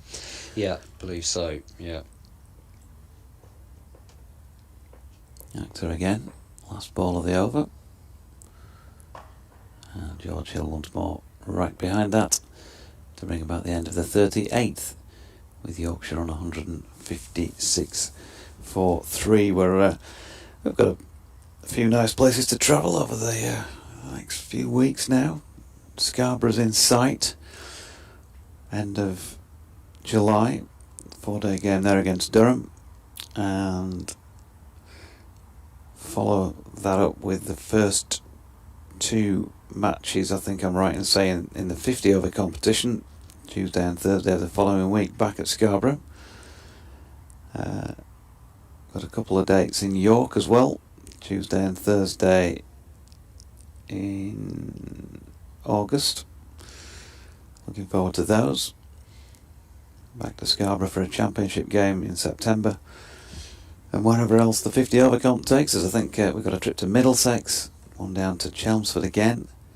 Zafar starts a new over, and that's gone right through the flailing drive of Milan and through Bracey as well. That turned considerably, and by the looks of things bounced a bit as well. We've seen Milan play that wonderful cover drive of his off balls that have turned equally as much as that one did in the past, but that one just whooshed right outside the ball.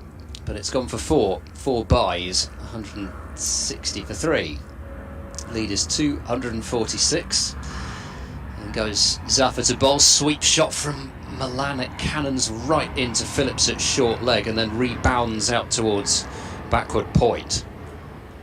That one came off Phillips very hard, but thankfully it looks as if it was off those shin pads. In comes Zaffa bowls, bit wider of the crease. Milan is caught behind. He's gone for a cut shot and he's just chopped it into the gloves of Bracey, who's I think he's juggled that one as well, but he's held on to it, and this is a handy little spell as far as Zaffa is concerned, picking up 3 wickets now, 3 for 51. Yorkshire are 160 for 4. Whatever does come of the rest of this match, Gloucestershire's hopes of a late surge in the championship very much rest on the shoulders of Zaffa Gohar. You would feel he has to be a key player if Gloucestershire are going to go on a run, with pitches starting to turn a bit more. Looking at the replay, I'm not absolutely certain that has come off Milan's bat, but there we go. He's been given out for 20, 160 for 4. Unless there was a bit of bottom onto his pad, bottom edge onto his pad, possibly. Hard to tell precisely, but it didn't look obvious. Let's have another look. For those who've got the streaming, if you haven't, it turns sharply from outside off stump. No, I'm not sure he got anything on that. I think that's pad flap, don't you? Yeah, certainly from the reverse angle, it looked as if it was just the top of the pad. Maybe back thigh pad, yeah. Rueful look from Milan as he had to leave the premises. 20 of 27. The wicket falling after 38 overs and 3 balls of this Yorkshire second innings. So 160 for the loss of 4. They lead by 246. And Jonathan Tattersall is making his way out there. I was going to do those fixtures. Ed, so coming up for Yorkshire, following this one, Lancashire away on Friday. If things drop right, there's a possible T20 quarter-final on the 6th or 7th of July. Finals day, of course, is 15th of July. Zaffa bowls to Tattersall, a little short and plenty of width on offer, and Tattersall laces a cut shot out to Rulofsson in the deep and gets off the mark first ball with a single. Next time we'll be here will be for the 4-day game against Sussex, starting on Wednesday, the 19th of July. Zaffa moves in, round the wicket, bowls, leaning forward, Hill carefully, head over the ball, keeping that one out, then trots over to field. 25th of July, Tuesday. 4 days begin at Scarborough against Durham. Last ball of the over, Zaffa in to bowl and guiding this one. Open face of the blade, Hill to Actor at backward point, and that is the end of that over. 3 for 52 for Zaffa from his 14. Yorkshire 161 for 4, lead of 247, 39 overs supposedly remaining, but we're not going to get all of those. And then following that Durham match at Scarborough, 4-day of that one. Ben Charles was going on, by the way, at the Kirkstall Lane end. Kent Spitfires and Lancashire Cricket, as they're called, are the opponents at Scarborough in 2 one-dayers, the Tuesday the 1st of August and Thursday the 3rd. I'm sure that Scarborough will very much welcome your company. Might be a good opportunity that to book yourself, 3 nights in really, a couple of days of cricket, and have a down the beach, the donkey rides, something like that in the meantime. Get yourself out on the North Sea on a trawler, something like that. Have a could race some. Do a bit of fishing. Race some powerboat type thing. Yeah, I'll go for a walk in. Do that sort of thing there as various points, don't they? That sort of boat racing type thing. I think you might be just getting a little bit carried away with P-Zone Park there. Charles within, he's got a wicket here, has he? Yes, Jonathan Telesall has been caught at about the second or third attempt at first slip by Ollie Price. Yeah. So a Yorkshire fifth wicket has fallen, 161 for 5. Johnny Tatt not lasting more than 3 or 4 minutes out there in the middle, and has gone for 1. So Charles was striking straight away, they're angling it in towards Telesall. It was in line with off stump. Whether or not it would have hit is a different matter. By Ollie Price off the bowling of Ben Charlesworth. And he's played at the ball, thickish outside edge, and gone at first slip. So Ben Charlesworth has picked up wickets with his first ball in both innings, which I'm not sure that I've actually seen happen live before. And when the last time a Gloucestershire bowler did that, when you got Milan in rather different fashion, it's fair to say, strangled down the leg side in the first innings. It was a very short ball way down the leg side, and Milan managed to help it on its way into the gloves of James Bracey. But that one, a much nicer dismissal as far as Charlesworth's concerned, and I suppose seam bowling, just hanging it on a round off stump and finding the outside edge.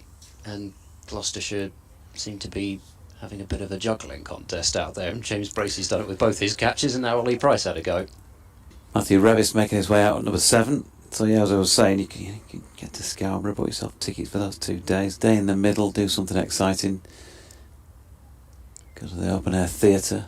Jelly deals? Something like jelly deals. Go for a ride up and down in those the lift things from the down the South Bay side of things up to the top. Oh, the fun you could have. Go for a walk in Silpho Forest perhaps, or maybe journey up the coast to Robin Hood's Bay or Whitby or Runswick or maybe south to Brid or Filey. Make me want to go now. Charlesworth in, it's short of length, and Revis punches that one out to point first ball to get off the mark with a single.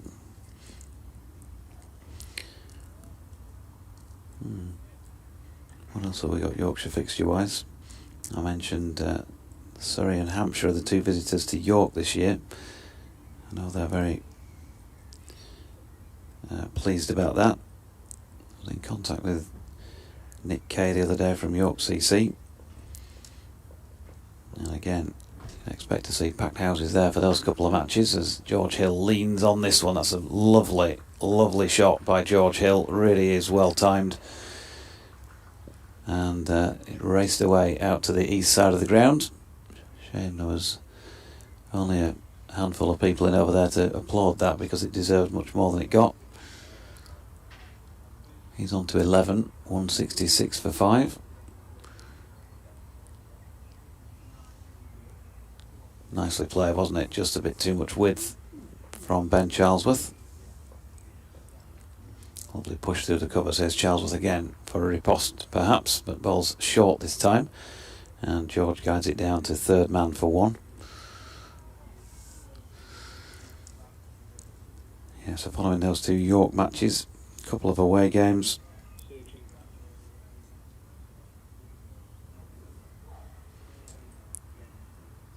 And then back at Scarborough for the Derbyshire match before a return here right at the very end of September for the final match. Charlesworth in again, this time Revis off the legs. Down to long leg, he'll come back for a couple. 2 Centurions out there together from the first innings. And Matthew Revis on to 3, 169 for 5. I don't think things are nervy at all for Yorkshire out there, but no, maybe another couple of very quick wickets might just put the cat among the pigeons. Ooh, now then, this does not bounce at all on its way through Matthew Revis. It really doesn't. It doesn't like below the knee roll. His knees are higher than most people, but still, it was fairly low. And no harm done in the end, wide of off stump. If you just missed us for a moment or two, perhaps on the audio on the BBC Sport website, and apologies for that, not quite sure what was going on, but the line did drop out. But hopefully it hasn't spoiled your enjoyment of what is a riveting final day here at Headingley, where we've had to get the players up to provide us with some entertainment. Matt Milnes and Mickey Edwards. There's been some nice shots played, but it's all very much looking like what we hoped it might not be, and that is petering out into the draw. 38 overs remaining in the match, 255 Yorkshire lead by. There's Zaffer starting his 15th over, and Hill is back. Well, you say he's back, I mean he's forward, but he's back to what he's been doing really for the most part against Zaffer, just making sure that he keeps the ball out. And Zaffer is in towards the top part of the bat there, just a fraction of bounce perhaps, as Hill committed early to the front foot. Still managed to get it nowhere near any of the close fielders. Now we've got short leg going into silly mid-off, so 3 close catches on the offside, 2 slips and that silly mid-off. Zaffer bowls, Hill uses his feet and takes advantage of the yawning gap on the leg side that was exposed, and that is 4 runs as Van Buren jogs off after the ball. 173 for 5 with Hill onto 16. Sort of felt as though that was coming really. Yorkshire have only got to score a few more runs to put any nerves, if there were any, at bay here. I mean, runs are almost as important as anything else. Zaffer is into bowl, Hill off the back foot, plays a check drive really out into the covers for no run. Before Gloucestershire know it, it will be the Cheltenham Festival, which is even longer this year than last year. Glamorgan and Worcestershire, Gloucestershire's championship visitors, and then there's a national counties match the day after the Worcestershire championship match finishes. That's on July the 30th, and then 50 over cup matches against Derbyshire and Northamptonshire on the 1st and 4th of August, cut by Hill this time, but he'll only find Zaman Akhtar's grateful hands at backward point. And then also a game on July the 24th, which is the day after the Glamorgan Championship match finishes between Western Storm and Sunrisers in the Rachel Hayhoe Flint Trophy, as Hill plays about the softest defensive shot he could possibly play, the ball ending up basically right at the foot of his bat, as it were. 173 for 5, and another over has gone by. So, what is, 9, 10, 11, 12 days of Gloucestershire / Western Storm cricket at Cheltenham this year. I'm sure there'll be plenty of other matches going on to do with the festival as usual. On the other days, busy time, but we all love it. And the other good thing this year is, unlike last year, Gloucestershire are not having to play those matches at the same time as everybody else. They've managed to negotiate what they had 2 years ago, where they actually have those matches taking place on weekends. Charlesworth in and bowling here to Revis, who's leading one wide of off stump. So I'll see if I can find the exact dates that everyone else will be playing those 2 rounds. So Gloucestershire will start a day later on both those rounds. So Gloucestershire versus Glamorgan starts on the 20th of July, which is a Thursday, so that will take in both Saturday and Sunday, and likewise 26th to 29th will take in the Saturday. Charlesworth drops short this time, and Revis cracks that away off the back foot.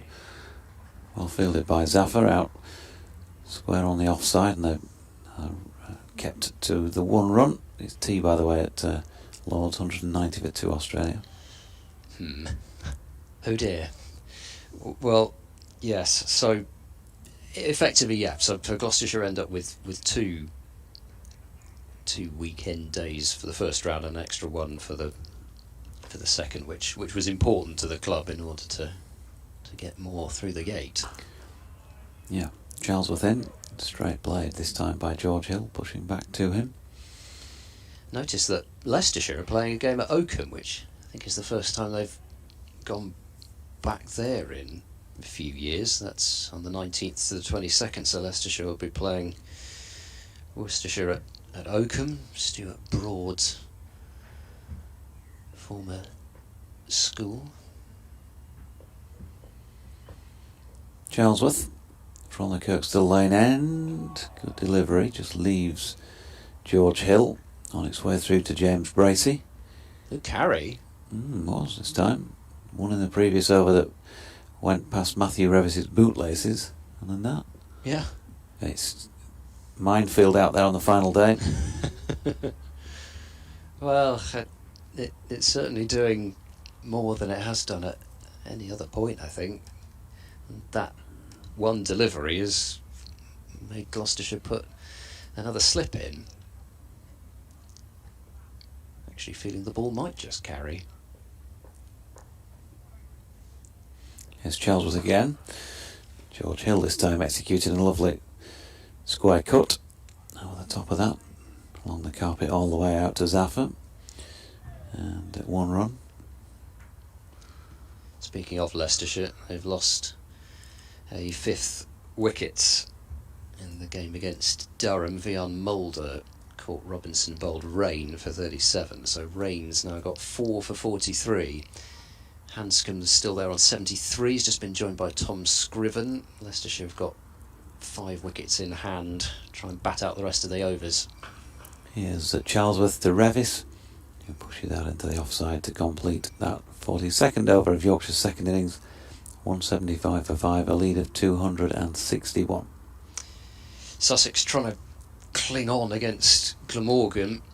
Ollie Carter and Finn Hudson-Prentice at the crease at the moment. Sussex 214 for 7. And theoretically 145 runs to win, but I think that's probably out the window unless something ridiculous happens. So they've got 3 wickets to take there of Glamorgan, and Worcestershire is still 5 down in the game against Derbyshire. Ed Pollock he's ruined his innings. He's hit some boundaries. Not having this at all. 29 off 143 balls now. Zaffa is into bowl, inside edge, I think, onto pad there from Hill, but the ball goes straight down into the ground. And Zaffa looking far more like the bowler here that took 9 wickets in the match last year. He's got plenty of catches round the bat. He's getting a bit of turn out of the surface and causing plenty of problems out there. Bit of a discussion with skipper Van Buren, and they've decided that long off doesn't need to be quite so far back. It's deep mid off rather than long off now. Deep covers out, deep backward square out. Only 2 fielders on the leg side, deep backward square and mid on. Zaffa bowls to Hill, who drives but won't add to his score of 17 as it's fielded out in the covers. Pollock was on 6 from 105 or something like that when I last looked. Now he's 29 off 143. He's hit 5 fours. This is driven away by Hill out through point, out to Grant Rulofsson on the deep point boundary, and a single is taken. I was actually going to go on a complete diversion at some point to do with Grant Rulofsson, and to be honest now seems about as good a time as any, even though because I don't think we're going to see Rulofsson bat again, which would have provided an opportunity to go into this. But, famous last words. Well, yeah, true. Silly-Midoff's gone back to short leg. Zaffa is into Revis and beats his outside edge. It's nicely bowled by Zaffa. It's just bowling a little bit slower, allowing the ball to grip a fraction and turning enough to beat the outside edge, but possibly turning too much to take it. In goes Zaffer to bowl, and this time Revis will lean forward and get a decent amount of bat on this. So a couple of days ago I was listing some of the fellow alumni of the school that Grant Rudolphson went to in Johannesburg, likes of Gary Player, Brian Urbana, Graham Smith, Quinton de Kock. Zaffer into bowl, getting a little bit of turn, but Revis does well to cover up, and that will end that over. 35 left, Yorkshire lead by 262. Another name, though, which interested me was somebody called Chud Langton, who played in, and I think Mickey Edwards briefly referred to this, the timeless test in terms of how long cricket used to go on for. The timeless test of about 15 days. Durban in 1939. Langton, would you like his figures in those in that game, I should say, because you're probably going to get them anyway. Yeah, well, go on then, please. Yeah. So first innings he bowled 35 overs, 12 maidens, 3 for 71. Second innings 56 overs, 12 maidens, 1 for 132. Charlesworth in and pulled by George Hill for 4 runs. Wide of mid-on. It was not the best of Ben Charlesworth with the ball there, and George Hill did the necessary, timed it well. Marvellous figures. When bowling were proper. 56 overs in the second innings, and in those days before lunch. Those I don't think quite, but those were 8 ball overs as well, which means that only 4 bowlers bowled more in a test match, and 2 of them are in the same match, being one of the other South African bowlers and Headley Verity, who's number 2 on the list. I think that does definitely warrant a marvellous. Charlesworth in, and that's eased down to third man by George Hill. Moves on to 23 as a result. Yorkshire to 181 for 5. Funny naming him after a pub, though. Very good. Yeah. Jack White is at 3 on that particular list. His gates are on St James's Street at Taunton. Number 1 in terms of balls bowled in a test is a chap called Sonny Ramadin, who played for the West Indies. Charlesworth into Revis, who plays inside. Oh, he just wrapped the bat round his back, so I'm guessing he played at it and is remonstrating with himself for doing so. So this was in a test match against England in 1957 at Edgbaston. He bowled 129 overs in the match, including 98 overs in England's second innings. And England declared on about 550, I think it was, and they couldn't bowl West Indies out. They didn't have enough time. Charlesworth is in, cracked away by Revis, 4 runs. Lovely shot through the covers off the back foot. Yeah, a couple of balls in this over really have sat up, haven't they? The first ball that was pulled, and then that one, still plenty good enough a pitch that the ball's going to come on quite nicely. And well, to be honest, it doesn't really matter what the pitch is doing if you get a ball like that. Should be going. So 4:15 just after. We reckon that handshakes can come at about 10 to 5. That could be that, as Charlesworth is in and bowling here to Revis, who pushes that to mid-on, and there is no run. Yeah, there certainly won't be any concerns about the over rate. It's not on the board at the moment, but I think it was well into the plus figures. It certainly won't be going down with Zaffer bowling non-stop at one end. No. Last man to go, Johnny Tattersall, who was caught Ollie Price off Ben Charlesworth's first ball of the spell for 1 run. And Charlesworth in again. Revis once more cracks it away with an open face backward of point. Zaffer fields 1 run. End of the over, 44 now complete. 185 for 6, leading by 272 runs. It feels like that sort of last day of school where the teacher says bring your favourite game in, doesn't it really?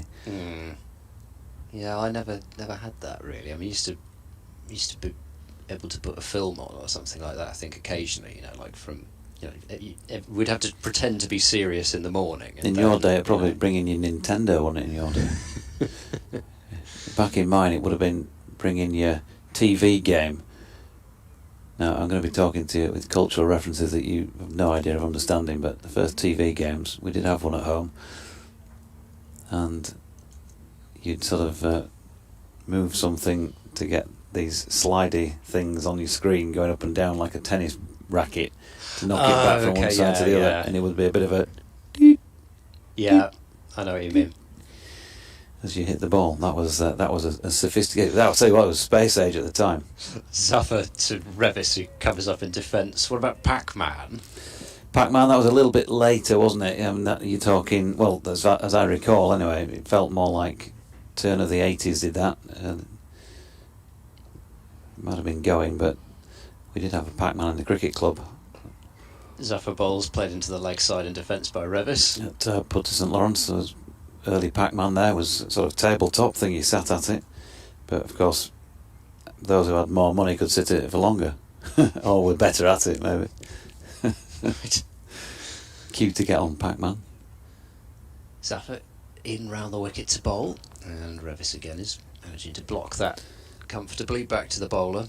Shout out by the way for Richard Painter. I said I'd give a shout out to this afternoon if you're with us, Rich.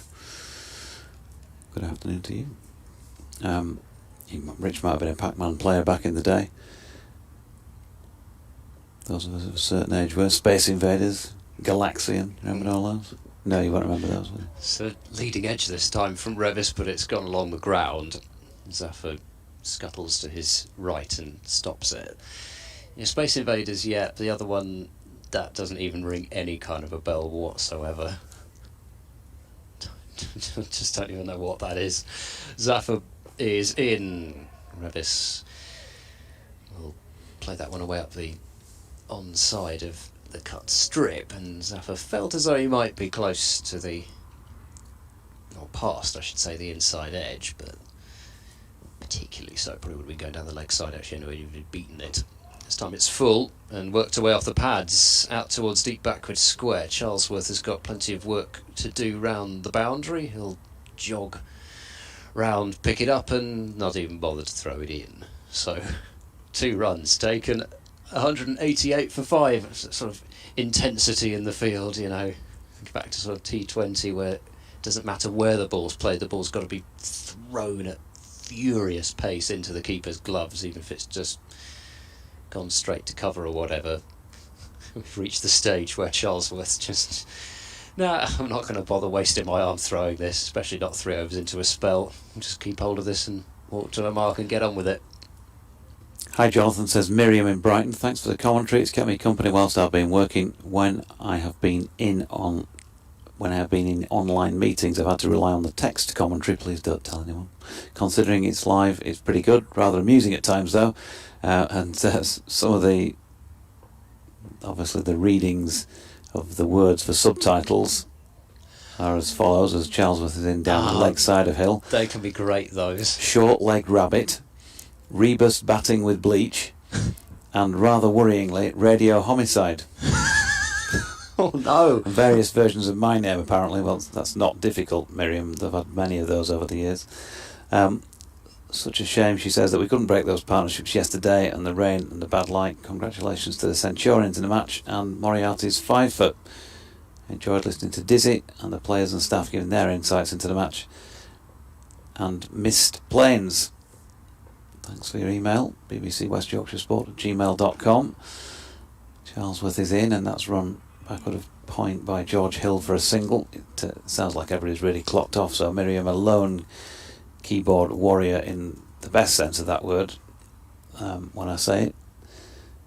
This afternoon everybody else has dried up and probably gone off and watched or listened to something else, with this one petering out. We're nearly getting to that stage that tricky stage where you've got to start, doing what Emo does up at Durham, talking about your holidays and things like that. If you're listening, Emo, go on, you send us an email in with where you went in 1984 again, because I've forgotten from the other week. As Revis plays that one out backward of point for a single. Well, I could bore you with my trip to Scandinavia in March, but I don't think I'm going to somehow. What, going to go to Scandinavia or bore us with the details? Well, I might go back to Scandinavia. I quite like going there because I've got. You see, you started to make me talk about it now. I was gonna launch into something then, and then just thought no, just not going to go there. Charlesworth is in, and George Hill, nicely played again, down to third man, just lays his bat on that. 25 to him, 191 for 5, a lead of 277. Yeah, it would have been somewhere dystopian, I'm sure, that Martin Emerson went to in 1984. He'd fit in well up in Scandinavia with the blonde hair. He looked like one of the locals up there. Well, yeah, it's funny though, because in Sweden you think of everybody having blonde hair, and actually I'm not sure that they do. I think Finland perhaps more so. Commentary stereotyping from me again there, I'm afraid. In comes Charlesworth, nicely played by Matthew Revis, once again out into the covers. I think we know he can hit a nice ball through there, as we've seen this afternoon, and during his 100 the other day. Zaffa's fairly square in the offside, and once he got it away a little bit straighter than that, nice punch. It was always going to bring him 4. Here we go. Got a list here. So yeah, okay. Sweden is 2 behind Finland for blonde hair. So Finland's number 1. Is it in the world? Yeah. Charlesworth to Revis, who runs it down to third man for another single. He's 17. Hill is 25 at the end of the 46th over. Yorkshire 196 for 5. So yeah, Finland 1, Sweden 2, and probably not particularly surprisingly Norway 3. Then Estonia 4. What about Iceland? Iceland 5. Denmark 6. Spot the theme. Yeah. They've all won the Eurovision Song Contest? Have they? No, not sure. Yeah, well they probably have. I don't know about Estonia. They must have probably would have done at some point. I don't really watch it, to be honest, so I have no idea.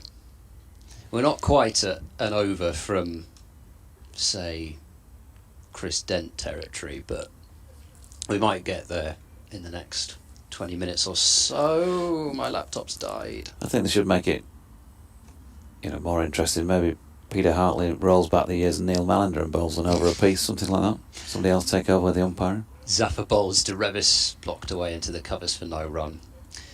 Yeah. I think Dent's bowled, I can't remember if it was 1 or 2 overs. Unfortunately, so my laptop's just decided to give up the ghost. I'll have to nip off and get the charger in an over's time as Revis leans forward, defends away. Dent bowled, I think it might have been 2 overs. It was certainly 1 over at Derby in that draw. Marcus Harris bowled an over at Cardiff. So I'm wondering, Grant Rulofsson would be my dark horse, as it were, to get a bowl this time, because Hammond's done enough bowling in his career. I mean, he started off as an off spinner anyway. Then everybody else feels a bit too kind of serious. So unless you're going to get Bracey to get the pads off, it's kind of got to be Rulofsson for me. Sweep shot comes out from Revis, and he swept it well through square leg past the umpire Neil Mallender, and gets a boundary which brings up Yorkshire's 200 to rapturous applause from Headingley. There we go. 200 for 5. Lead is 266. Deep mid wicket's gone out now, so I don't think Zaffa particularly wants to be swept hard for 4 again. He's coming over the wicket to Revis, trying to target what footmarks exist, and that was quite predictable really. Revis has just kicked the ball away. to Grant Rudolphson. I wonder if if I can guess what Rudolphson bowls without actually knowing. I mean, does he strike me as a medium type or a spin type? I don't know. That's Zafar bowls, kicked away back to the bowler. Don't know. I'm thinking sort of personality-wise, strikes me as somebody who might be more of a medium than a spinner. Don't know. Be able to check it when the laptop regains some juice. As once more Zafar bowls over the wicket and Revis pads up. 200 for 5 at the end of the over. We've got round about 20 minutes plus before hands can be shaken. Light is not getting any better, and you can see those 4 pointed shadows still from the players out in the middle, but I'm not sure that the umpires can quite pretend that light's bad enough yet. Now Chris Dent's going to have a bowl from the Kirkstall Lane end. Here we go, says Ed. So no wicket-keeper removing pounds. Of course, last season, I think we mentioned already during this match, Jonathan Telesol bowled at Old Trafford, and I seem to recall Harry Duke, when he was in possession of the gloves, taking the pads off and having a bowl at Chelmsford, much to the hilarity of his teammates at the time. We're at the end of the drawn game there. So Chris Dent, left arm over by the looks of things, with a little bit of a skip in the middle of his run-up, and George Hill turns his first delivery to mid-wicket where Miles Hammond fields.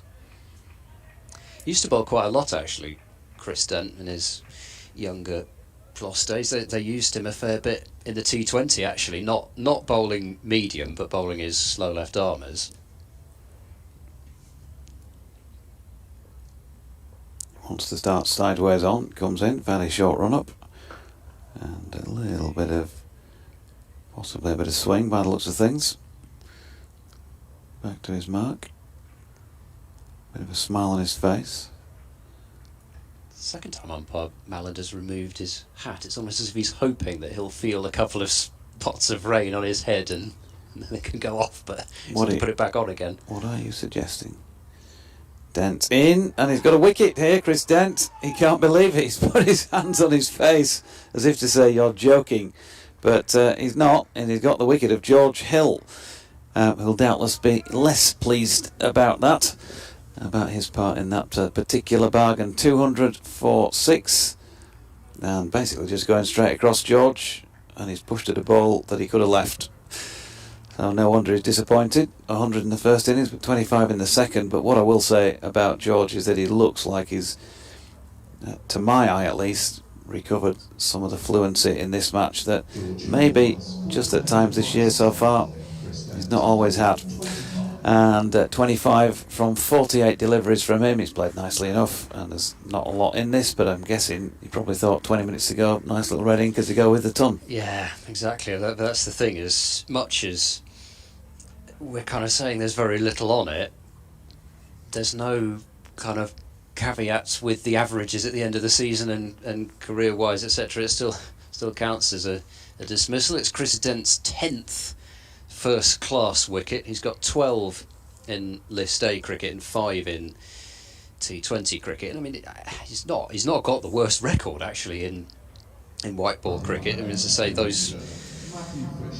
those wickets came much earlier on in his career, but 12 wickets at 34, economy of 5.6 in 50 over cricket, and T20 wise 5 wickets at, again, round about 34, economy of 8.4. So he was somebody that you could bring on for a few overs, but he's bowled seam up as he did at Derby, and we've got rain. It is actually now definitely raining. Not making this up. It's not raining very hard, but there is drizzle. Update time for BBC Radio Leeds. Well, they're just heading off to the changing rooms at the moment, Richard, and this may end up being the last we see of any play here in this match. because George Hill has just got out a few moments ago. A little nick off Chris Dent through to Ollie Price, a slip. Meaning that Yorkshire are 206 on the scoreboard, a lead of 286. There are 30 overs and 3 balls remaining in the match. They've already spent some time off the field when rain came a little bit earlier on, bit of bad light as well, lost 7 overs then. And since that point, David Milan for 20, Jonathan Tattersall for 1, and now George Hill for 25 have all been out. Matthew Fisher walked out, but has walked straight back off without facing a ball. And Matthew Revis, Centurion in the first innings, is 21 not out at this moment in time, but it's looking very, very, very much. In fact, I'd even have a fiver on this with you, Rich, that it might work out as a draw this afternoon. It's been a real nothing day looking at the scorecard, Jonathan, and looking at sort of the strike rate of the Yorkshire batsmen.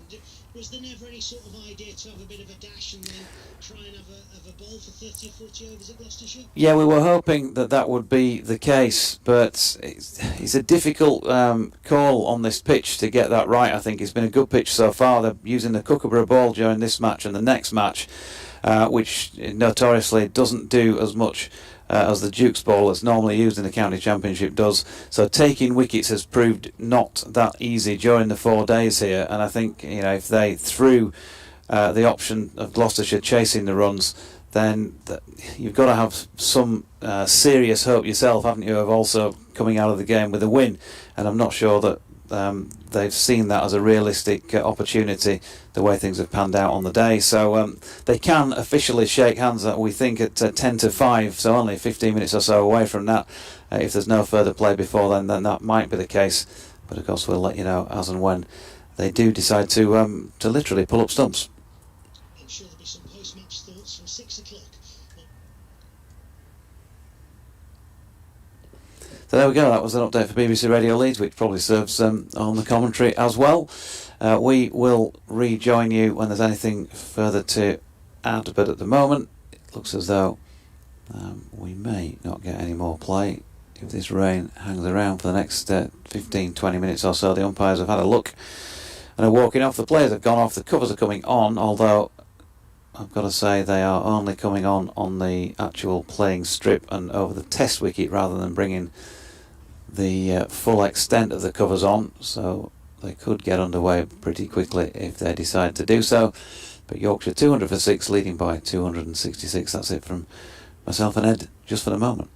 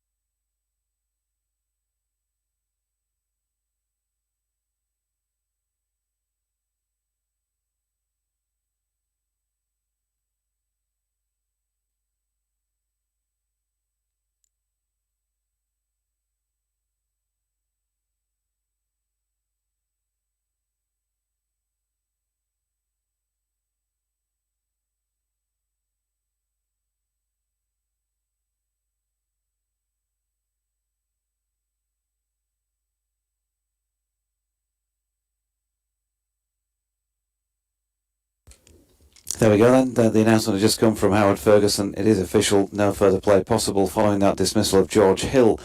So 47.3 overs into their second innings. Yorkshire 200 for 6 with George out for 25.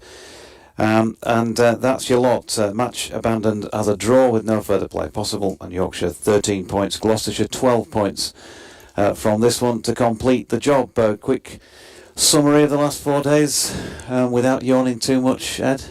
No, it's been magnificent. I've really enjoyed it. No, seriously, I have. I've loved it. I mean, getting the chance to commentate alongside Jason Gillespie and all the players who've given up their time to come up. It's been great fun to meet all of them, and the match will be memorable from a Gloucestershire perspective, mostly because of Ollie Price's maiden first-class century, which is something really to be excited about in terms of Ollie Price's development as a batter, and there was a lot to be excited about in Gloucestershire's batting innings, maximum batting points for the first time this season, but in the end interruptions and circumstances have meant that it is one of those draws that if you look back in years' time you'll probably remember Ollie Price's century as a Gloucestershire supporter and think yeah, that was just one of those draws, wasn't it? But still, I've enjoyed the last 4 days alongside yourself, Mr. Doidge,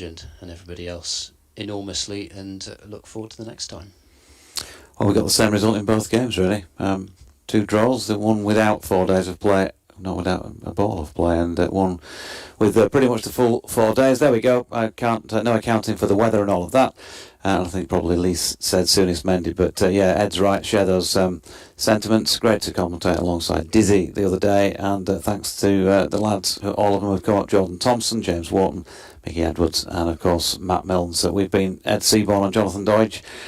So thanks for your company over the last few days, and anybody who is still tuned in, you need to get out and do a bit more now and again, don't you, than this sort of thing. We'll be back on Friday, or I'll be back on Friday from over at Old Trafford, which will of course be a satellite televised game, but we do hope you'll sync the BBC Sport website and app commentary up to the pictures I'm sure you want to watch, because it won't be available on the Yorkshire stream in that way. Hopefully Yorkshire can shake things up after what happened yesterday. Beat Lancashire away, that would be a good thing for starters, and who knows, if results go their way, maybe still make it through to the quarter-finals. But as for this one, match drawn, and we move on to the next round of championship action beyond that at Worcestershire. But from Ed and myself, it's bye for now.